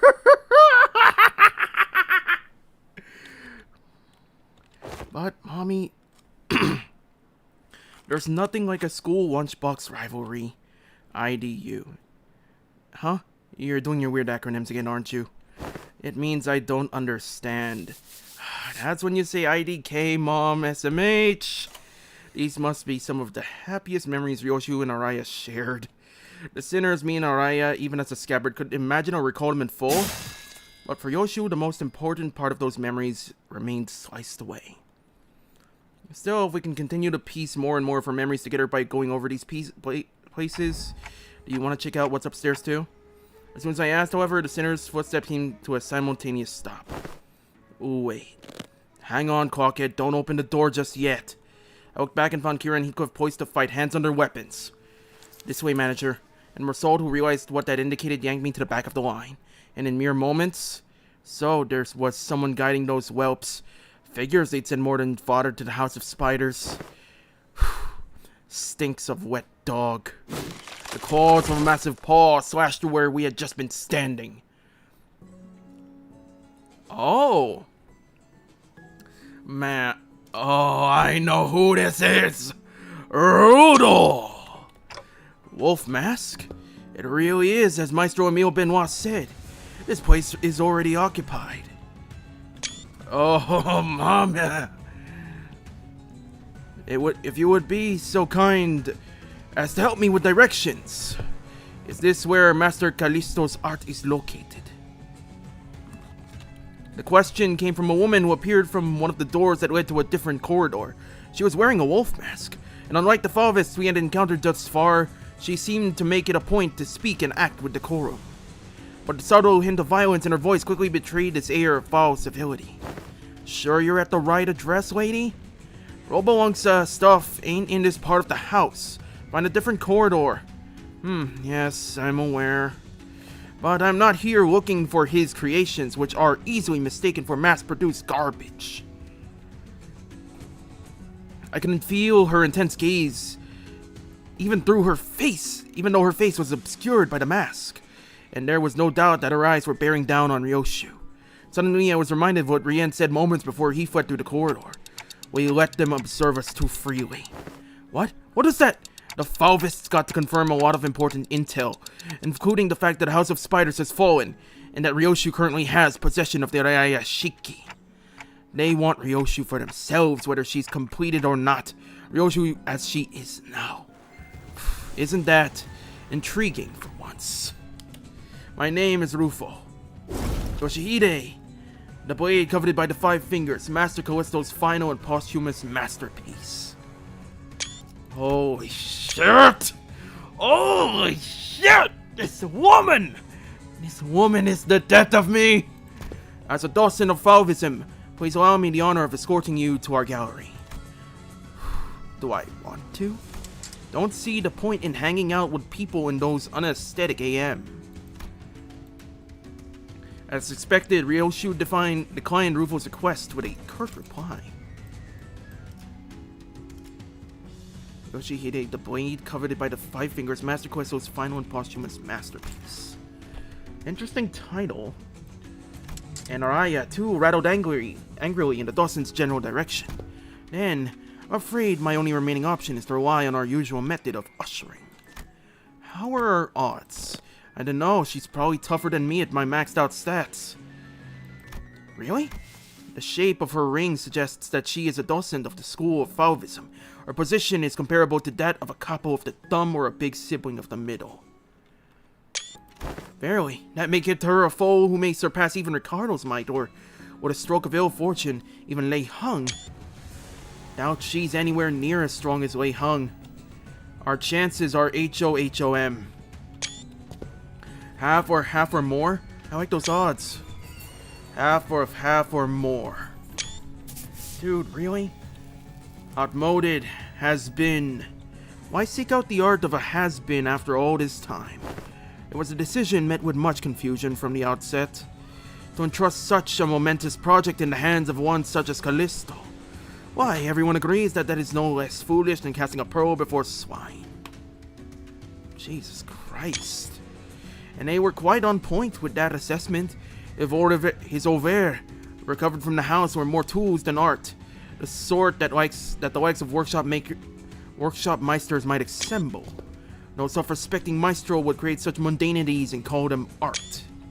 Now I must ask for your forgiveness for presuming that you would be no different from the rest of his work. But what I observed above this room completely changed my perspective. The scorched corridor, the ferocity with which you've scarred the walls and the floor, as though a frenzied beast had torn through them. There is but one tool that could possibly have left such marks behind. At least you've got a passable eye for art. Yoshihide, I ask you, have you ever considered pursuing art of a further elevated beauty? It will be an experience that departs from the dilapidated remnant that dubs itself corporism. A movement so constrained by its obsession over the human corpus that it Once it had depleted all meaning it had to offer, it began piling on empty definitions onto itself. Fauvism is a movement that is broken from the traditional mold. Unfettered like a beast that roams free, we dare ourselves to ask questions that challenge the mind. What is man? What are things? What does it mean to trace the origin? How do you find that which we call le fauve? These are subject matters that have led us fauves into the field of fertile creativity. Now you have my interest, woman. Should you, a wielder of that relic, enter the fold of our movement, it will layer your work with such an unrelenting spectrum of colors that it will be destined to leave an unforgettable impression in the annals of history. In other words, what we can offer you will be of much greater worth than what you may have learned from a teacher like Callisto. Never considered him my teacher, not a real one anyway. Finding beauty among the carnage of blood and flesh is a lesson I learned on my own. And yes, I know enough about your movement. Maybe I consider some of the works created by your school acceptable, at least among the Ring's art. Or not, I can't remember. Then will you... But I don't know. I don't know what makes your art more elevated than the one I pursue. The one you pursue? Didn't the sight you have claimed to see clue you in? Oh, it did. I do understand. Your art may appear to be no more than unchecked chaos at a glance, but upon closer observation it reveals a fierce dominant force that threads the entire scene together with its keenness as the connecting suture. Your blade work too shows multi-layeredness. Mere keenness often entails mundanity, yet you have transcended such a limit by scorching the tail end of each slash. Truly a unique aesthetic sense. I believe I've sufficiently understood the full extent of the artistic merit imbued in that scene. No, you didn't. Lesser painters like you are such mediocrities that they fail to recognize the beauty that lies in the grotesque. They do little beyond painting the hell reflected in their eyes and call that shallowness hell's beauty. The sorrow condensed into a cry held in an instant, wrath unbound from the yoke of reason, the fading gleam of despair in the hewn. You give no thought to what each of those emotions signifies, instead obsessing over the cursory qualities of what is beheld. Let me teach you otherwise. Pay attention, because I won't afford you another long-winded lesson. Yoshi readied her scabbard. Pointillists, Fauvists, Supremacists, Blow Writers, Cubists. I've visited my share of the Ring's galleries, heard their commentaries, but none of them were to my liking. Your art is an overcomplicated pile of definitions buried under symbols, caked in patchworks of empty shells. You and your art both talk too damn much. Just like Callisto's.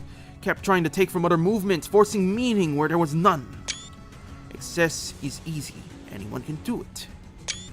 What's beyond most is making it succinct. The art of abbreviation. Alas, if all is one by one abbreviated away, nothing remains in its absence, making the void left behind completely bereft of meaning. No, the void is what remains, and it holds things that can't be found anywhere else. What is this, a minimalist manifesto? No, my aesthetics go beyond the pursuit of simplicity. I pursue the natural germination of artistic immaculacy, a state of perfection wherein further abbreviation is an impossibility. Sangria. A bit abstract, isn't it?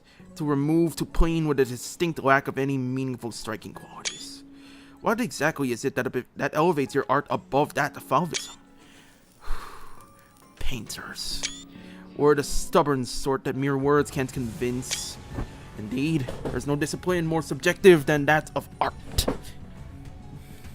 Discourse concerning its nature may extend for days on end, but it will not change the fact that unseen arts are meaningless, pretentious illusions at the end of the day.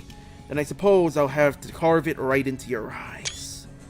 Please do, though I'm afraid it may be overshadowed by the sheer vibrancy of my aesthetics. I, a dozen of Les Fauvismes, shall personally welcome you to my critique session. I love this woman.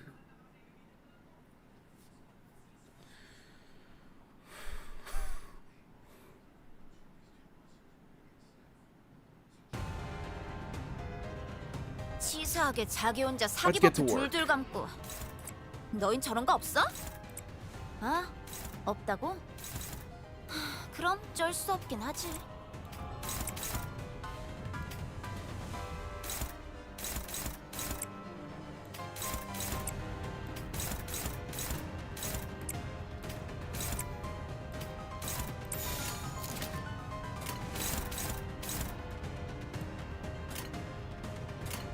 어디에서도 볼 수 없을 색채로 Always focus on the rook. 어중간한 예술은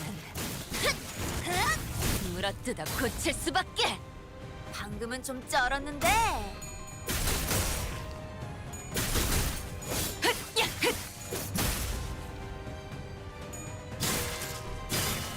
Heavy attack weight is key.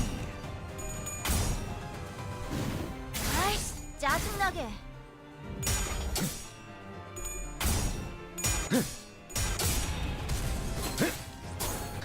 Oh hey, the stagger kicked in. Sweet.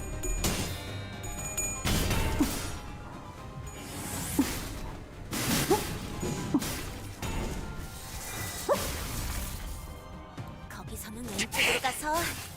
그렇지, 좀 치는데.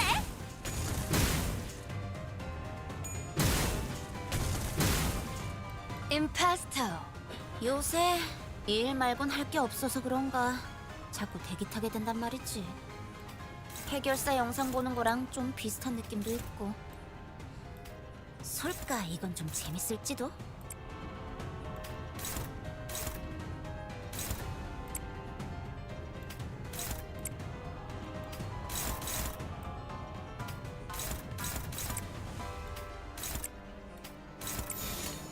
일리 있는 의견이다. 그걸로 하지.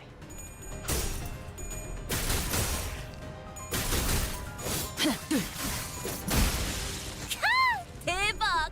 방금은 간지였는데? 아이씨, 탑pun쯤은 기가 줘도 튀- 되잖아. 이럴 때 딱 씹어줘야 하는데.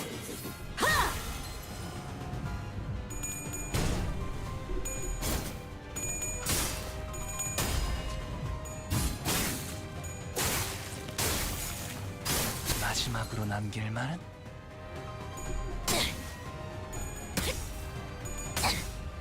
자,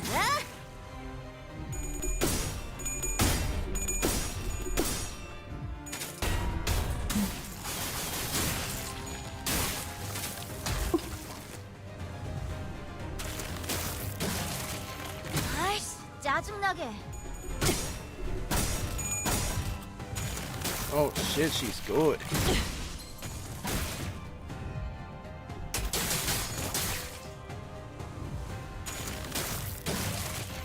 Oh shit, take cover!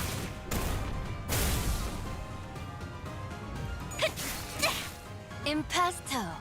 먼 치킨 Fuck. 압도적인 전력. 가끔 질릴 때도 있지만 역시 늘 먹던 맛에서만 느껴지는 도파민이 있다니까.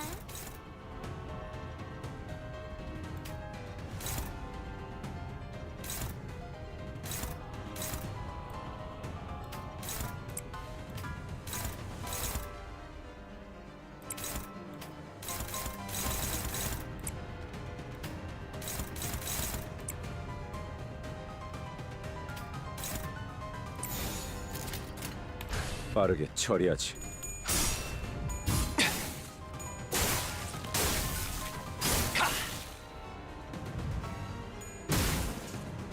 아이씨, 짜증나게. 자세가 무너졌네. 자비에 감사하도록.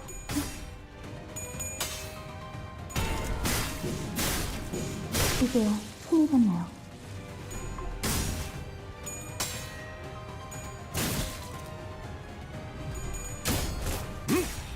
빈틈투성이군.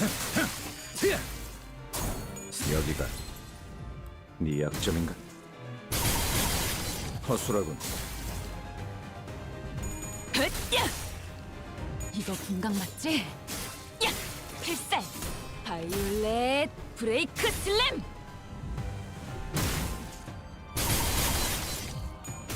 안 남았어도 이 정도쯤은.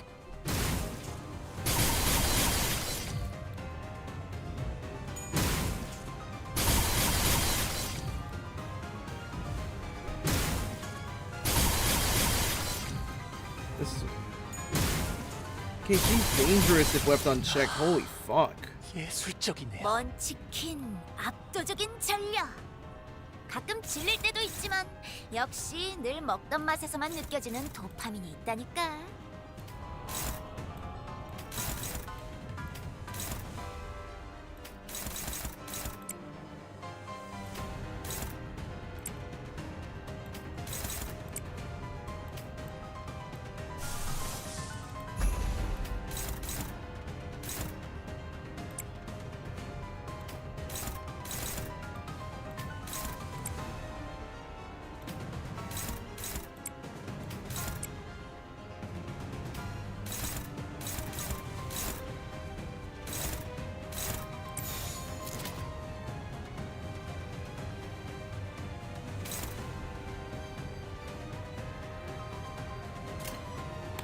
감상은 어떤가요? 아이씨, 짜증나게. Jesus.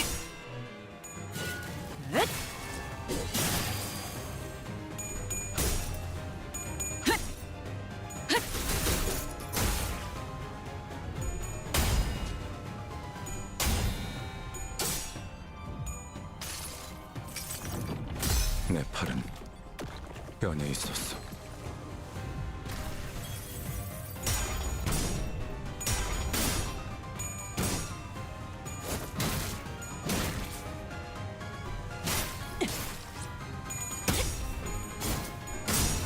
자.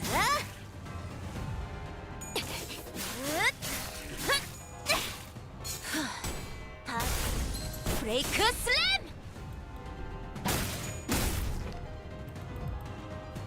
저기 앞에! 아니, 걔 말고 그 옆에 피일 남았잖아. Alright, 자꾸 뭐해? I think we got our window.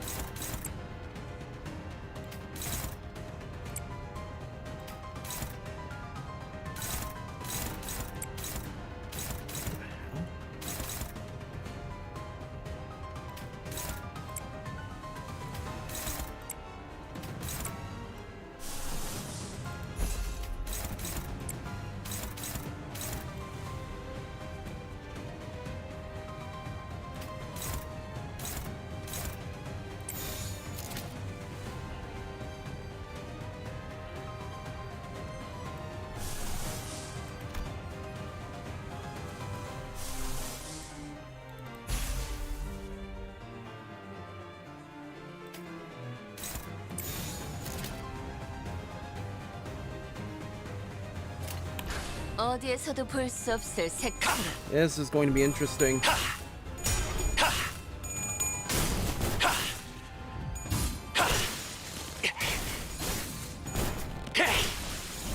퇴장 시간이 되었답니다.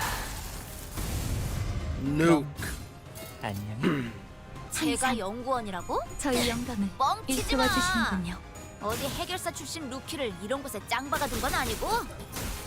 아이씨, 뭔가 아깝네. 항상 지켜보고 있었지.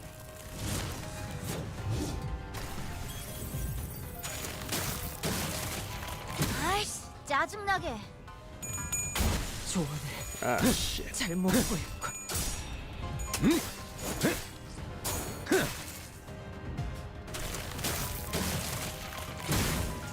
허술하군.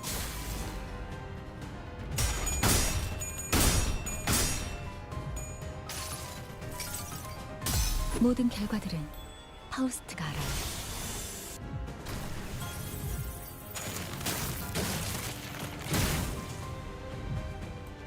쟤 뒤진 게 아니라 쓰러진 김에 자고 있는데? 누가 좀 치워야 하는 거 아니야?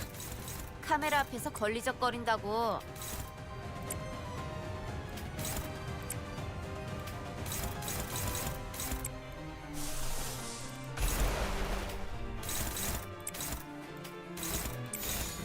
감상은 어떤가요?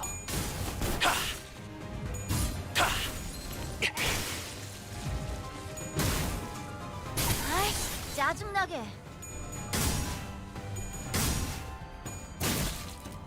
자세가 무너졌나?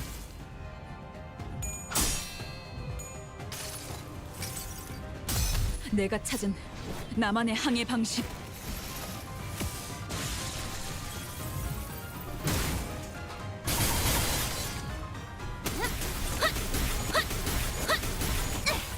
Oh, dang.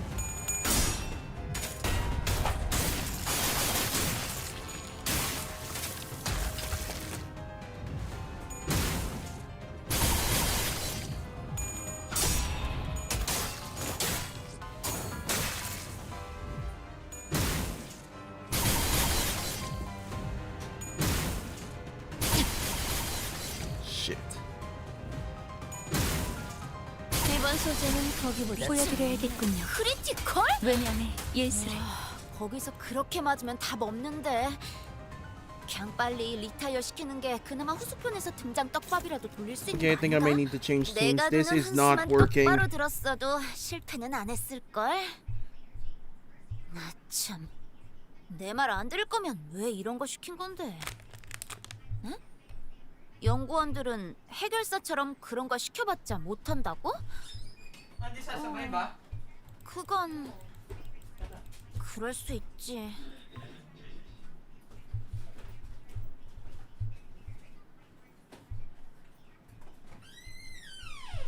숨이 먹기 전에 하나만 말해주세요. 당신의 눈에는 저의 갤러리가 어떻게 보이셨죠? 무엇이 부족했던 건지. 책임은 모두 문을 열 시간인가?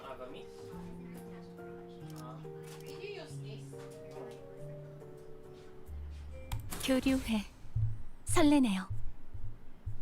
Calvin, ano, computer, cellphone.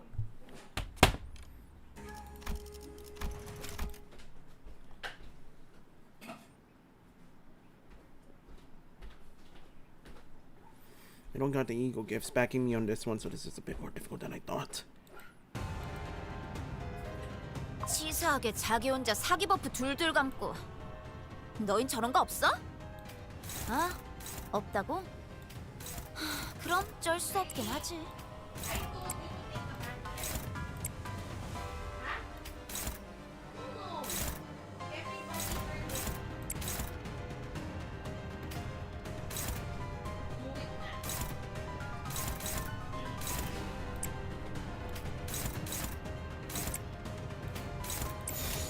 퍼레이드와 피나르.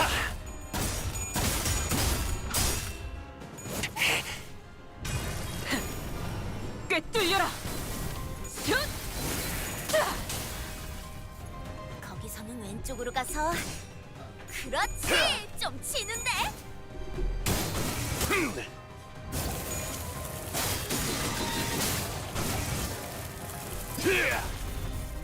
왕의 비호를 하사한다.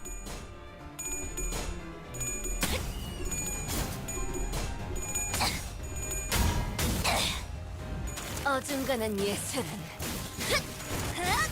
물어뜯어 고칠 수밖에. 방금은 좀 쩔었는데.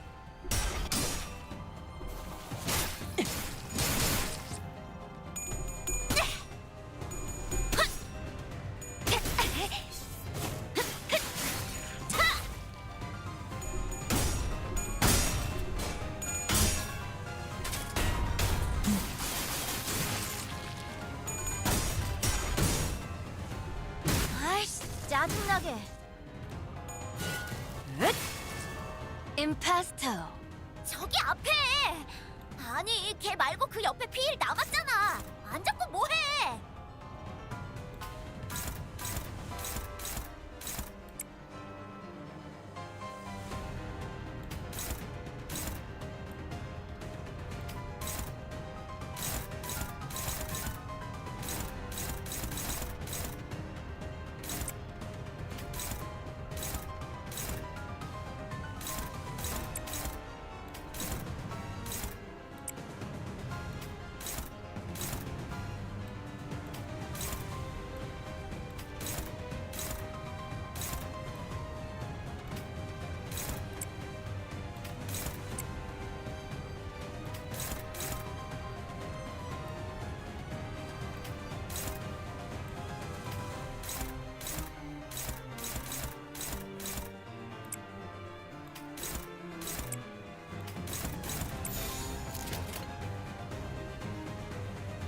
일리 있는 의견이다.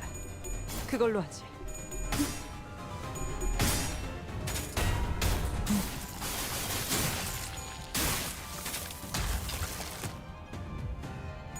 아이씨, ESP 짜증나게. ESP game's working okay, but holy shit, some of these guys are outmatched. Like, what the fuck is this? 왜? 좀 긁혔어?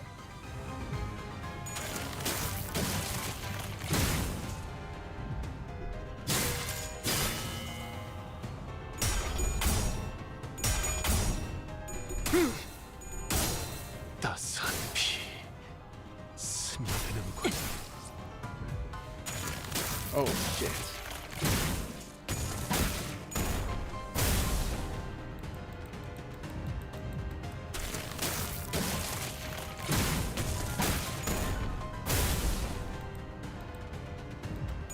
만 남았어도 따뜻해. 이 정도쯤은 임파스터. 저기 앞에. 아니, 걔 말고 그 옆에 피일 남았잖아. 안 잡고 뭐해?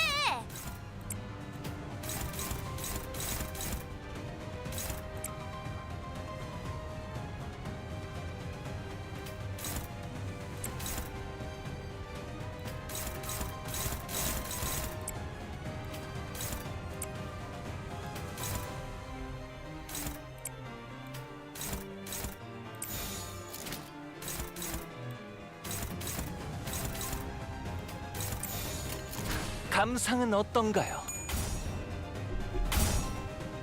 아이씨, 짜증나게. Fuck is this? I'm sorry, what is this bullshit?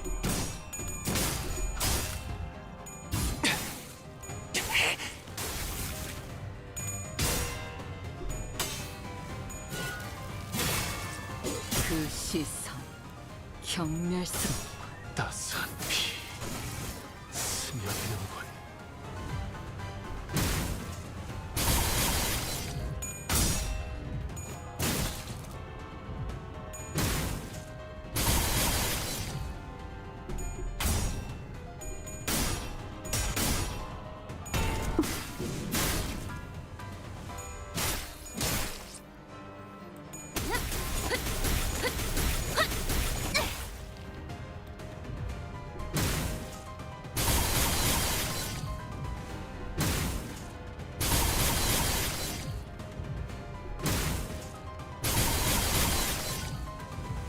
What is this woman?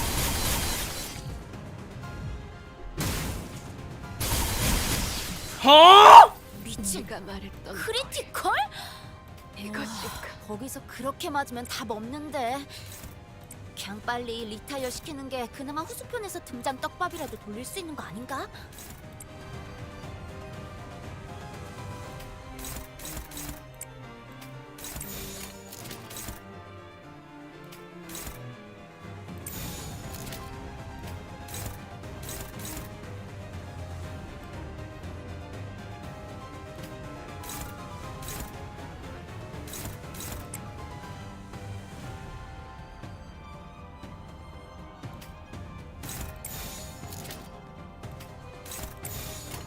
감상은 어떤가요?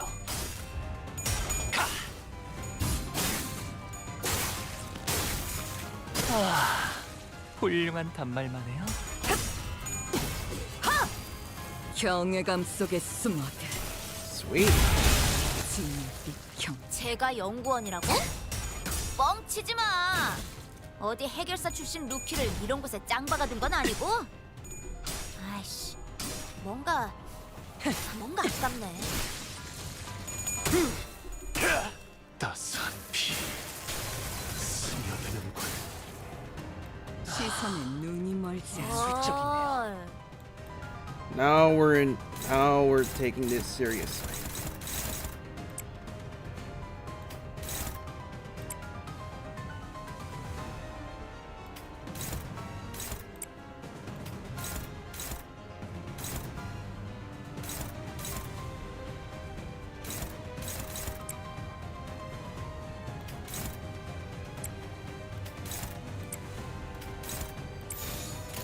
일리 있는 의견이다. 그걸로 하지.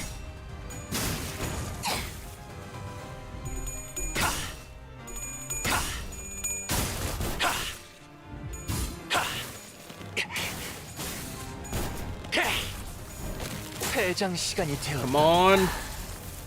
Should hit her into stagger. 안녕. Come on.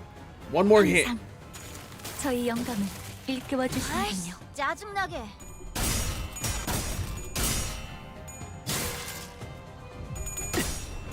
One more hit into stagger threshold. 밑그림은 완성이다. 빠르게 치라도. 따스한 피 스며드는 물 왕의 Go 비호 further and we can worry about phase 2. 내가 공기력 때문에 애장품 특별히 보여줄게. You are worthy. The privilege to behold my prize needlework. 저기 앞에. Now we take her 아니, 걔 말고 seriously. 그 옆에 피일 남았잖아. 안 잡고 뭐해?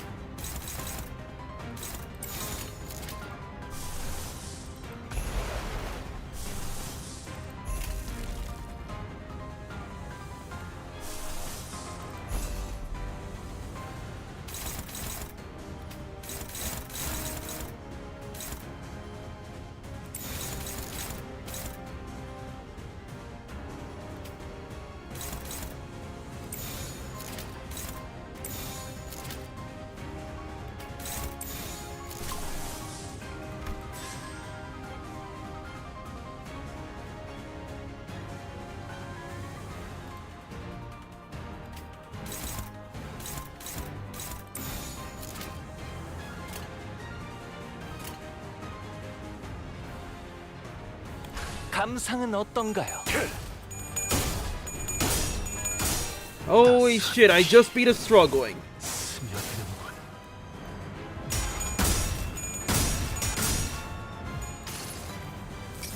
Let it rip. 아름다운 춤을 추는 건 나뿐이어야 해. 그러니 네 발목을 잘라버리면 아이씨, 짜증나게.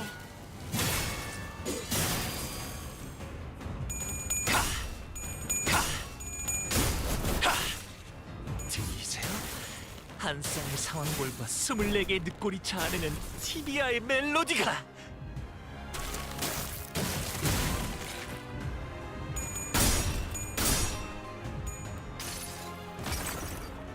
이 전투는 승리할 거예요.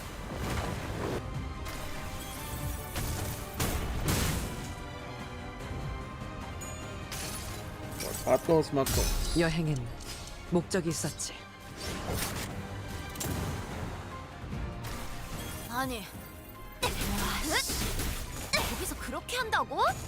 이건 에바지. Hold on. Just a little longer. 앞에서 깝칠 때부터 쳐맞을 줄 알았지. 좀 사려봐.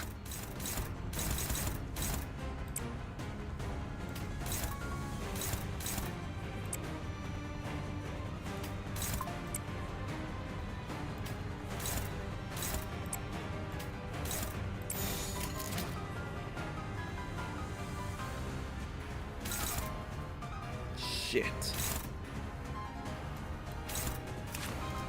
She doesn't have any upper stagger. Fuck.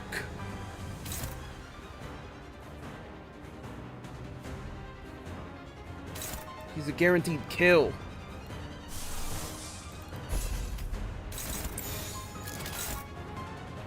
I can work with this. Gee, this might be perfect.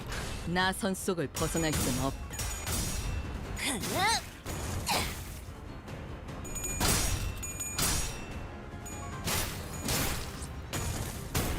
아이씨, 짜증나게.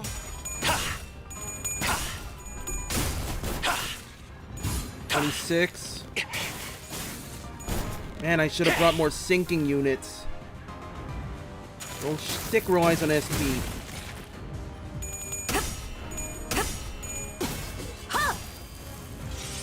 $1,089. Just need to keep Valbina alive.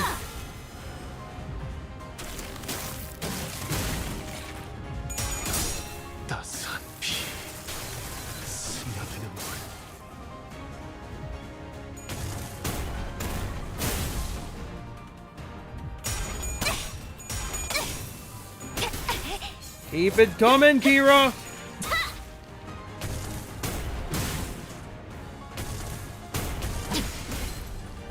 Great, now it's Ryoshu's life on the line. 입이 안 맞는 소리가 들리는 싸움도 것 꽤 같군. 재밌다고 생각했는데 내가 왔나? 이게 구경하는 입장에선 욜라 애매하네. 뭔가 Wait, 만화책에 나오는 what's this 주인공 one? 이름처럼 간지나는 대사라도 좀 쳐봐. Defense skills while having palette vibrante. Yeah, let's do this.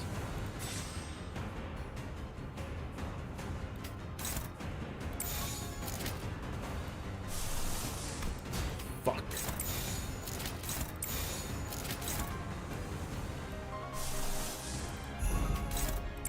Stock regret. One-sided guard. Wait, dominating the fuck? 감상은 어떤가요? Alright, here we go! This is gonna hurt! 아이, 짜증나게.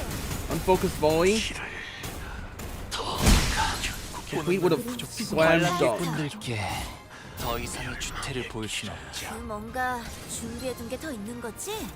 존재하지 않는 101번째 에고 장비라든가 딱 한 번 쓸 수 있는 리미터 해제 초필살기라든가 하다못해 최초의 제로식 에고나 폼체인지 같은 거 나오는 거 맞지?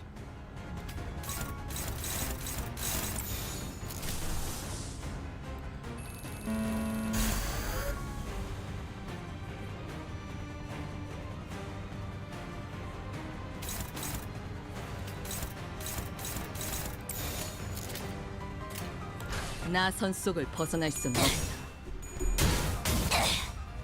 어중간한 예술은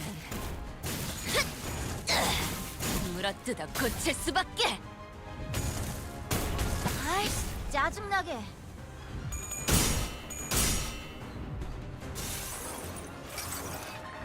너를 구하러 오겠다는 사람은 없더라고.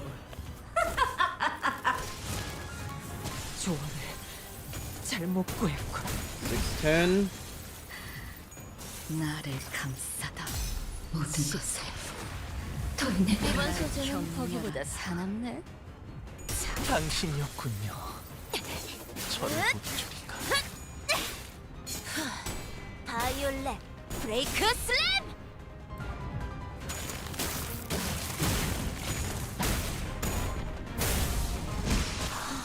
임파스터. 쟤 뒤진 게 아니라 쓰러진 김에 자고 있는데? 누가 좀 치워야 하는 거 아니야? 카메라 앞에서 걸리적거린다고.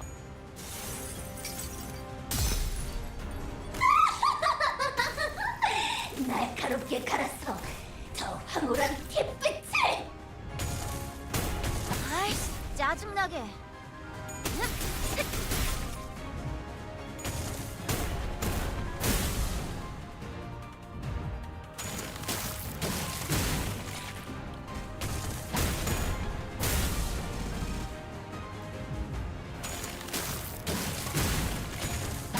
Dang it, we were so close. 내가 두는 훈수만 똑바로 들었어도 실패는 안 했을걸? 나 참... 내 말 안 들을 거면 왜 이런 거 시킨 건데? Fuck. This lady is more 연구원들은 complex than I 시사하게 thought. 자기 혼자 사기법도 둘둘 감탄다고?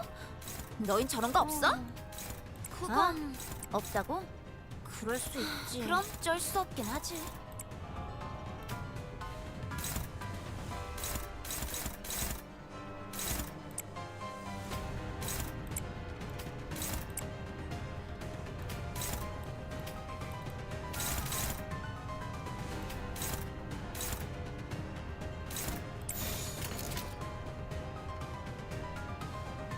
어디에서도 볼 수 없을 색채로 자,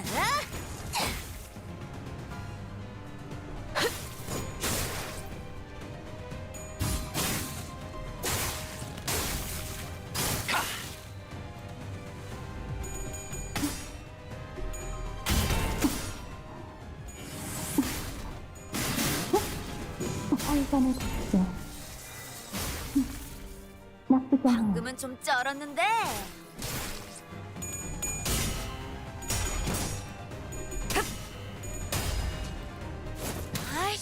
짜증나게.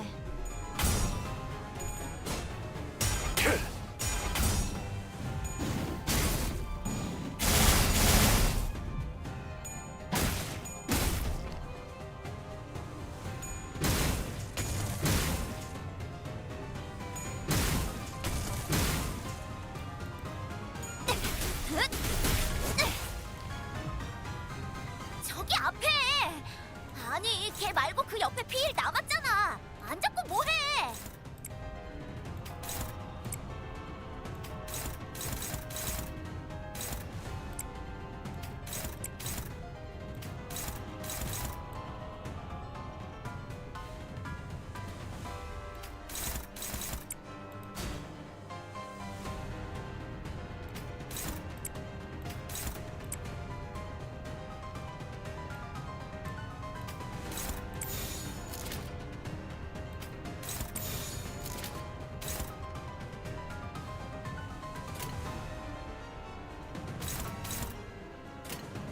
영감이 떠올랐어요.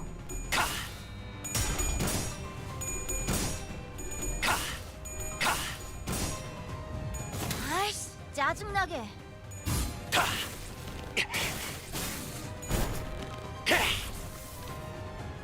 거기서는 왼쪽으로 가서. 그렇지, 좀 치는데.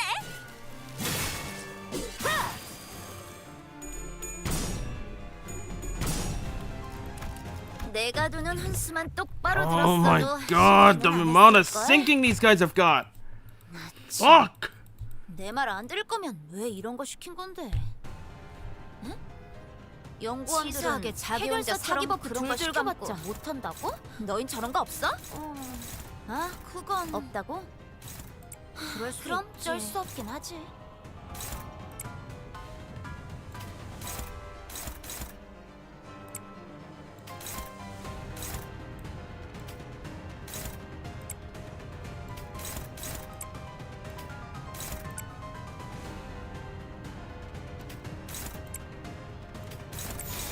가족을 위해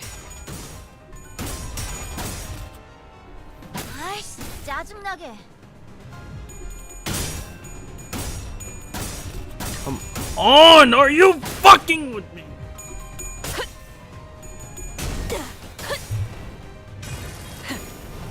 꿰뚫려라. Can't focus on the ADS because she'll have direct power, but I can't focus on them, on her if they're still alive. 그렇지, 좀 치는데. This has to be one of the most bullshit bosses I've fought. 물어뜯어 고칠 She's 수밖에. supposed to be a minor boss in comparison.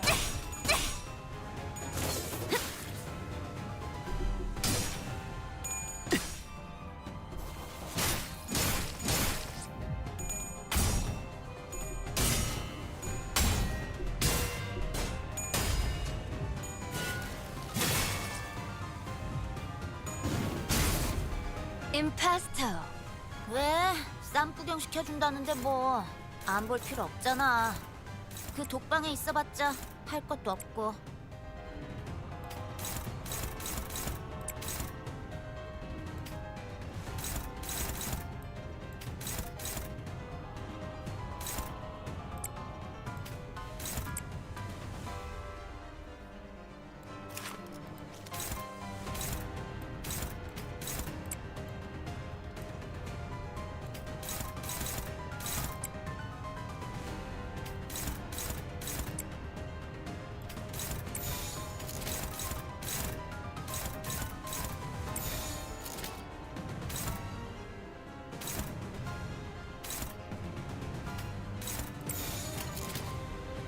가족을 위해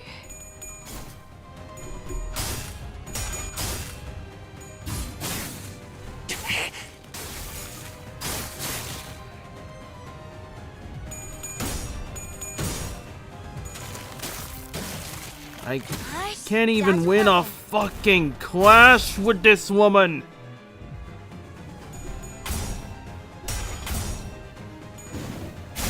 The amount of fucking damns.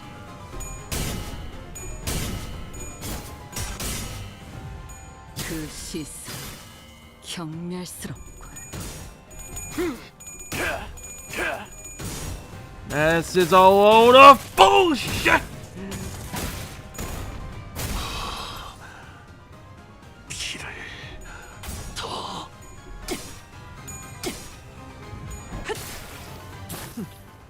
나쁘지 않군.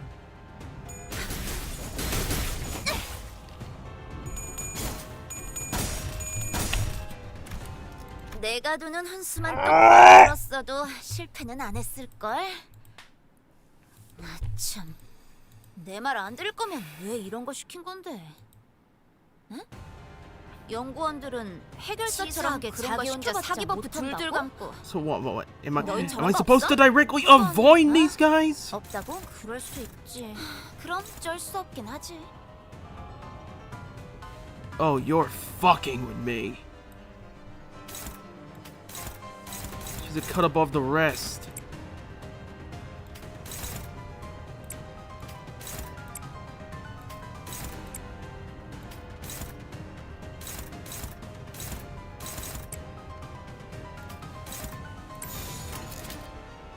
퍼레이드와 피날레.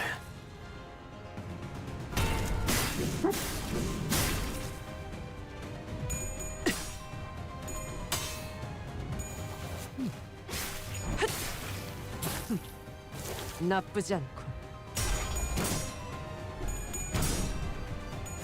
아이씨, 짜증나게. Jesus, they already took 20. They already took a quarter of her bar.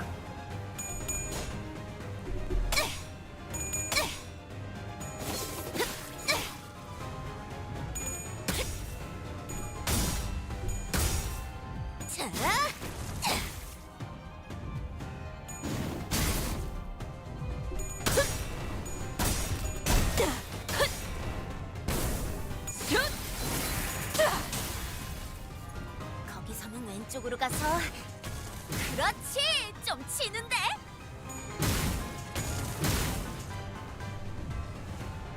요새 일 말곤 할 게 없어서 그런가 자꾸 대기 타게 된단 말이지. 해결사 영상 보는 거랑 좀 비슷한 느낌도 있고. 설까 이건 좀 재밌을지도?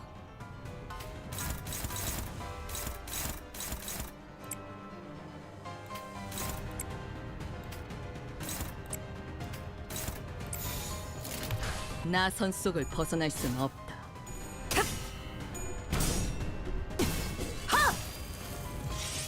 피가 튀겠고.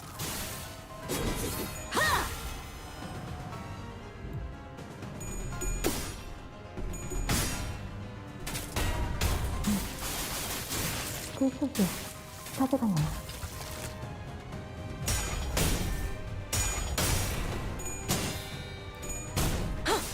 따뜻한 엎드리도록. 아이씨, 짜증나게.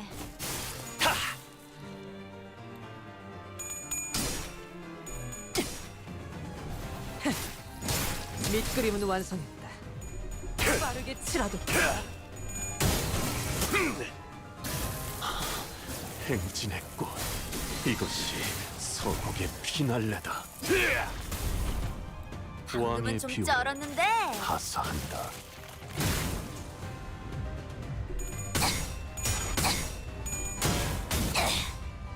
어중간한 예술은 물어뜯어 고칠 수밖에.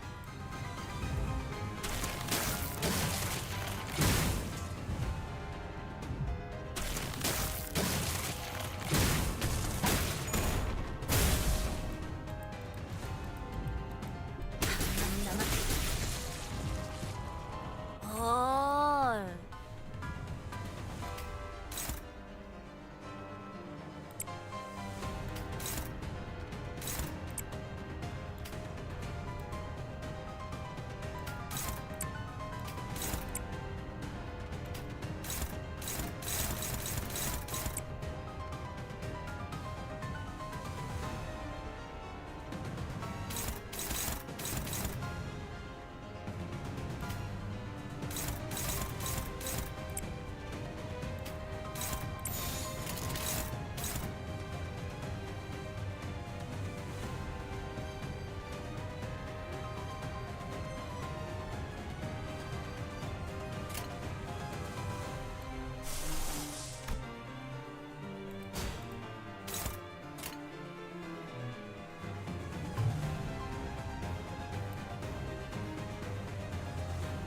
Motherfucking. 작품을 고안하는 중이니 용건만 간단히.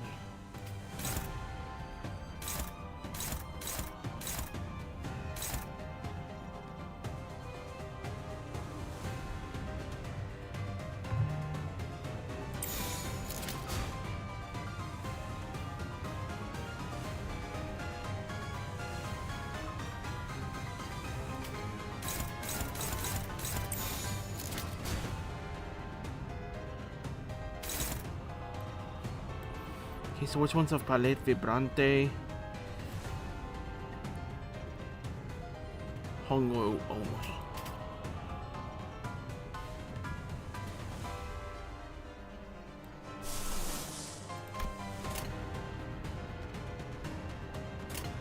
감상은 어떤가요?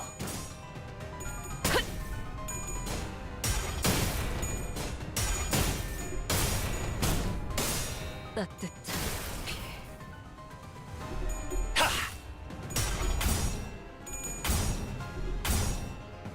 아이씨, 짜증나게. 마지막으로 남길 말은?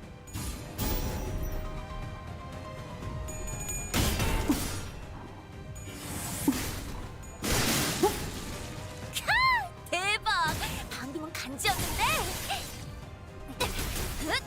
아이씨, 팝콘쯤은 줘도 되잖아. 이럴 때 딱 씹어줘야 하는데. Are you fucking with me right now?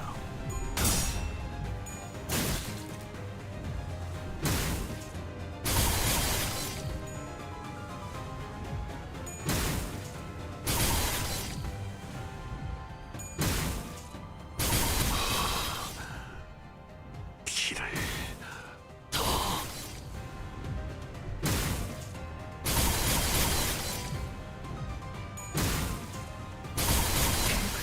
보여드려야겠군요. What? 외면의 예술을. This woman is relentless. 먼치킨, 압도적인 전력. 가끔 질릴 때도 있지만 역시 늘 먹던 맛에서만 느껴지는 도파민이 있다니까.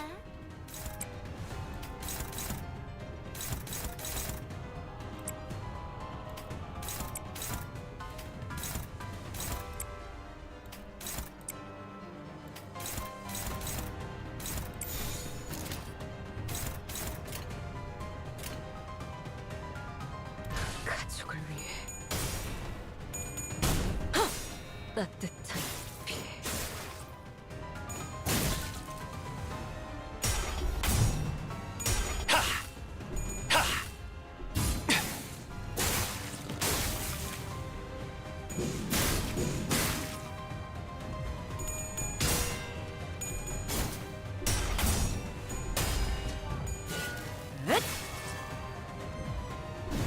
아이씨, 짜증나게.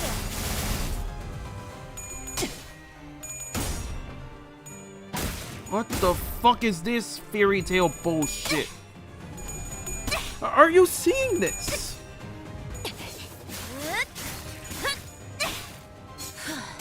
바이올렛.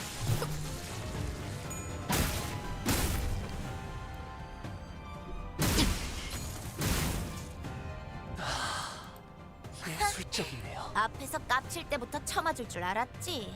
좀 사려봐.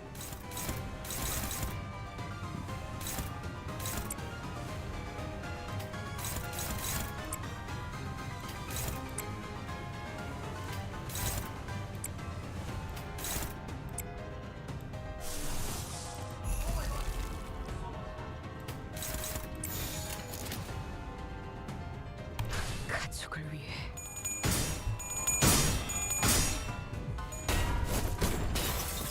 이제야 친해졌네요. 아이씨, 짜증나게.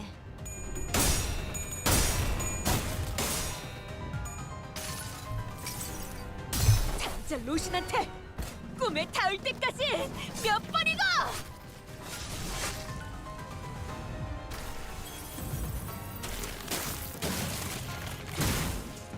따스한 피 스며드는군.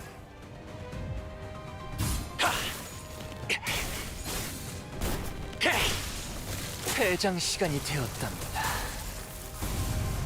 그럼 안녕히. 항상 저희 영감을 일깨워 주시는군요.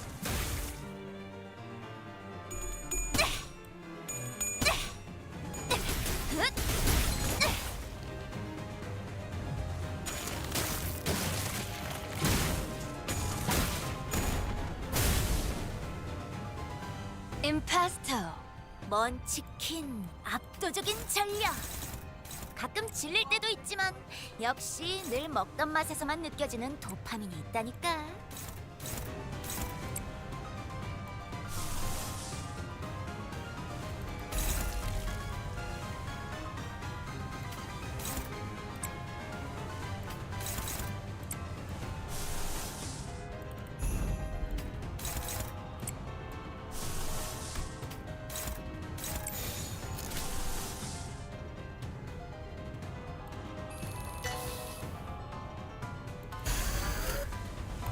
감상은 어떤가요?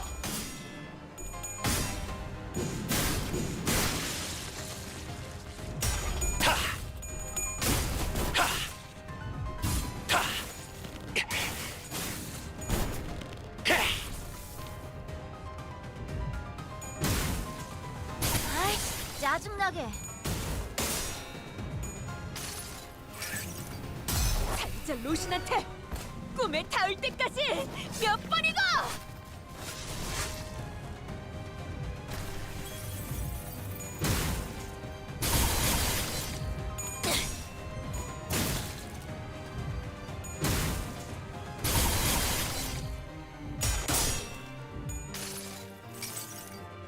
이 구속구가 나의 폭력을 저지하기엔 턱없이 모자르지.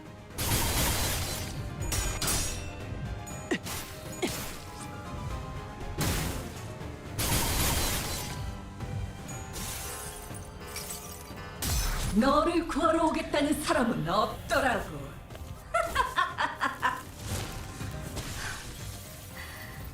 나를 감싸다. 시선. 임파스터, 날 경고하며 제 소리가 귀신이 들리는 아니라 것 같군. 쓰러진 김에 자고 있는데? 때가 왔다. 누가 좀 치워야 하는 거 아니야? 카메라 앞에서 걸리적거린다고.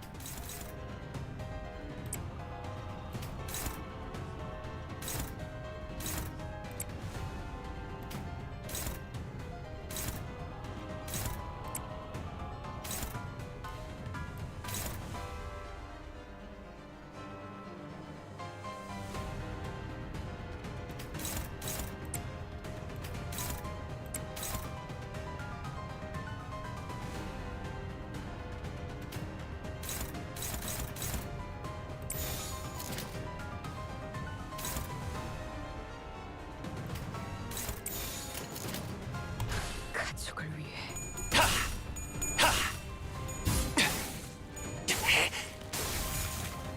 마지막으로 남길 말은?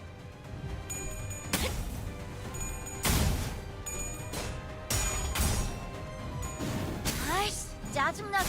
이번 소재는 보기보다 사납네.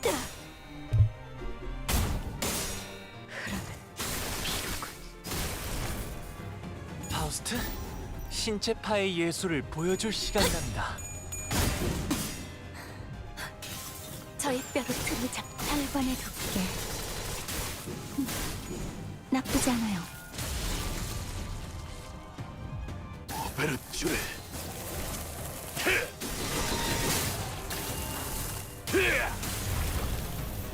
왕의 비호를 하사한다.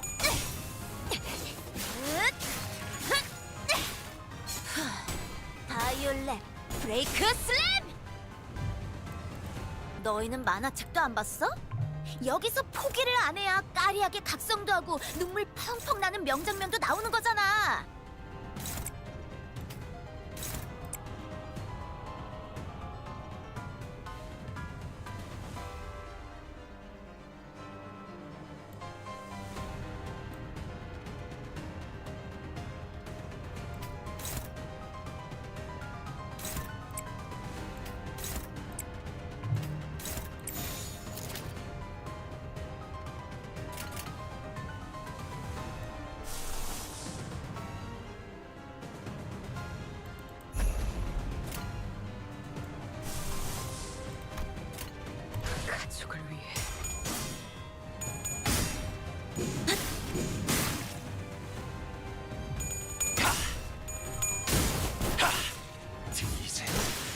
한 쌍의 상황볼과 24개의 늑골이 자아내는 티비아의 멜로디가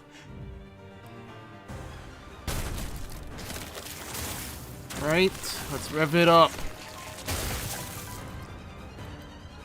먼치킨 압도적인 전력. 가끔 질릴 때도 있지만 역시 늘 먹던 맛에서만 느껴지는 도파민이 Make 있다니까. 3 types of negative effects. 정수. Sinking. Yeah, I think we can do this.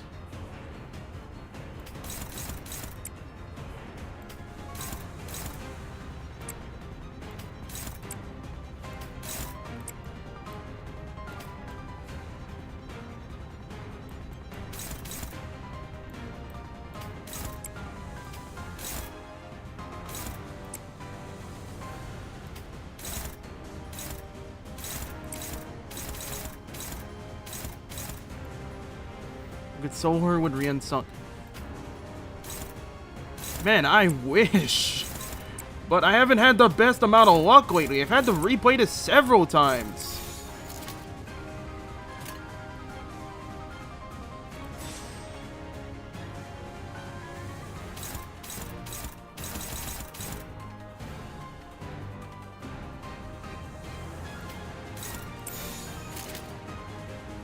일리 있는 의견이다. 그걸로 하지.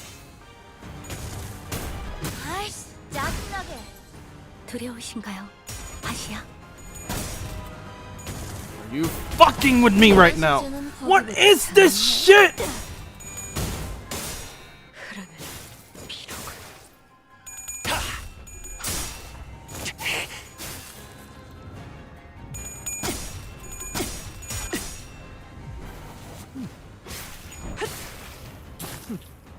나쁘지 않군.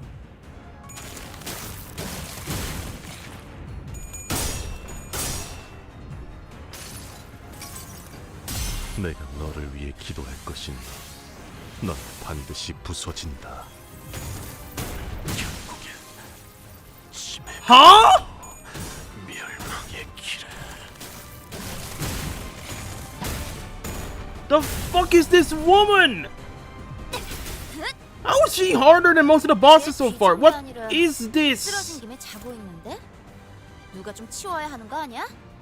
카메라 앞에서 걸리적거린다고. Sinking.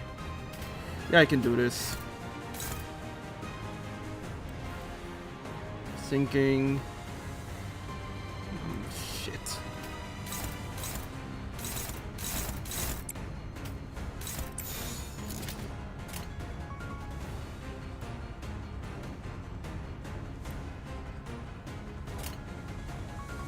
가족을 위해.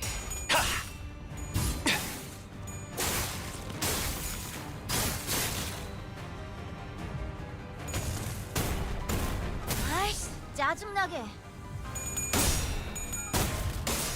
흐르는 피로가. What the fuck? What the fuck is this?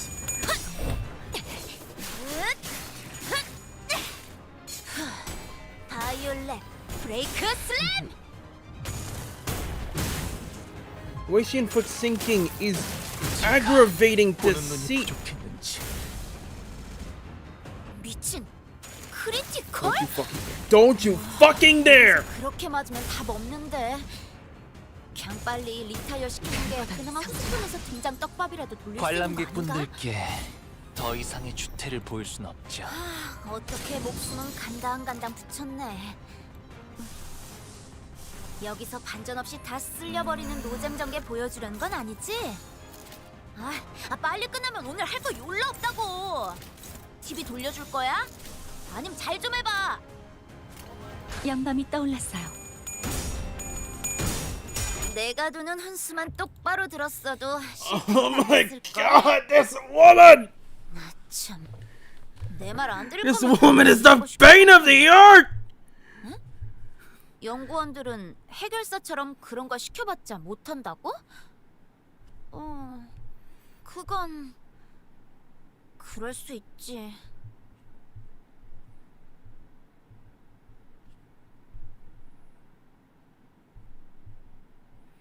숨이 먹기 전에 하나만 말해주세요. 당신의 눈에는 저의 갤러리가 어떻게 보이셨죠?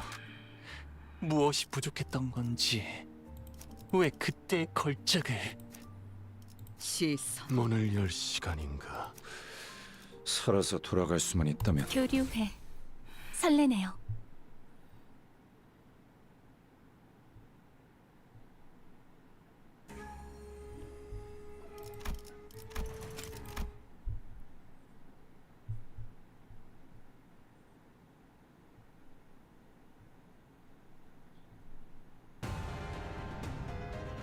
치사하게 자기 혼자 사기 버프 둘둘 감고. 너흰 저런 거 없어? Got a lot of 아, fucking stars. 없다고? 그럼 쩔 수 없긴 하지.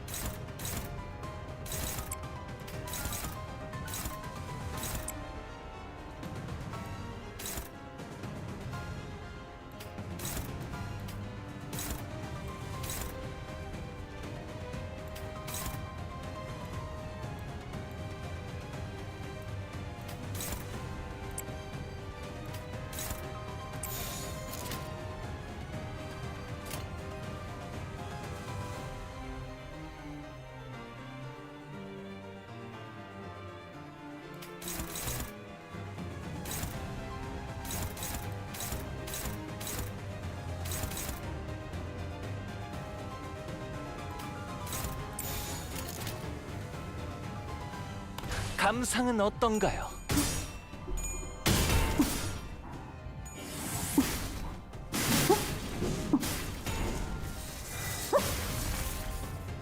거기서는 왼쪽으로 가서. 그렇지, 좀 치는데. 어중간한 예상은 I'm sorry, did she reset her SP if we lost a clash? 방금은 좀 What is 쩔었는데. this? No, wait. Oh, wait. Fuck. 피가 튀게.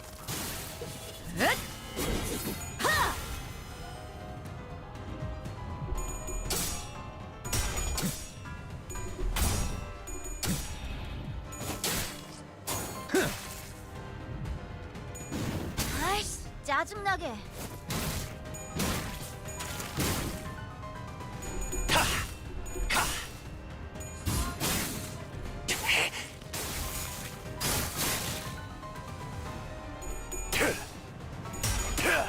따스한 피 스며드는군.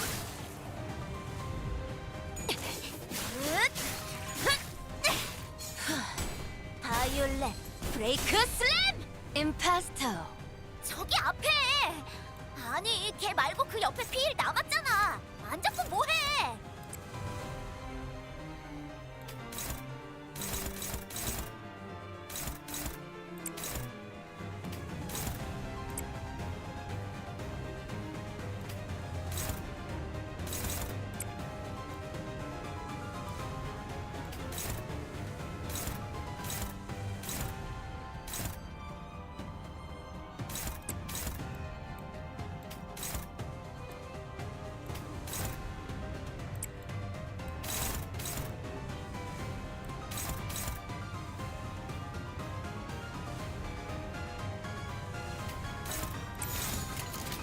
어디에서도 볼 수 없을 색채로. Come on, come on, come on, come on. Please, God, give me a coin flip. Any heads, any heads!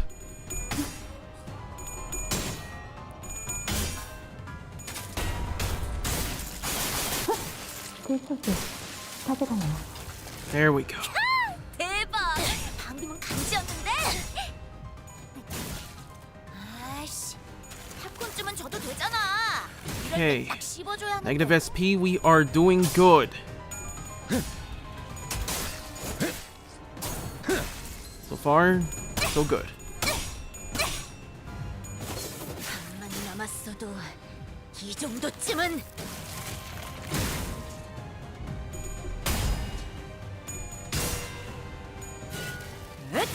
벗어날 수 있다고 생각했나? 따스한 피 스며드는군.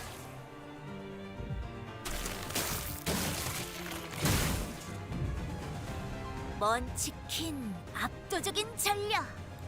가끔 질릴 때도 있지만 역시 늘 먹던 맛에서만 느껴지는 도파민이 있다니까.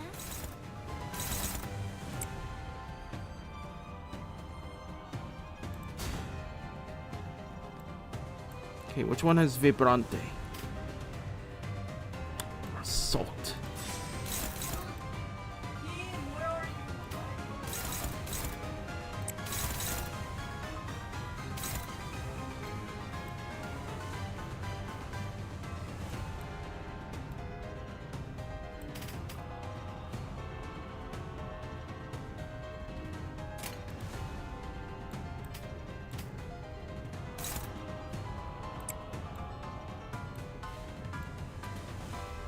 No Vibrante. Okay, so no Vibrante, that's good.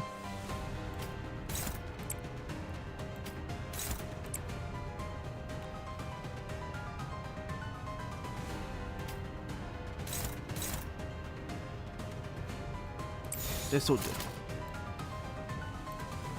Okay, so right now the only one who has Vibrante is Mersol. I think this is a good setup. 퍼레이드와 피날레.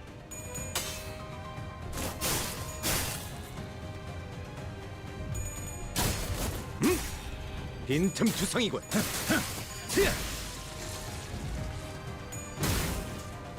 아이씨, 짜증나게.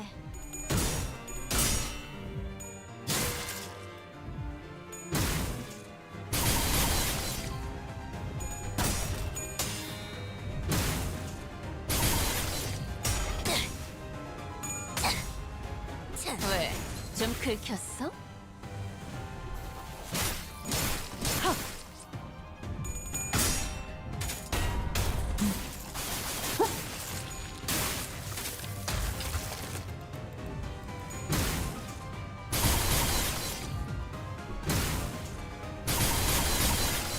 Oh, you're kidding me.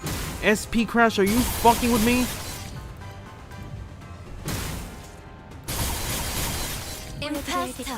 Jesus, the sinking stack. 폭죽 소리가 들리는 먼치킨 것 같군. 압도적인 전력. 때가 가끔 질릴 왔다. 때도 있지만 역시 늘 먹던 맛에서만 느껴지는 도파민이 있다니까. You can't risk anything short of a favored.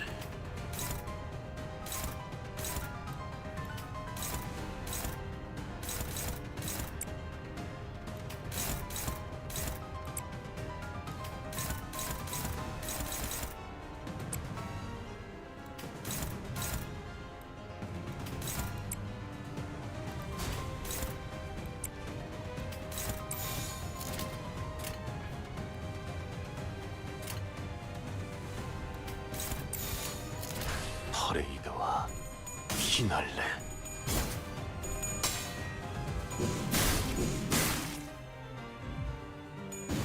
아이씨, 짜증나게.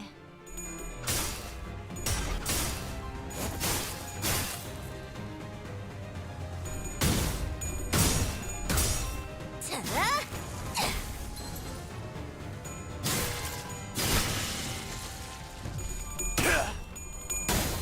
Overture. 베르츄레.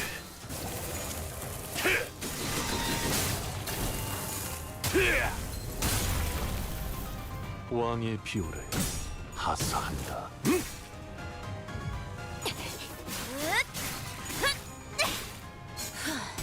바이올렛. 내가 공들여 꿰맨 애장품 특별히 보여줄게. 먼치킨 압도적인 전력. 가끔 질릴 때도 있지만 역시 늘 먹던 맛에서만 느껴지는 도파민이 있다니까.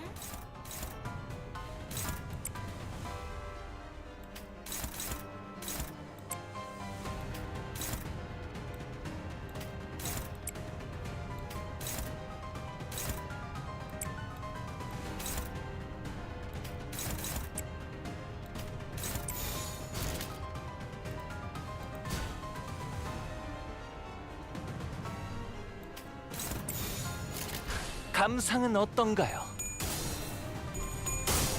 따스한 피.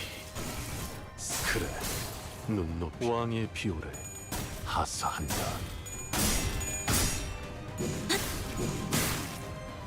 자세가 무너졌니? 자비에 감사하도록.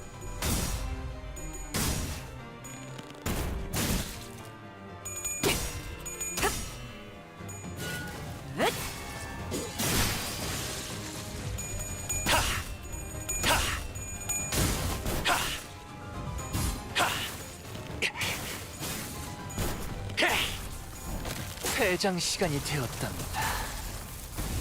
Alright. 그럼 안녕히. Coming together nicely. 저희 영감을 일깨워 주시면요. 아이씨, 짜증나게.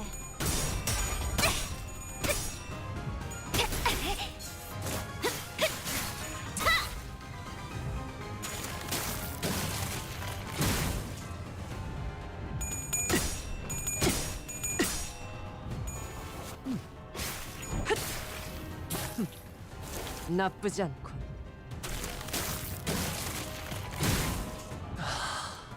먼 예술적이네요. 치킨, 압도적인 전력.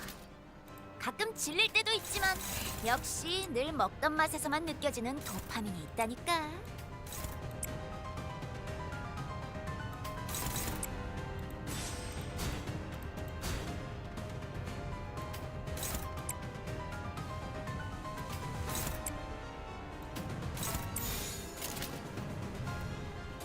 퍼레이드와 피날레.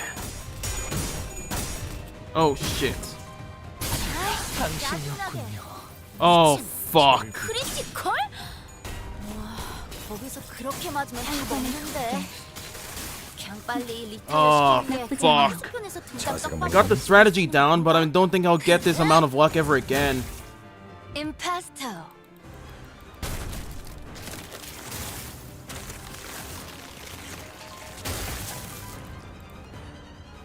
쟤 뒤진 게 아니라 쓰러진 김에 자고 있는데? 누가 좀 치워야 하는 거 아니야? 카메라 앞에서 걸리적거린다고.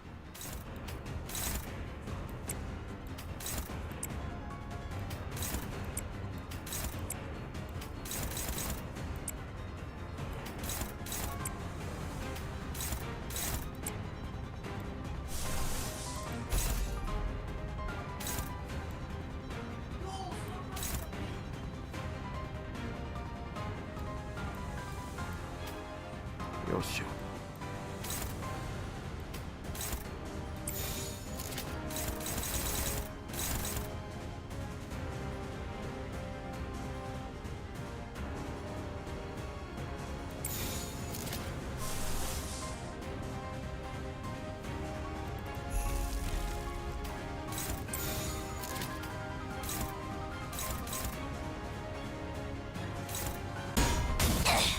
I think we're winning so far.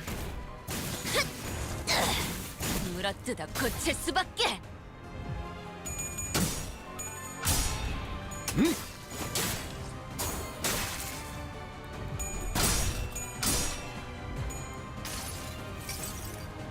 여행엔 목적이 있었지.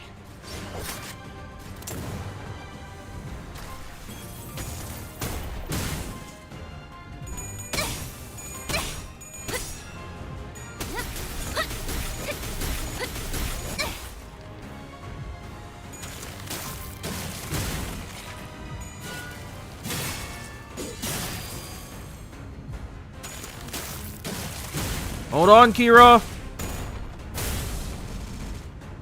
임파스터. 왜? 쌈 구경 시켜준다는데 뭐 안 볼 필요 It 없잖아. is not good. 그 독방에 있어봤자 할 것도 없고. Fused amount of type of negative effect.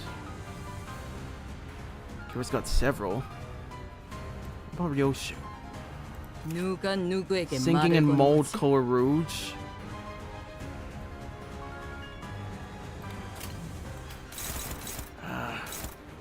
Or just to undercut.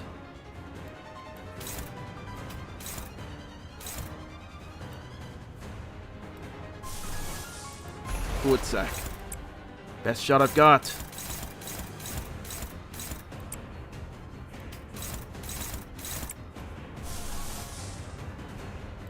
Kings of Others. Otis.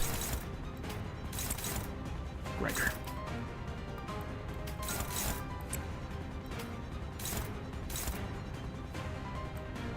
Okay. Is this what was the water aimed at? Faust. And the former? Gregor.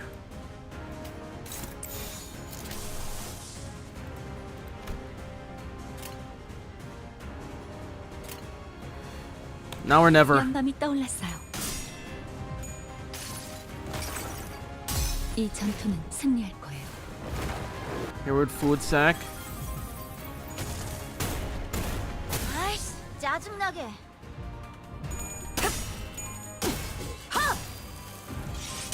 피가 튀게.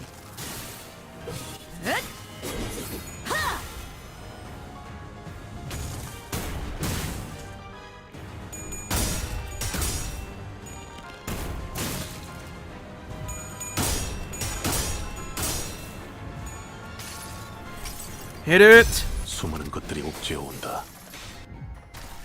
왕의 비호를 하사한다. Shit. There goes Otis. 바이올렛 브레이크 슬램!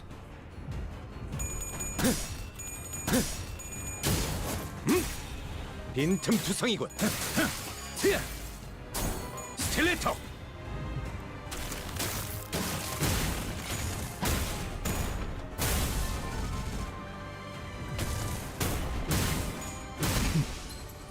임파스터.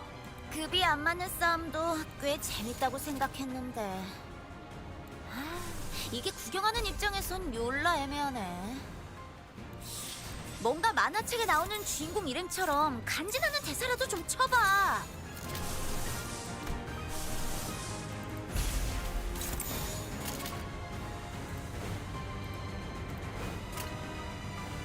나선 속을 벗어날 순 없다.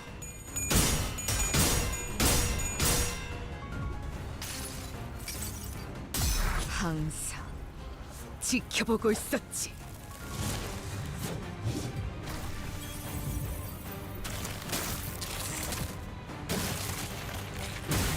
아이씨, 짜증나게.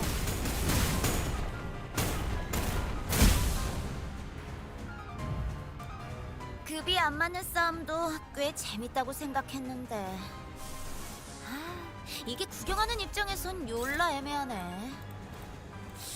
뭔가 만화책에 나오는 주인공 이름처럼 간지나는 Negative 대사라도 effects 좀 of Faust 쳐봐. up. 조금 멀리서 Okay, so 눈으로만 감상하시길. sinking, bleed, nothing else.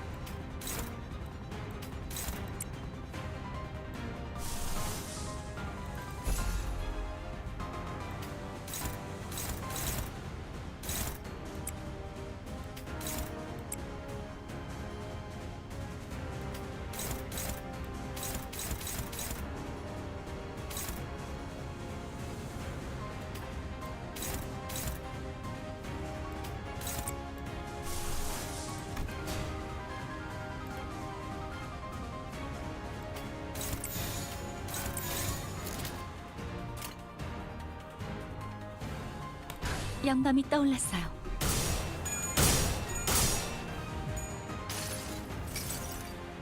수많은 것들이 옥죄어 온다. 왕의 비호를 하사한다. 아이씨, 짜증나게. Here we go. 저의 뼈로 틈을 잡고 저의 살로 채워놓은 외면의 예술.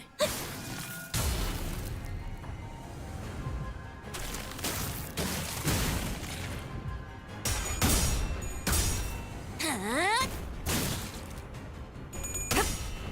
14, 12.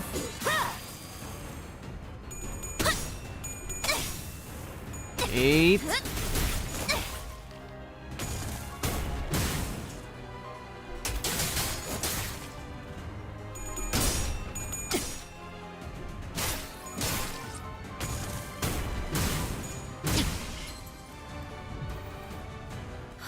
어떻게 목숨 Are you fucking with me right now? 여기서 반전 없이 다 쓸려버리는 노잼 전개 보여주려는 건 아니지? 빨리 끝나면 오늘 할 거 졸라 없다고. TV 돌려줄 거야? 아니면 잘 좀 해봐.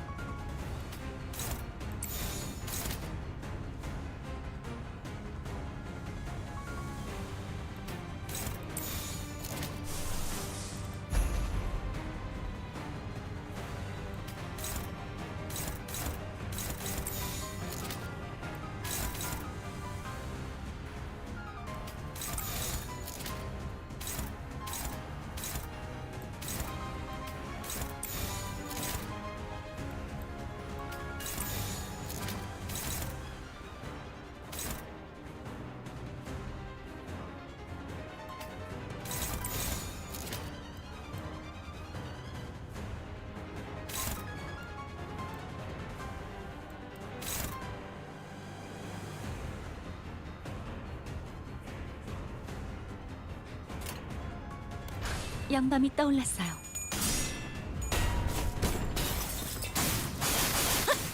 그 소재 가져갈래요.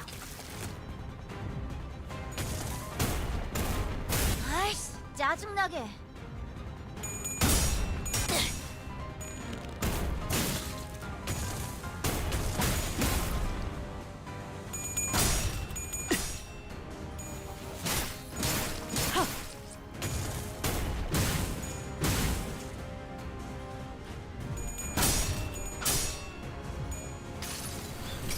Come on. 내 팔은 변해 있었어.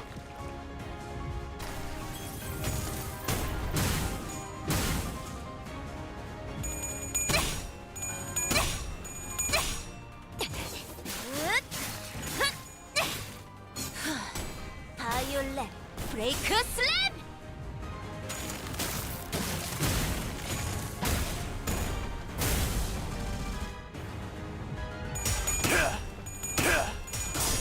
따스한 피, 스며드는 물, 왕의 비호를 하사한다.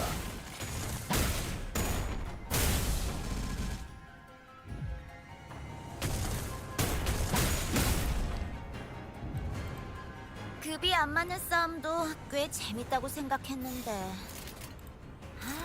이게 구경하는 입장에선 졸라 애매하네. 뭔가 만화책에 나오는 주인공 이름처럼 간지나는 대사라도 좀 쳐봐.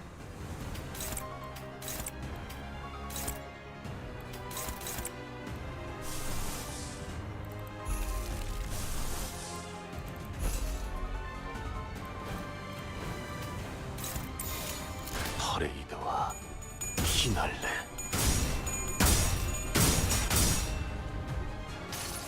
Alright. 아름다운 춤을 추는 건 나뿐이어야 해. 그러니 네 발목을 잘라버리면 아이씨, 짜증나게.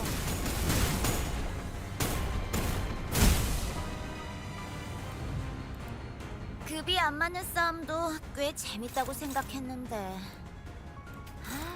이게 구경하는 입장에선 졸라 애매하네. 뭔가 만화책에 나오는 주인공 이름처럼 간지나는 대사라도 좀 쳐봐.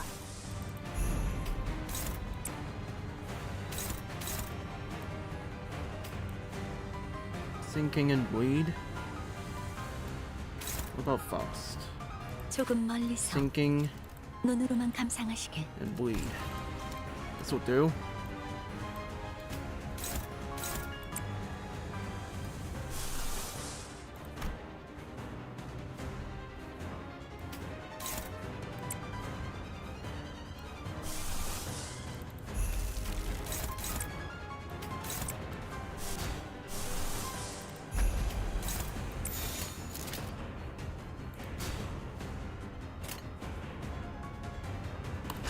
퍼레이드와 피날레.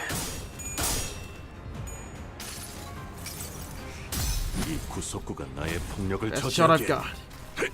왕의 비호 턱없이 모자르지. 하사한다. 아이씨, 짜증나게.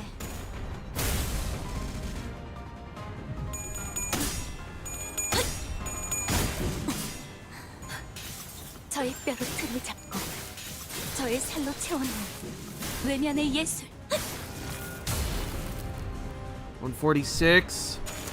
Come on! She's almost dead! 자세가 무너졌니?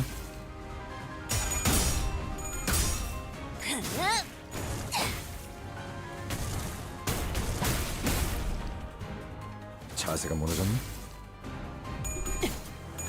조언을 잘못 구했군. 도망친다고 64. 달라질 운명을. End it! Kira did it! Holy shit! 자, 오늘 할 거 다 끝난 거 맞지? 그럼 약속대로 이 만화책. This woman was a nightmare and Kira fucking pulled through. Thank you!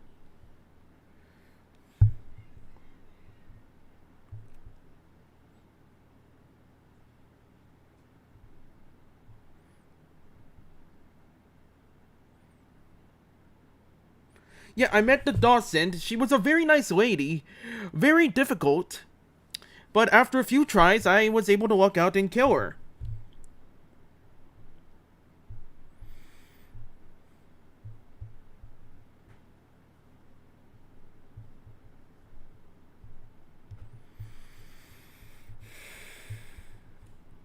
파우스트는 이번에야말로 완성했어요. Fucking 마에스트로님께서도 finally! 인정할 수밖에 없을 완벽한 걸작을. 파시아도 파우스트의 생각에 동의한다고 하네요.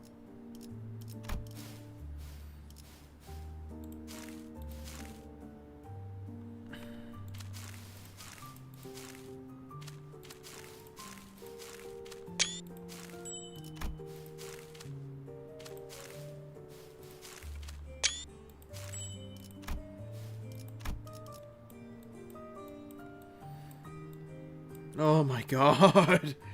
Holy shit. She was a nightmare to kill. How the fuck is that even possible?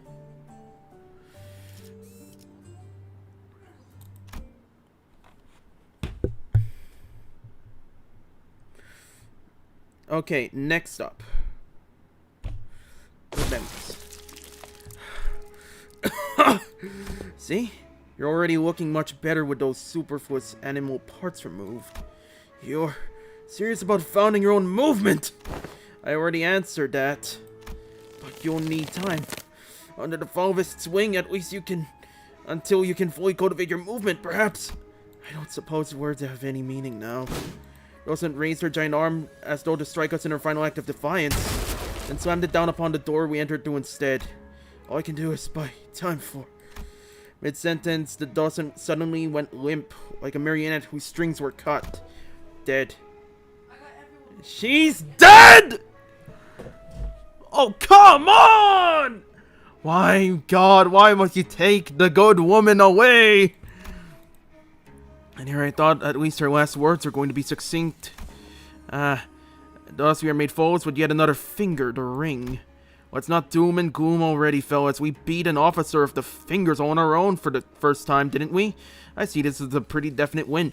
You should be thanking Kira. She's the one who pushed through on it. All on your own, huh? Come on, bro. I was fighting my ass off out here. Herr Gregor has a point. The outcome of this battle would not have changed by a significant margin, even if you had not been here, Kira. Bullshit! This is more like it.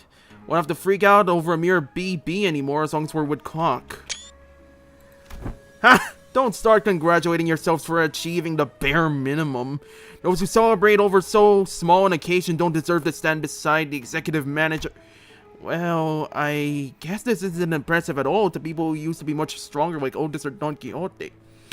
Way to kill the mood, Otis! Thanks a lot! Pretty, speak not such folly, for the joy of my compatriots is mine own! Have you any inkling as to why she might have, in her final moments, elected to demolish the door? Right, it's not like we've a shortage of doors in here.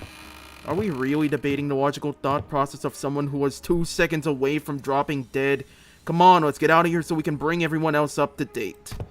Didn't I just leave this room? Oh no, you mother!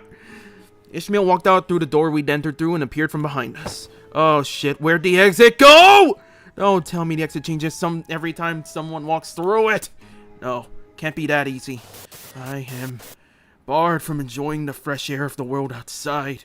No longer free to travel the mountains and cliffs as my feet would carry me, as the other members of the Pinky are. Which to no avail that I should be allowed to weave the delineations of wings and back streets. Ha! So this is what she meant. The back door through which we traverse is a passage to the corridor of the one called the Index Nursefather. Across the broken door we might, however, it avails us but a brief jaunt to the Pinky Nursefather's azure corridor before it returns us to this room. Room's now locked in a loop without a starting point. Won't matter what door we open. Is there anything we can do? A rescue team will arrive in time. As this location adheres to the regular flow of time, unlike the warp trains, it'll be approximately between a week or two from the present before we can return. Faust! Faust! Faust! For the love of God! Have you not noticed? There is not a single amenity! We are going to die here! That's pretty long. Well, the first problem is we're going to have to deal with his food. As far as I'm aware, we should be good to go for at least 3 days. Thanks, Ro. Just so it's, I didn't bring any snacks. It's not like we were about to walk into one of the L-Corp branches or a dungeon, so yeah, makes sense. Looks like we're going to have to give this room a thorough search then. No need. If there's no exit, we cut open our own. What about the part where it cuts into your memories too? Deal with that yet? No, the sword. It still cleaves my memories with every slash. Don't know what memory it'll slice away this time, but it'll be something recent. Or one I hold dear. Oi, wait! Don't be so bloody rash about it! Other than me, no one but Heathcliff still remembers the person he holds in the loving depths of his heart. Ever since the day of the Sepia Tempest, memory took on a special precious meaning to Heathcliff. Heathcliff suddenly reached out and grabbed Ryoshu's arm. Though Ryoshu and Heathcliff's circumstances were undoubtedly different from each other, it was clear that Ryoshu's reckless attitude towards sacrificing her own memories triggered a sort of anxiety in Heathcliff. What? Didn't you hear? Them nerds will be here in a week or two to get us out. Why don't we just keep the sword nicely in that scabbard and wait it out? The radio doesn't work. What if we went up to the rooftop and entered one of those doors up there? There are thousands of them. Out of the question. By doing so, we will be putting ourselves at a greater risk, that of casting ourselves into the endless maze that is the corridor. Okay, but we're dead meat if that brick wall of a maestro wanders right into this room. That wolf lady's last words. Man, I'm seeing the flags! It's a hell of a risky move, yeah. But I think Yoshihide and her OP sword is our best bet. Right, but what if we got lucky and they find us in a day or two? Quit freaking out, HC. It will only be forgotten, not lost. Well, good memories don't tend to last very long. It's been a fun excursion, Clock. I looked toward the scabbard, expecting it to rattle violently as it did earlier, but it remained still. The white blade soon reveals itself and cuts across the wall where the door used to be. And naturally, as the Araya Shiki's blade cleaves through the wall, so does it Ryoshu's memories. We were really getting somewhere.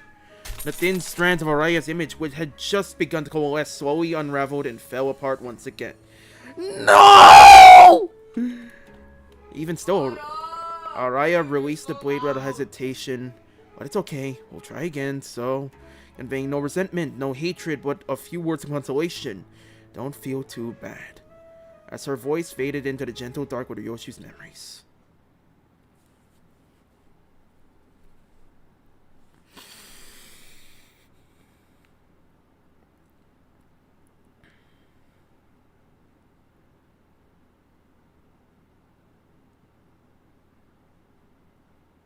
That was maddeningly sad. Like, shit, it's one thing for Rudo to break the door which we came in through. It's another fucking way for Ryoshu to just to go through the effort of sacrificing her memory of Araya again just to get us out. Then again, we weren't exactly going to survive another week or two. So yeah, shit happens. That said, it really was sad seeing it just end like that. Fuck, man. Fuck. The next destination. Welcome back. Question: what exactly was the point of verifying every back door within the House of Spiders? Oh, Hohenheim didn't fill you in? Any information regarding these doors holds an enormous value for us. Not to mention the higher-ups requesting us to reorganize the House of Spiders into a base of operations as soon as possible, even if we have to rush our work a little. Only speculating here, but I'm quite convinced that they're preparing for a conflict of sorts. These little pockets of absolute safety are extremely valuable during these operations, as you already know. Wait, stop right there. What conflict? What operation? Are you saying your bosses are preparing for a war or something? I just feel like there isn't enough alarm in his voice concerning what he's saying. Preparing for what?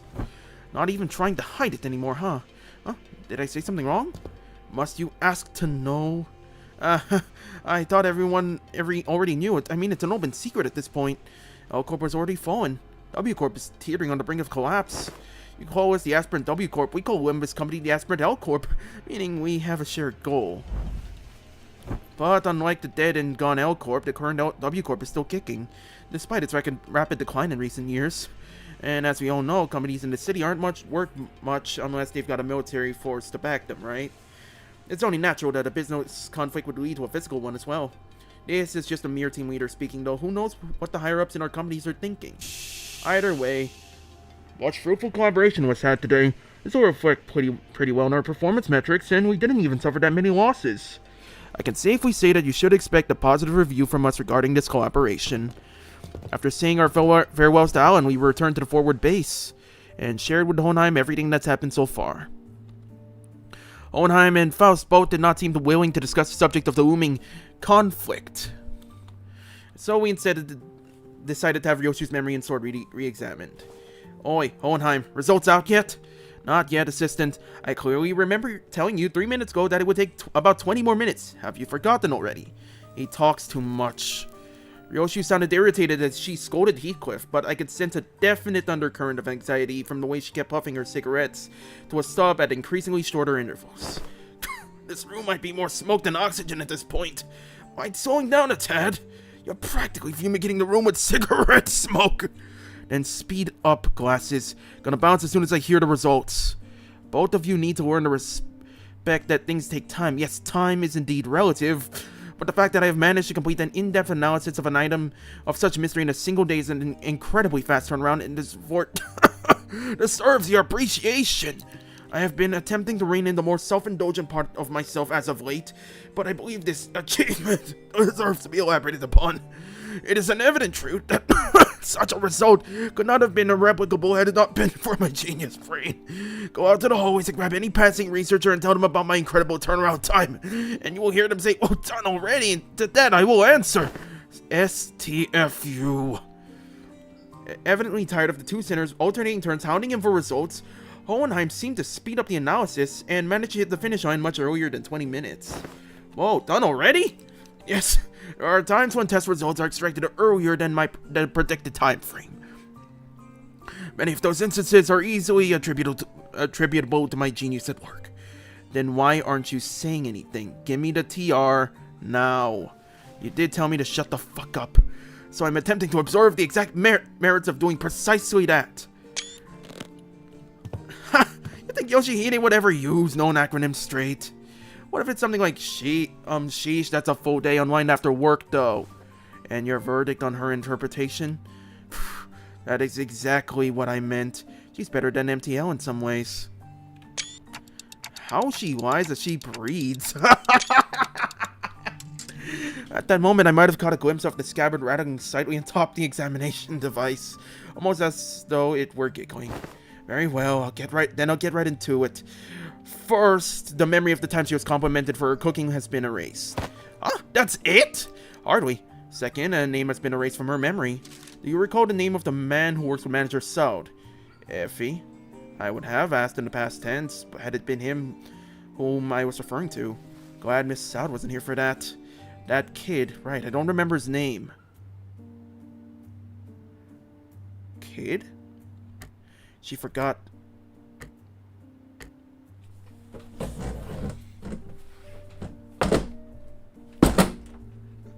Pilot! No.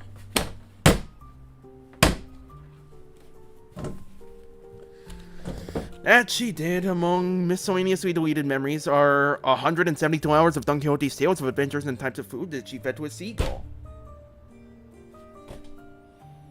Fucking excuse me? Fire upon it! Does say that the memories most precious to young Ryoshi and me have been thrown into utter destruction? Look, Donkey, I'm not trying to be mean here, but that seems pretty acceptable, doesn't it, for the price of uncheating a sword like that? If we're going by sheer volume, I wouldn't say its mileage is acceptable. It erased several days' worth of memories just for a single swing, didn't it?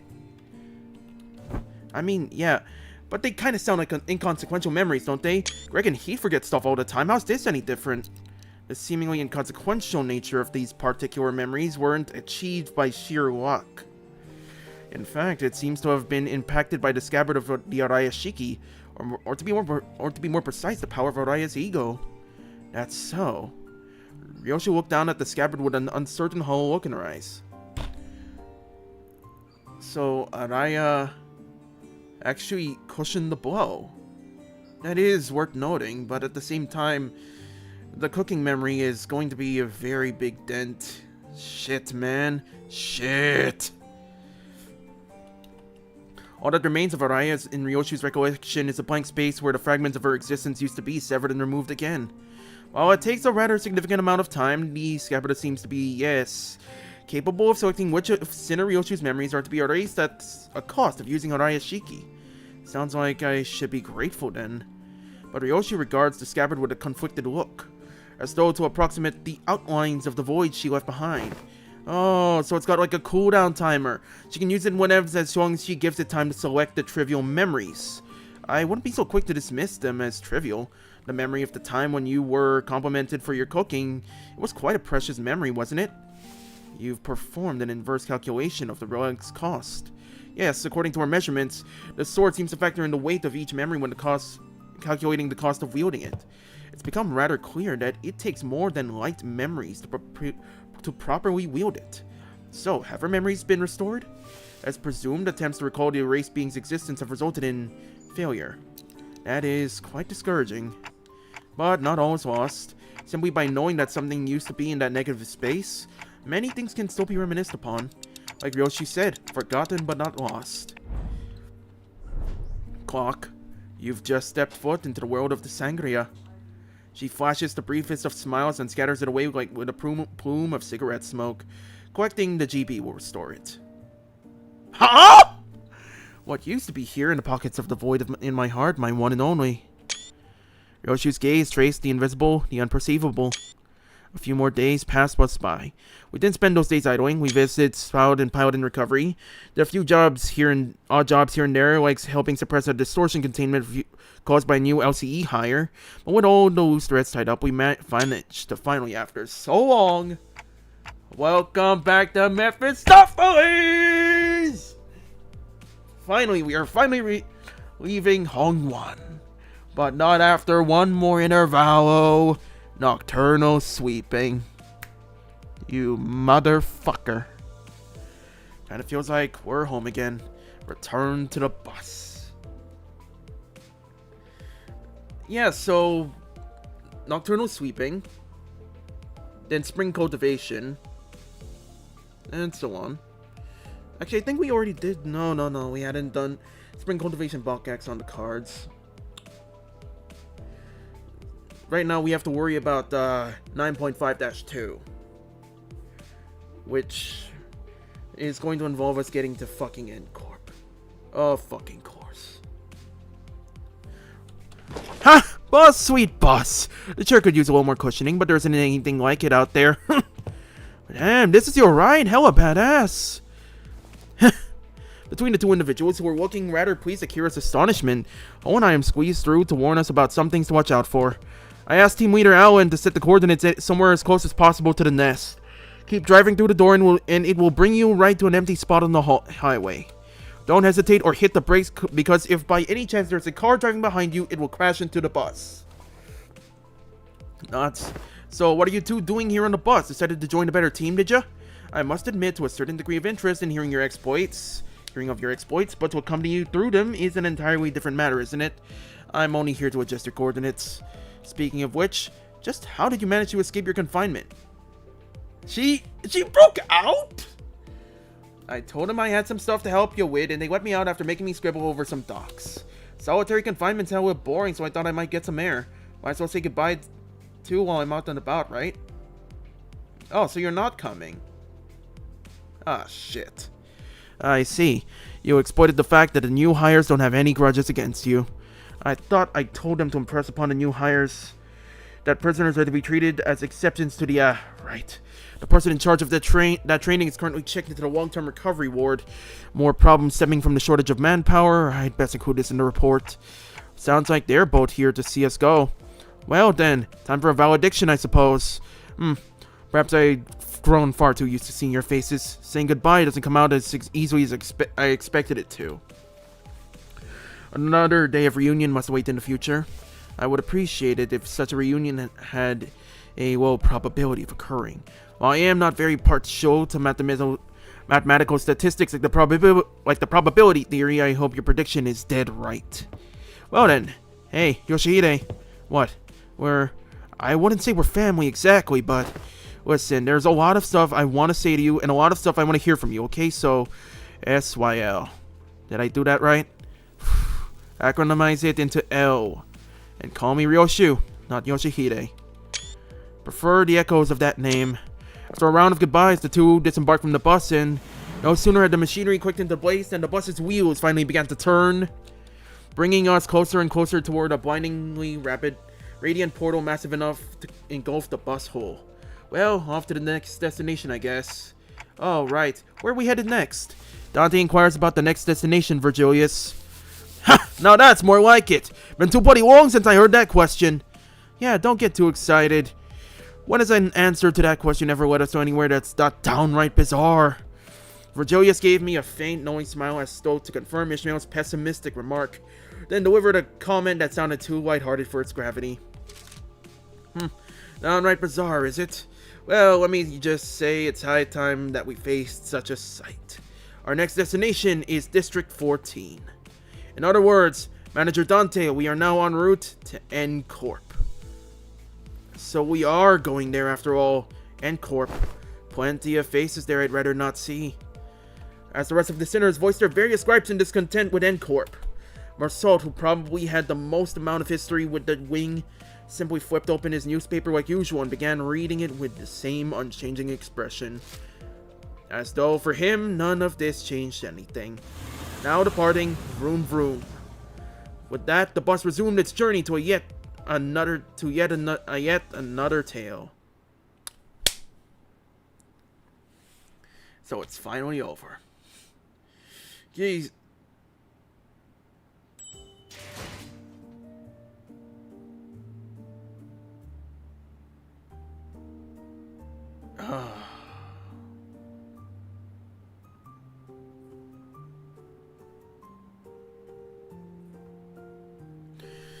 Okay. Looks like we're right on time. We have got to wrap this up. We are not... The stream is falling apart.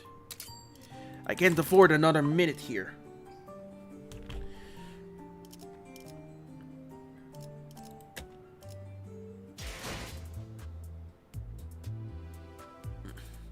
As it stands, I'm going to be closing the stream early because of the technical issues. I will be seeing y'all next time. Maybe, I don't know what stream I'll be coming up with next. No, fuck me. I don't know what stream I'm gonna be coming up with next, but for now, we should be ready. I should prepare for the next weekly reset. It's going to be a while, but for now, it has been fun. It's been fun.